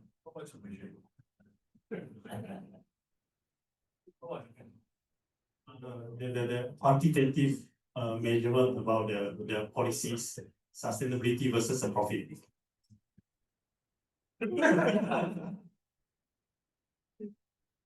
Okay. Actually, so in actually economics, I think there's such thing called weather control RCT. That means in the recent years there also difference in this method. For example, certain policies being carried out. So we want to evaluate whether the policy is effective. So that's that. Okay. Okay, if you want to ask me to what is the qualitative method or measures, there's always a point that you can maximize your profits in a society or for all the corporates. If there are no regulations or rules, and everyone they don't know where is the max, optimizing point. For example, fishery or even for the forest. Yeah, if no regulations or government is not monitoring, everyone will based on their own interest, and as a result, finally the collective behavior will bring up the worst, maybe the worst one, the point that will come out. So economics theory always tells you there is a maximizing point that can maximize your profits, but you need to follow the rules or the regulations designed by the government for you. That's the point I wanted to deliver. Yeah. Thank you very much. Yeah, Mr. Zahide. So I forgot the question. no. It is a different question. You only know No. it's to become Prime Minister.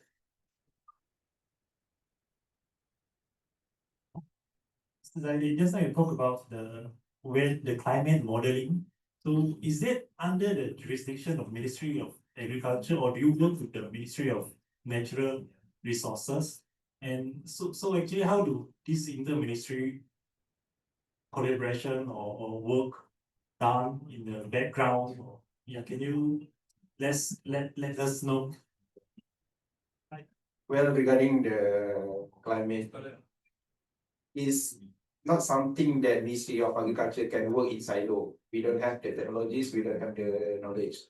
Of course, we work together with Ministry of the NRS, National Resource, and also we work together with the Petra, and then we also work together with all the relevant agencies. It's not only for the government agencies, also the from private sector.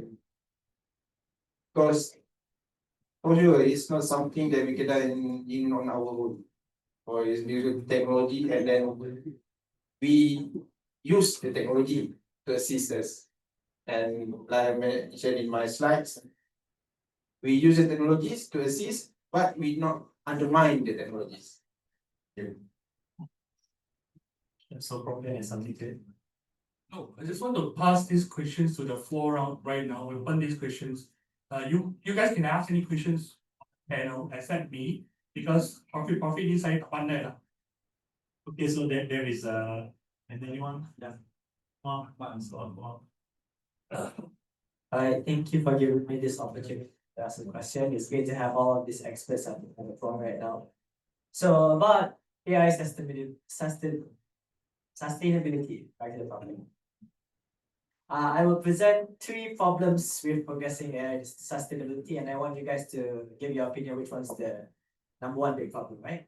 So the first one will be for Malaysia, relatively compared to other countries, is we have a lack of data, and AI requires they eat a lot of data, but Malaysia doesn't have a lot of data. That's #1. #2, Malaysia is also a foreign direct investment based economy. So maybe if a company doesn't align itself with our government policies about sustainability, they 100% like AI, but they might not like our sustainability approach. They can just put their investments in somewhere else. So that's problem #2. And problem #3 is just a general lack of popularity with the public. So in your expert's opinion, what do you think is the #1 problem based on what I just said? Or maybe there's something else. So any of the Whoever wants it. I think that one should be the what you think, and then it's a slide.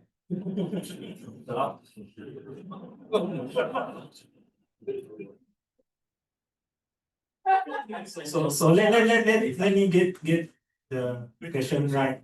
So what was the first lack of data, right? Malaysia lack of data. Right, FTA focus, lack of investment. From internet investment, right? FDI based. FDI based. And that one is just popularity. It's just popularity. I'm trying to understand I try to answer the first question, which is lacking of data. I'm not sure if I understand you correctly, but I'm not trying to avoid the questions. But I do understand that Malaysia as a country, they do try to set up an LLM. This is what Ilmu, is it? Headed by YTL. So we as Malaysians, we do have our own LLM. So our future ChatGPT is going to be based on this, hopefully, they call it Ilmu LLM. I don't know whether I answer you correctly, but I will pass the mic. This is the smartest. I think to add on to the what Prof is mentioned, I think I don't know which aspect that you mentioned that we lack of data, because I believe we have data actually. For example, we have Dorsum and Bank Negara. We should have data. It's just that not all data have been. I mean, certain data has been published, but there are some data is not published. Correct. There are some not. And yeah. What is the Yes. Yeah, Mr. Zaid. I just to add on about the data by Dorsum. We already had our survey on agriculture, what we done last year, and still now in process of analyzing. So like mentioned, yeah, we have the data, but some is not being shared. But most of the data we have in the dossier itself, which the dossier is being integrated all the data, and including the export and import and investment as well. Okay, the second part is about the FDI, right? Because you say we are focusing on the FDI. So if our country is not promoting the sustainability, might the foreign investor might lose the interest and go somewhere else. But actually we have a balance of FDI and DDI. It's not only foreign, we have a domestic that investor as well. Yeah, it's not something that we've been worried about. And if you check with the latest MIDA data, they have in their website, also a very big chunk of DDI in our countries. And then, ever since so, MIDA also been promoting there for the foreign investors. We have all the incentive, all the services liberalization being done under all the FTAs, and we have the services liberalization since I was in MIT 20 years ago, and I have a lot. The attraction is still there, and then even for we have this Malaysia Pavilion for 6 months, it's been attracting quite more than I'm not sure the latest is more 12.3 billion ringgit, which is more than our KPI. So we doing our part, and then it's for you for the future to do your part as well. Thank you. Thank you very much. So do we have any, okay, so Prof. Naomi. So Naomi.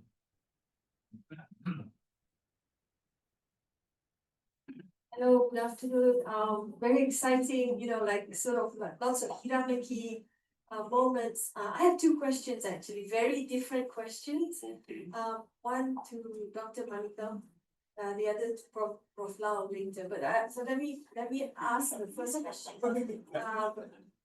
One of the problems I think Professor Tanaka touched it in his talk. He said the problem of having to mark reports of students because the quality of reports or assignments are increasingly getting better. So in terms of AI, how do we assess that?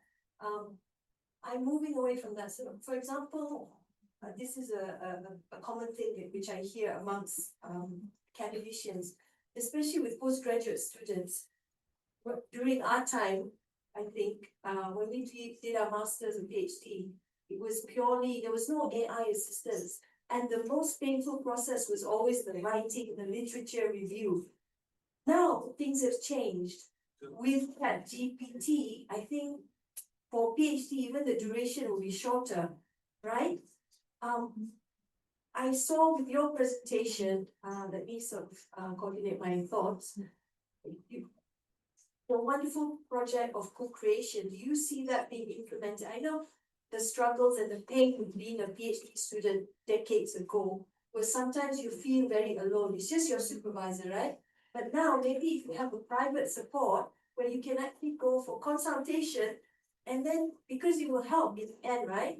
To add to the pool of knowledge and shorten everything else to make it more productive. Do you see that being, or Dr. Manikam, do you see that as potential that we could almost like privatize or add or give a consultation affiliated to the universities, whether it's Tokyo University or Lagos University, to not just have your supervisor, but a designated division in the university where postgraduate students of all fields actually go there and assist it. Because you have the content, but you just need sort of that final product and the ethical, because the problem is, I know I had my docu-se who failed her PhD because she fabricated some data. So it was not awarded. And with ChatGPT, I think easily that can also occur. So that's the first question. Do you see that? The second question is Prof. Lau. Or maybe we can answer the first question. Go ahead. Okay, thank you for the question from Naomi. When you mentioned about PhD and designated space, I also mentioning about AI. support, right? So currently also we have a lot of AI support for our PhD students. It's not like it's allowed, but technically they do use in terms of coming up with literature review. And okay, for instance, bibliometric analysis, that is also AI guided, AI supported. So it sort of narrow down what are the important information that students need and where to look for, what kind of materials they can look for. Previously, we had to go and look for every single thing. We have to go through every single articles, books, and so on. But now, when it's being mentioned, when you quote article from Scopus, it gives more value. So in order to identify these Scopus articles, bibliometric analysis helps. So these kind of support, I think, will be helpful. So that is why it's using this AI intelligently will actually support, but you are not crossing the boundary of being unethical. You're not plagiarizing, but you're using it as a support. Having said that, I would also like to add that we do have in place Turnitin report together with AI detection, right? Somehow it got diluted along the way, where even when the student writes flawlessly, it somehow is detected as AI. The report comes out as possible AI use. So this also raised question as to, can we totally depend on Turnitin report? So that is one thing that I feel as an academician, we should really look into these kind of AI detection, AI support, and so on, and not penalize the student completely. So as what you have mentioned, it is a good support system if it is used with proper guidance and proper reporting. I think I hope I answered the question. Yes. Professor Nami, do you need ChatGPT to shorten your second question? My second question is also. Can I add on the? Oh, sorry, yes. Can I add on to this? Just give me 1 minute, okay? I think this kind of under the broader pictures of what we call governance opposing AI. And this is not the first time we are facing this kind of moment, this kind of juncture, right? Before the internet was being created, we don't have Google at all. Then for those who use Google and those who don't use Google, they say, Allah, you use Google. But today, everyone use Google. So the playing field has been moving up. So what we have to do again is not to ban the technology, it's how we game it, how we overhaul the way we are thinking, how we overhaul education systems, what is to be expected. So we are in the generations of, previously when I was in the school, people say, Cikgu bagi soalan, we have the questions, then answer correctly. So we value so much about the answer. This generation, we should value so much about the questions, not the answer. This is called prompt engineering. Prompt means ask. Because the answer is out there already, it's how you fish out the answer. So asking questions become more valuable than to know the answer. The mental shift should I'm writing a book on this. It's still under progress. I hope you can buy my book. Sorry. Okay, let's proceed. Professor Naomi, second question. Second question, Prof. Lau. So I remember when I was a student, though I was a science student, I had to take entrepreneurship as a subject.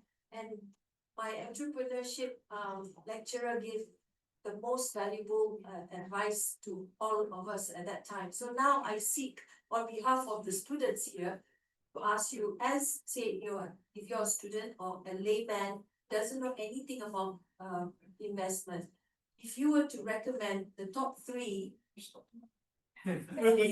but where we can put our money in Malaysia, whether it's, I don't know, ESB or whatever, what would you recommend as a starting point?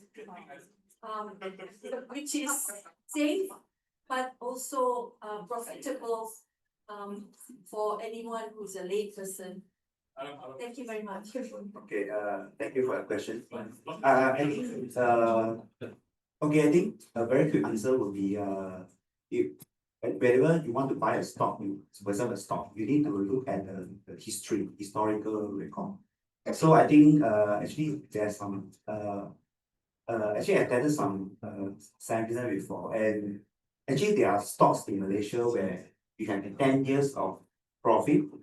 You saw that in other words, you need to choose good companies, where you have 10 years of profit, 10 years of profit cash flow, and also positive sales. Important, you must choose those companies, and also companies that give you dividends. Okay. You can look at the no, no, you can go offline. Yeah, we cannot go on. But I think important, as I mentioned, Such discussion. Because it's been recording. I mean, no, this is what. So what I mentioned, these three criteria is concept called value investing. Value investing. So you go for the positive cash flow, positive profit, and also positive sales. So these are important. Okay, I quite answer your question. Okay, thank you, Dr. So go back. So now I would like to go back to the circular economy from Dr. Amy. So can you comment about the differences of the circular economy system in Malaysia and in Japan?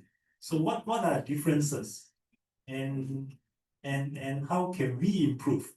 We in terms of either Malaysia or Japan. Yeah, actually last week, the 3 internship students presented this idea. Actually, I had it in my slide just in case I was asked during the presentation, and I decided to answer to that. So the circular economy is very new. It's a very new concept, both in Japan and in Malaysia as well.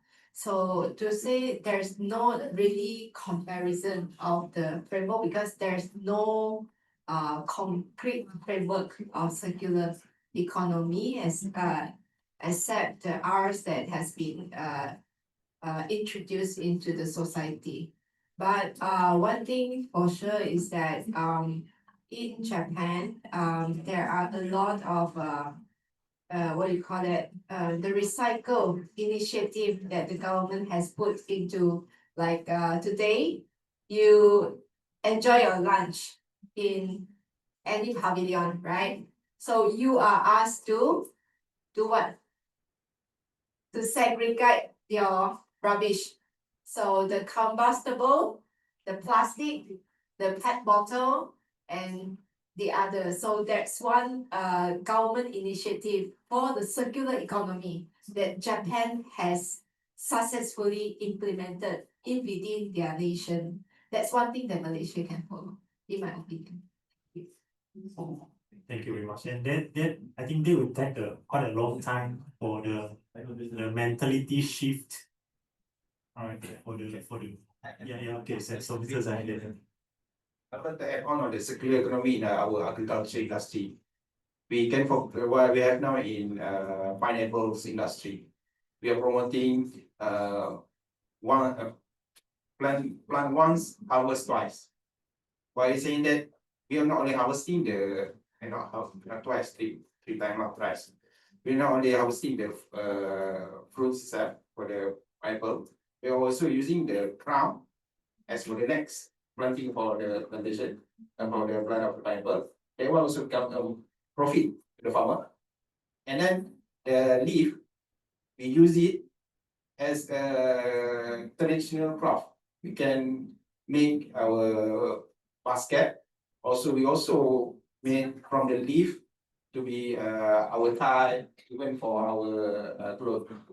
And then for the rest of the thing, we produce it as for the as a pellet for the feedlot. So correctly. Yes. There's, yeah, the blue one. So any other questions from the floor or from the virtual platform for our students?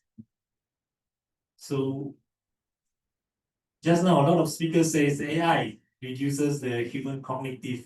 So we should prove this wrong. So the students should ask some questions. Okay, so this one. It does. It's Hello everyone, good afternoon.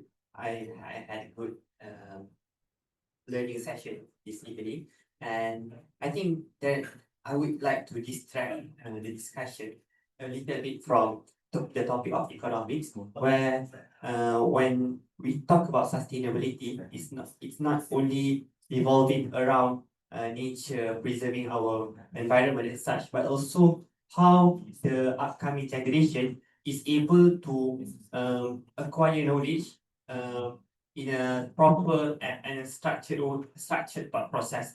And what really made me curious is that is as the learned experts who are in front of me today, I wish to seek your advice on how can we develop a future generation that they are born after these LLM large language models exist. So like me or like everyone, most of us here, we are born prior to these types of large language models. So we can differentiate the time before LLM and the time after LLM, and we acknowledge that to acquire certain knowledge, we need to have some sort of thought process to reach to that particular time where we acknowledge, oh, this is the reason where we reach to this point.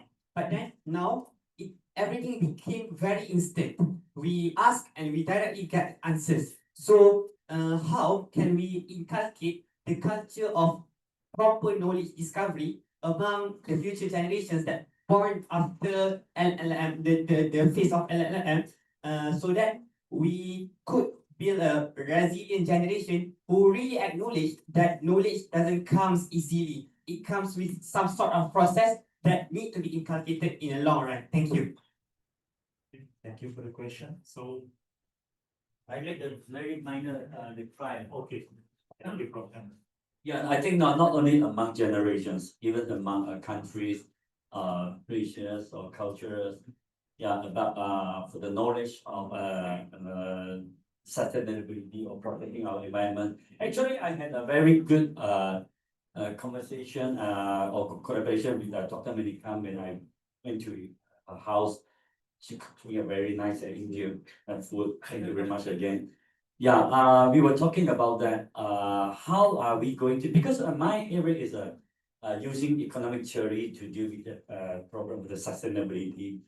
For example, in tourism, over tourism, because they throw rubbish simply in Japan, and they already make the Japanese government or residents angry, and they are Japanese government is thinking to impose tax or design different price for the restaurant menu, something like that. And actually, usually, finally, tourists, they will have to pay the cost, something like that. Yeah. So when we were thinking, yeah, how can we prevent this problem? How or make it to be solved? And then finally, what has come to our mind is that using the SNS or media, the power of the media, to spread the knowledge, yeah, and what we economic theory have, and so we are going to write this kind of paper maybe in the future. I think using the SNS power, should I state in this way, put it in this way, I'm not sure. Maybe Dr. Medikam, you can share more about this, what we had last time. Yeah. Okay, that is one thing, the research and so on. But I think Firdaus, right? Yes, Firdaus, right? Thank you for the question. You were checking more on how do we let the next generation not be so dependent on AI in coming up with solution, right? That was, if I understand your question. I think the answer lies with what Prof. Peng mentioned just now. He mentioned, Prof. Peng mentioned that the answer is already out there, but it's about the question. So I think it's about time that we change the structure of questioning the students where they cannot get the direct answer. They have to think situational questions, even though ChatGPT or anything can give you the answer, the solution may not be tailored or catered to the culture that you are in. So that kind of question, I think, will trigger the students to actually think out from the solution that is given by AI. I think that would be the challenge to us, the academics, to make the students think further rather than depending on AI for their immediate, the instant answer that they require. Because as we know, AI is highly into the Western or the US solutions. Okay?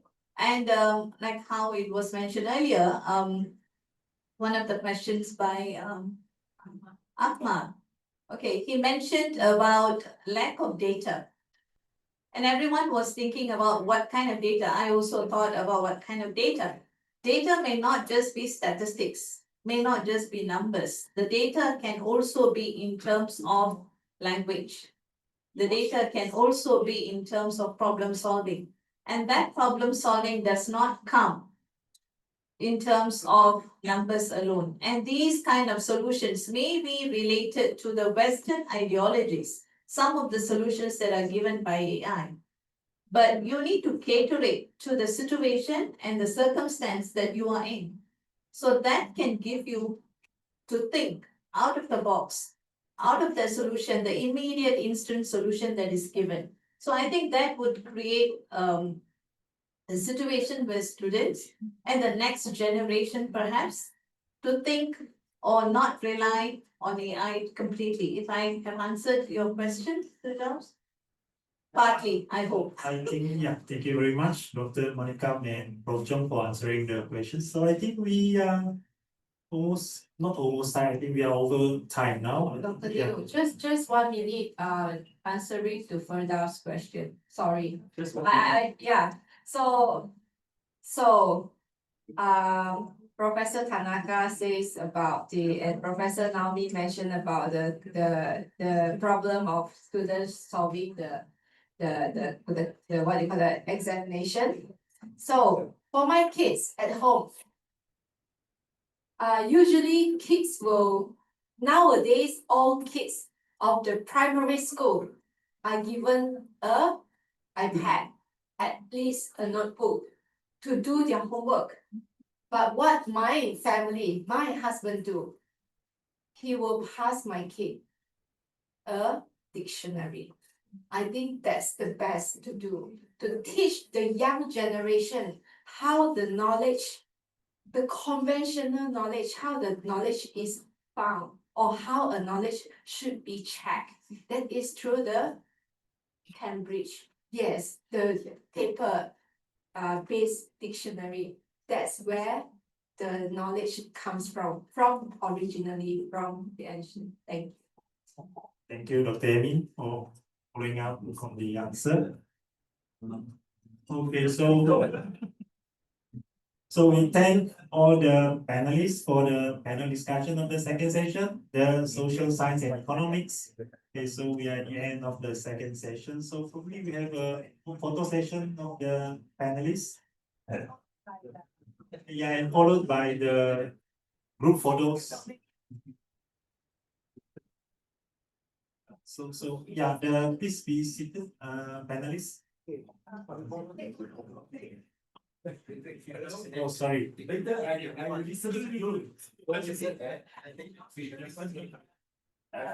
Okay, correction. Before the photo session, we will now do a token of appreciation first. So I would like to invite Professor Tanaka, accompanied by Dr. Lim, to give a token of appreciation from Pavilion Malaysia and the organizer to the panelists for this session. So please welcome Professor Dr. Chong Fat Seng.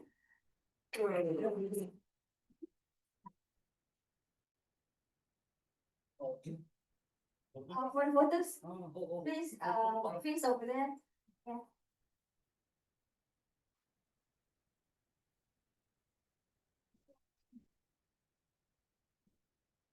Okay, ready? One, two, three. One, two. One, two, three. Okay. Terima kasih. Thank you. Please welcome Professor Dr. Lau. Yeah.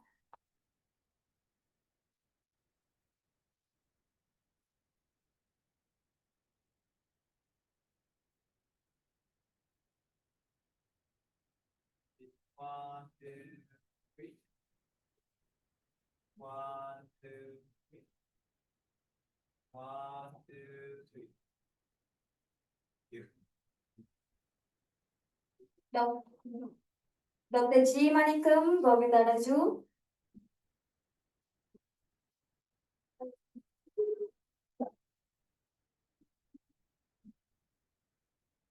One, two, three. One, two, three. One, two. Applause.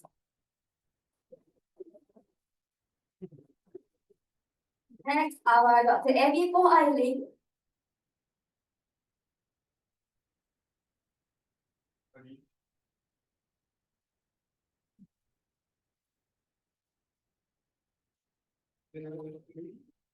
One, two, three.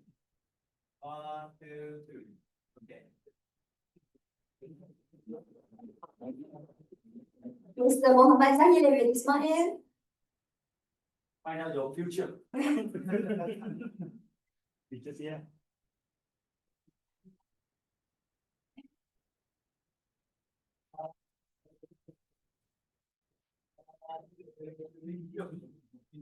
One, two. And lastly, Professor Sugimoto from the Center of Malaysian Studies. Sorry. Okay, forgive me. We will end our session. So may I now invite our panelists up here. We will start with a photo session with the panelists. Photographer, please.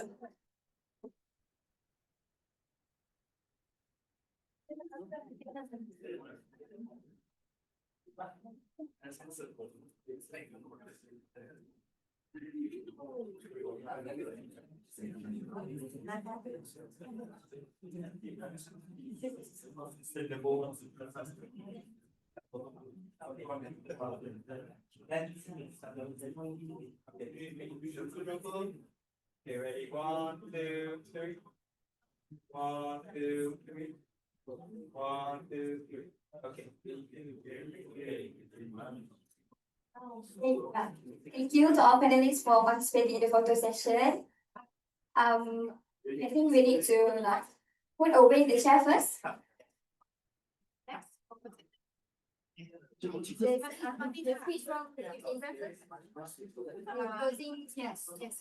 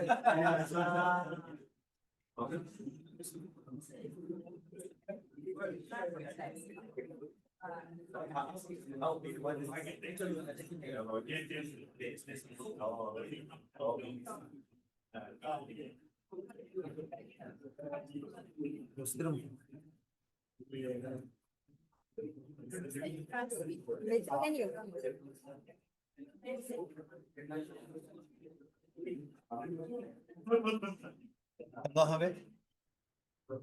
Oh, you want to take a picture from the front first, is it? No, no, no. Okay, okay. Speech first.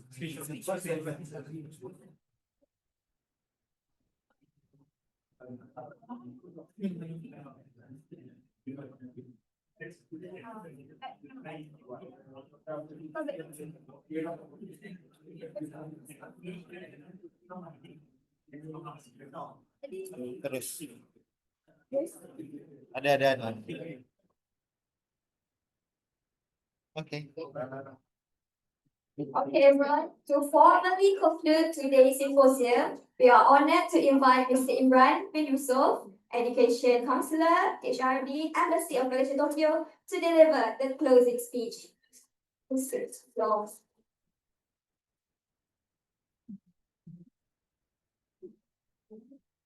Bismillahirrahmanirrahim. Assalamualaikum warahmatullahi wabarakatuh. Good afternoon. Minasan, konnichiwa.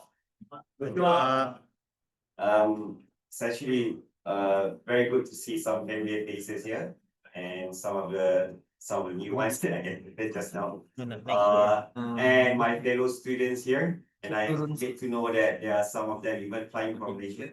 And Dr. Manikam, nice to meet you physically. And Professor Tanaka, happy to see you again. Professor Chong, Dr. Amy. Because of her, these things happen.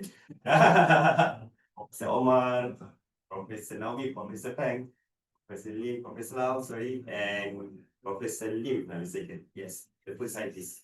All right, and my fellow student. All right. I not intend to make it so formal, if you don't mind. Yes, I prepared this speech like 1 week before because I just came back from Town. I had another program with my fellow students.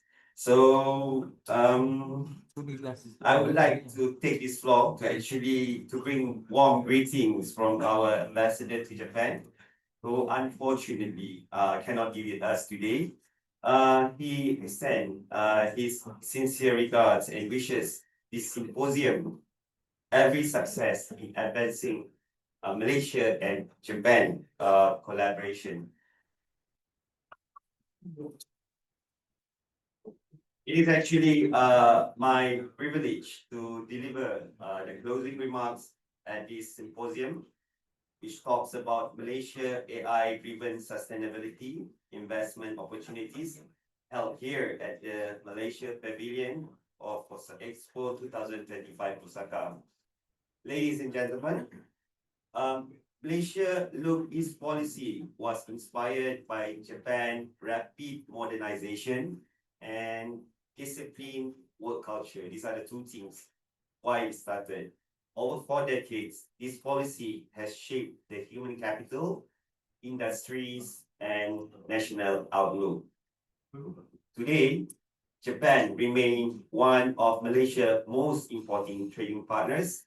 In 2024, total bilateral trade exceeded 157 billion, with Malaysia exporting around $18 billion worth of goods, including liquid natural gas, LNG, electronics, and palm oil, while Japan exported nearly $14 billion in advanced machinery and high-tech components.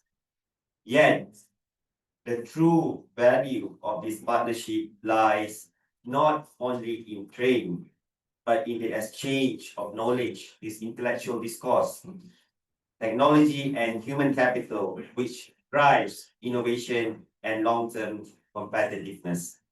Ladies and gentlemen, AI is not just technology.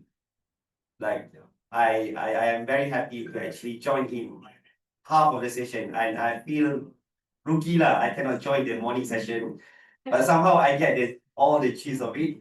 Especially Prof. Chong talked about you need to make policy not sustainable but some profit in it. It's very good context. And then Professor Lau talking about the investment, the indices, and Dr. Manikam is talk about about very interesting topic about ethics and MI and how we should actually play around in it. I mean, we need like myself, as an education counselor, I play with these fellow students, the young generation. The way they think is totally different than what we had during our time. So, sorry, I'm talking. But it's very interesting because I really enjoy even Prof. Peng's his thoughts about how we should think about the questions, right? Rather than answer. I mean, that's very good actually. So AI is not just a technology, it is an essential driver of sustainable innovation. It enables a smarter decision making, optimizes resources, empowers solutions. For instance, healthcare, energy. I was hoping that somebody would talk about energy here, but I don't know maybe there were some of them talking about this morning, energy. So Tanaka's like also we do some energy with alignment, but it's just that Yes. so So yeah, never mind. Advanced applications such as those supported by semiconductor technology, which is the government Malaysia is focusing now on, illustrate how AI relies on high performance infrastructure to function efficiently. Malaysia has the opportunity to harness AI responsibly by adopting a sustainable approach, optimizing energy use, reducing waste, and ensuring that AI-driven solutions deliver both economic and environmental value. In doing so, AI-driven sustainability become not just a goal, but a strategic advantage for Malaysia, Japan, and the wider region. So by 2030, Malaysia aspire to become a high-income nation driven not by resource export, but by knowledge, innovation, and green growth. These are things that we should look forward into. Working with Japan as our global partners, we can actually realize this vision. Ladies and gentlemen, the Malaysia-Japan partnership has always been anchored in trust, respect, and shared progress. As we step into an era defined by AI and sustainability, our collaboration like today must grow deeper and with more innovative and more inclusive. So let us leave this symposium with a renewed commitment to commercialize our research, empower our youth, and ensure that Malaysia and Japan together help design not only the future of East Asia, but the future of our shared world. On behalf of the government of Malaysia, the Embassy of Malaysia in Tokyo, I thank you all for your contribution. May the partnership continue to thrive for decades to come. Arigatou gozaimasu. Terima kasih. Thank you.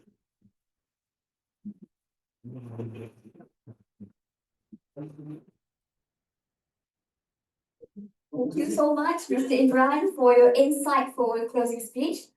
We will now have our group photo session now, so please kindly be seated and face forward and smile, guys.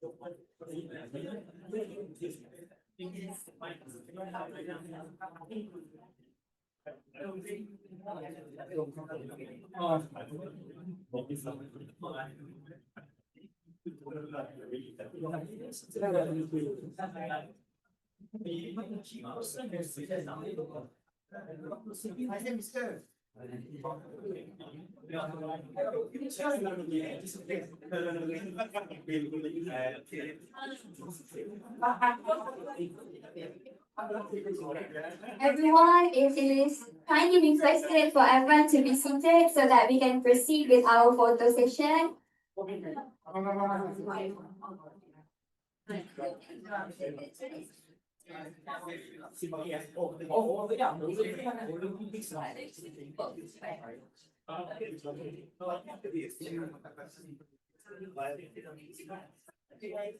Get ready. Fill it to the middle. If you're not in the middle, it's very hard to see. So yes, it's in the middle.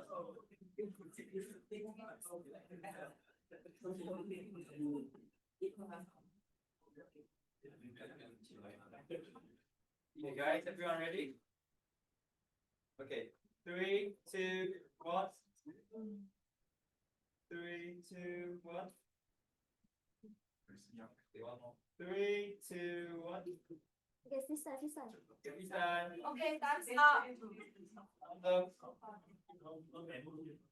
Okay, 3, 2, 1. 3, 2, 1. Okay, next. You need bamboo.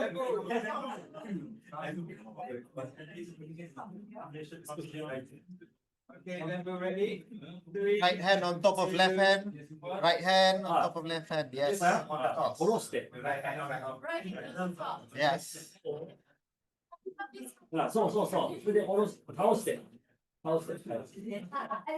Okay.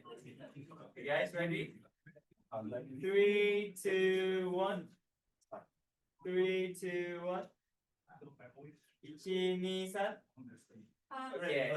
Hold on. Next, can we have Nurul, Ryan, come in and maybe we can have, yeah,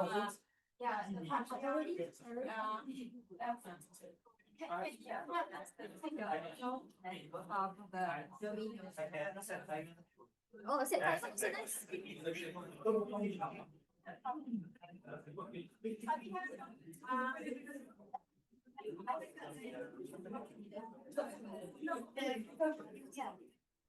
Please be patient for another 30 seconds. You just stand up so that we can see you. Yes. Yeah, yes.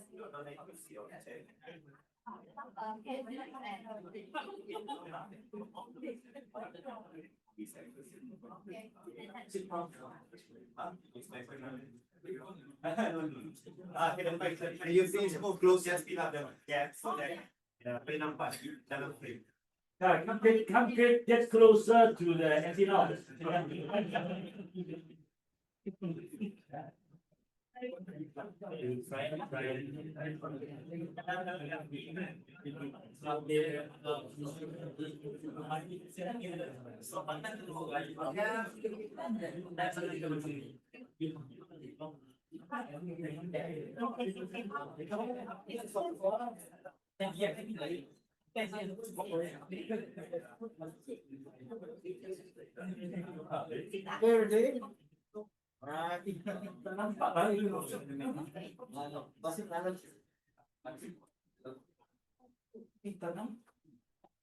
Ready? 1, 2, 3. Okay, one more. 1, 2, 3. Freestyle. 1, 2.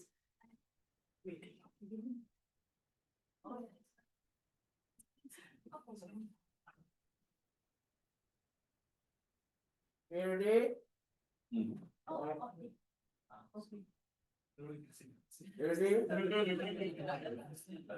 Ready? 1, 2, 3. 1, 2, 3. Okay, freestyle. 1, 2, 3. Freestyle.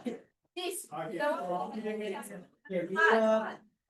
1, 2, 3. My heart. Okay, we need love. 1, 2, 3.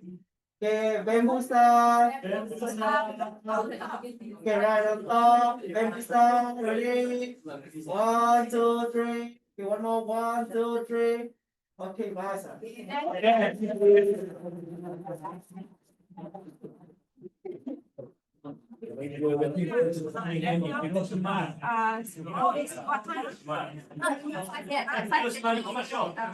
Depart, yeah.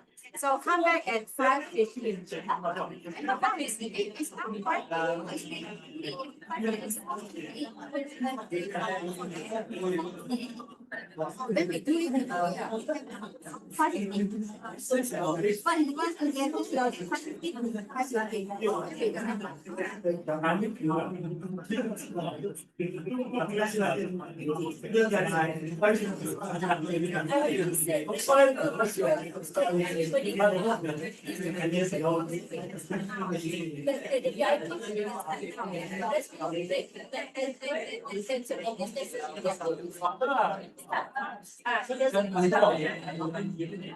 Okay, everyone, thank you so much for your participation.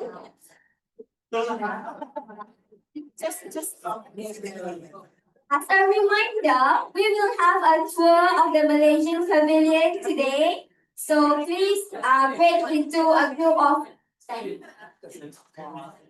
people each.